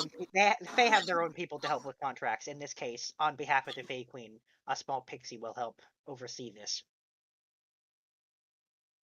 For a contract that involves the leader of two groups like this, yeah, it gets someone that important to kind of put their own stamp on it, so to speak. And I will call in one of my last favors with Mob to find these people some kind of job, whether it's protecting the borders of the Darklands or somewhere where Drow can be out in the open. But I think that it'll be a good fit for her kingdom, and she needs to up her population a bit after that last. Yeah, Mob will actually happily take them on. She says she can make good use of them. Excellent. I had a feeling. Aesthetic completely. Yeah. Oh, geez, the crazy Winter Queen does a bunch of Drow. Yeah, who'd have thought that would fit? Yeah, she even likes the fact that they're a bit feisty and willing to kill and stuff. She likes that. Yeah, I bet. Well then. Whew. I earned a vacation. Well, you stopped an all-out war. Yeah. I'd say so. We actually just. What was the saying that Ferber said? Like, put the roots on the ground, joined the scenery, and just chilled. I don't know. Yeah, and I think everyone who isn't Kate/Fable got a better understanding of the Feywild and how the Fey do things. This information will be forgotten, as I will no longer interact with the Fae. But you interact with me. So, in character, yes, I learned a lot about how the Fae works. Out of character, I'm reading like an entire book series that's centered on a whole bunch of Fae bullshit, so... Oh, you're used to this then. Are you familiar with October Day? I think I've heard of it. I haven't read it. They are mystery detective stories, but set in urban fantasy Fae setting. Yeah, I think I Oh, heard like Dresden Files, or No, better than Tristan. Like- I've heard of them. I've never read one or even seen one of the books, but I have briefly heard of them. It seemed interesting enough. I'm having fun. I have just gotten through the third book, and now I can't stop. I bet. Yeah, I've been there. There is no hope for me. Yeah. Send flowers, etc. Yeah, no, I've been there. That's what happened to me when I started reading Xanth. But yes, so I am fairly familiar with Fae rules. Yeah. So it worked out in the end. It did. So the deal is negotiated and signed by all parties. The drow pack up and leave. The Myconids get a little education from Kieran and are now summoning their own things to use to create fertilizer and plants and whatever for themselves. Knowledge they didn't have before. The Fey Queen is quite pleased because the annoyance has been dealt with in a way that didn't make her give her a headache or require any effort from her part. It was just dealt with. Just like that. Oh yeah? She's pleased with me, huh? Yes. Money talks. What has she got for me? And she says, no, not this time. They're here because I agreed to on behalf of your friends. You just followed through on a deal that was already made. No extra. Wait, what? Extort your friends. I think they deserve it. Yeah, basically that's the message you get. And she reminds you that if they cause any other problems, that you're still on the hook for it.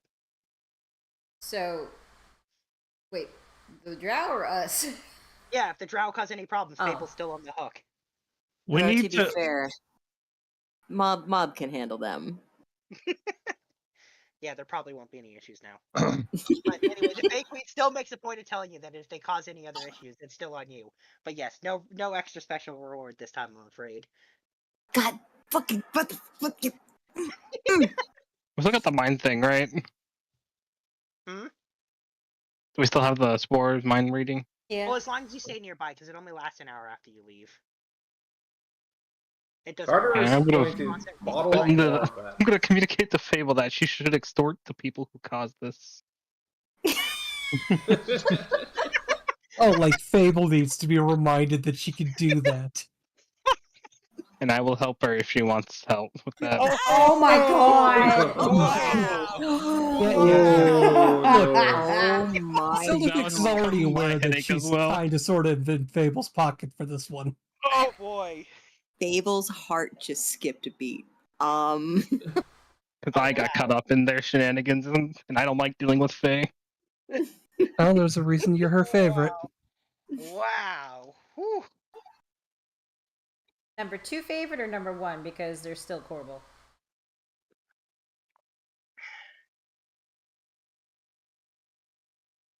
I'm the favorite Like, he's druid, not not the paying favorite attention. person. Yes, It's a different kind of favorite. it is a different kind of favorite. It's like when you have a. It's like when you have a favorite brother. Yeah. I'm the emotional support. No, help you firebomb a Walmart, no questions asked. Besides, it's because he's my favorite brother that I set him up with one of my sisters. Oh, man. And I will say, if they cause trouble again, I can go with you. I seem to be cool with the matron, so I think that's extra points there. I think she just has a massive crush on you. I told her I wasn't interested. I could probably hook her up with I one don't of my think tribes that's gonna people. matter too much. I could try to hook her up with one of my tribes people if they're into women. I just have to go check. Sure, it's a woman. I can make sure it's a woman. It's okay. Alright. On that note. Yeah. You're good to go. I hope we never have to come back here. Peace appears. Don't jinx it. Here's the thing. I'm here all the time. Not the Underdark part. No. But it's all the same shit. It's just whether I'm dealing with the Tatiana or Pan or Mob or the Autumn Queen or the Chaos Mazes. It's all the same shit. Unfortunate. It's just pretty. To be fair, it is a issue that Fable brought upon herself because she chose to do that, to take that job Sure on. did. She asked for it, so you know. Sure did. I wanted power. Yeah. And I fucking got power. Yeah, you just have to be the negotiator. You just have to deal with shit from time to time. You have to be the babysitter. Yeah, Basically, she allows the Fey Queen to not have to deal with shit directly. Fable is the Fey Queen's fixer to deal with all the annoying problems that she is mostly too lazy to deal with. I mean, if But you've had one- to deal with that type of shit, like, for millennia on end, I could understand that. She's totally fed up with it, and she's naturally lazy and prefers to just lounge around enjoying herself and the things that she finds enjoyable. Like Opaka. Like Opaka. Yep. Yeah. But yes, we're done here, right? Yeah, Yeah, we should be. We're done.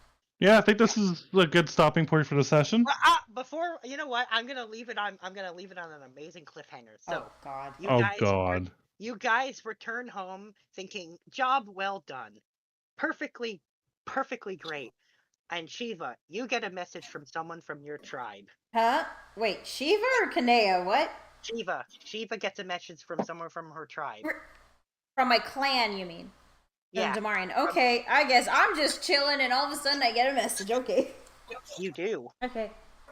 That a certain someone has been spotted, and they found out where he is, because even though he said not to look for him after they reunited with like you got all the Damarian back together and everything, Garzire has been spotted.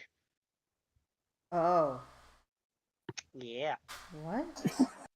And who's sending me this message? The former, I guess, the head of the Damarian clan. I mean, he's not really doing that much these days. They kind of abdicated mostly, right? But yes, it is him reaching out and telling you that Garzire was spotted. Again, he does kind of care about his brother, so it makes a little bit of sense. Okay.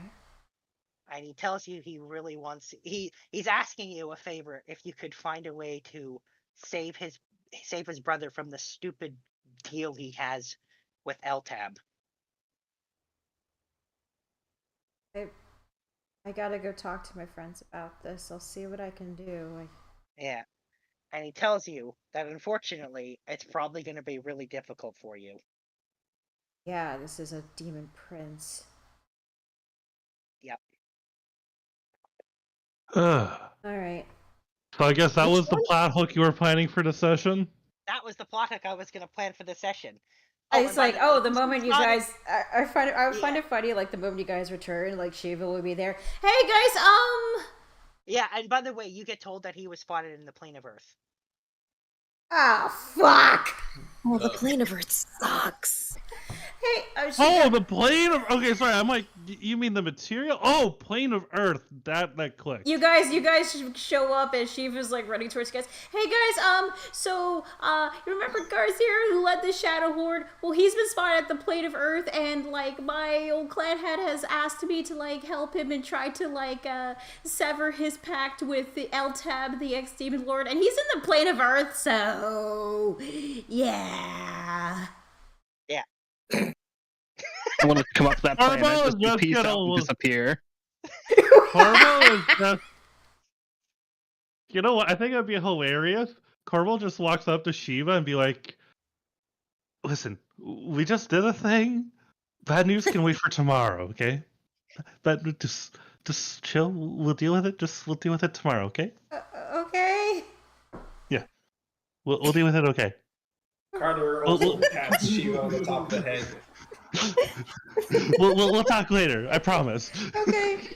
Wait, I'm trying to make it what Kieran said. Kieran said he's just like, nope, and now he's just. He said, he went, cool. Message me when you come up with a plan how to deal with that peace the peace sign, and then disappeared with plane shift. You know what that news needs? A drink, and people got straight ahead. Off to the hot springs. Let's have a drink. Yeah. Okay, let's go to the hot springs too. We get the other water. All right, let's go. There's a nice bar there. They make a really good Mai Tai. Ooh, so there. You had the man at the booth. Let's go. Korean barbecue ribs. Oh, someone likes short ribs, eh? Alright, so how many drinks are we getting Keith to make for us? Let's see how much we can make and make. Oh, plane of Earth. I don't know you anything for this one. And Fucking plane of So you're Earth just of gonna all the leave elemental Shiva and the planes. field all confused? Okay, You know what? no. I could have been really mean and said a plane of fire back in the city of brass. I could have been. Oh really no, we are not No! going back No! there. We are not going back there. I don't care what No! it is. We're not going back. We can't go back! Exactly. We're not going back there. Fuck it. Hey, look at it this way. You finally get to really have an adventure in the last elemental plane that you haven't been to. And I do speak Terran. I remember Hey, the it'll be fucking fine. bull. There's a very good reason why nobody goes to the Earth plane. Above table, is it because they got a lot of volcanoes? No. It's because you literally have to find your way through caverns and tunnels. It's basically the pressure of the plane itself crushes people usually at the moment they show up. Oh, damn. Basically, it's you are cave diving very deep. Yes. Is there That's why I not a said, way good of luck coming like? up with a plan. Oh, because the entire plane is made of Earth. There's no like surface. It's just Earth all the way down and all the way up, right? Yes. Remember that little one shot we did? Stefan, Yeah, the one shot with the plate that of was Earth? me being super nice and chill about it. But Nick, what you're going to be doing with your level like 19 characters, 19, 20, whatever, is not going to be as nice as that. And we're gonna have to deal with the Tao. You are. And the Tao are calmly asshole evil. Like, Just like the Freedy? yeah, Well, no, except the They're a Ifriti- variation of Genie. Yeah, so the thing Yeah. is, the Greedy are very open about their evilness and their selfishness and their bad. So the genies, like the genies, so to speak, the four types of genies are on a spectrum, with the nice ones being the Jinn, which are actually nice enough that if they like you, they'll treat you very well, even though you're still might be a slave to them, but you might live in serious luxury if they like you. You might not want for anything, but technically you're a slave. And then you go on to the far opposite end with the Afridi, who will just enslave you because they thought you looked cool on the street, or you did something that made them laugh, or whatever. And Yeah. they'll just be like, "You're my slave now." The Tao are on the evil side for sure. They're just a little more subtle about it. Yeah, they love. The only reason there are caves and tunnels is for them to keep their slaves and for their slaves to dig them up shiny things from the earth. So if they don't own you, they're gonna find out who does, and once they find out that nobody does, you're theirs now. It's just how do you find that out? And then off you go, basically being forced to dig and mine and tunnel. So don't give them your true name. Oh, they don't need your true name to enslave you, but you definitely wouldn't want to give them that. Wait, how do they enslave you without your true name? No more normal means. like a fancy little net. You say your name is an enigma? Well, it's Bob now. You're mine. And Bob's your uncle. Think of that fucking Fire Emblem cutscene. Yeah. So is that going to be next week? Plane of Earth?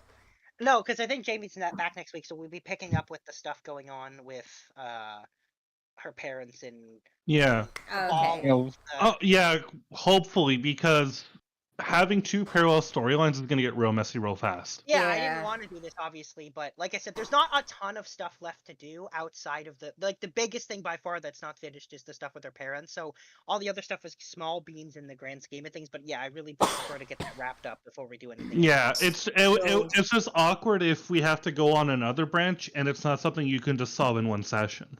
No, yeah. I'm glad So, we were able to solve this in one session. Are we done?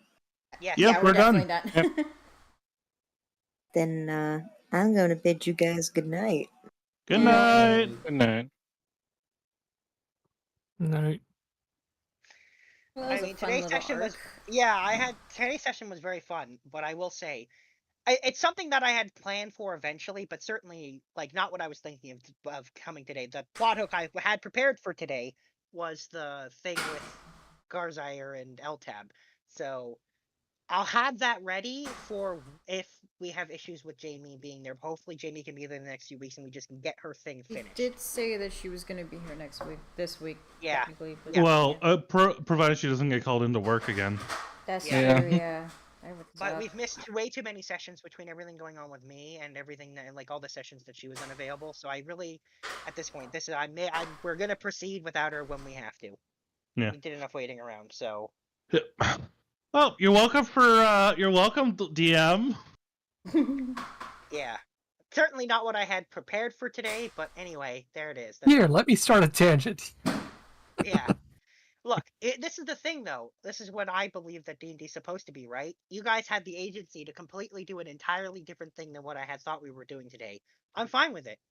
I had a good time. I think everyone had a good time. Is it what I had prepared? Hell no. I mean, I had a feeling everybody enjoyed that RP at the start. Yeah, I think everyone enjoyed the whole thing. It was a nice. It was good. Yeah. Yeah. Lots of laughs. You know, some tension there. Learning some more about the fucked up Fae and how they operate, which is not nice. Oh yeah. Also, at some point, Corbel's gonna have to give Fable the remaining details. He just hasn't done that yet. Oh, you mean the other thing that you neglected to mention, the spider thing? Yeah, she'll love that. Yeah, like I said, we'll break the news to her another day. She's dealt with enough today. Yeah.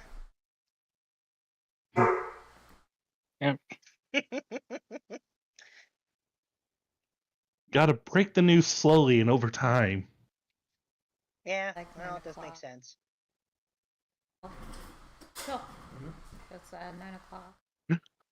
Probably get going now. Shall I know? All our characters got a newfound hatred for Fey rules.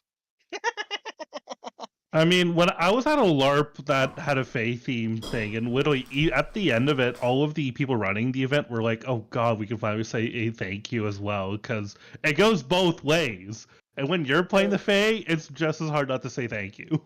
So like, what's worse, Feywild or Underdark? Oh, well, okay, so this was technically the Feydark, which is the Underdark of the Feywild. So it's like all the bullshit of the Underdark along with the bullshit of the Fey. It's a double whammy of what you were dealing with there. Mm-hmm. So yeah, I mean it's a lot. The Underdark is scary because it has aberrations and drow and whatever, but like you get most of the same stuff in the Feydark. You just also have Fey society rules going above.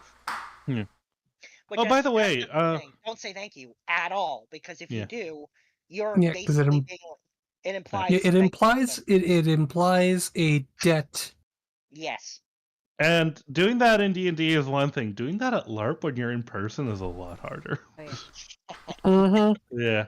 Oh, by the way, that being said, oh sorry, go ahead. I was gonna say, since it's 9 o'clock, I gotta get going. I gotta get back home. Good night. Rachel's gonna drive me. So, Looney, I am still down to play Dismantle tonight if you want. Oh, all right. Yeah. Let me know when you get home. All right, I will. You have a good night, guys. Good night. I am also going to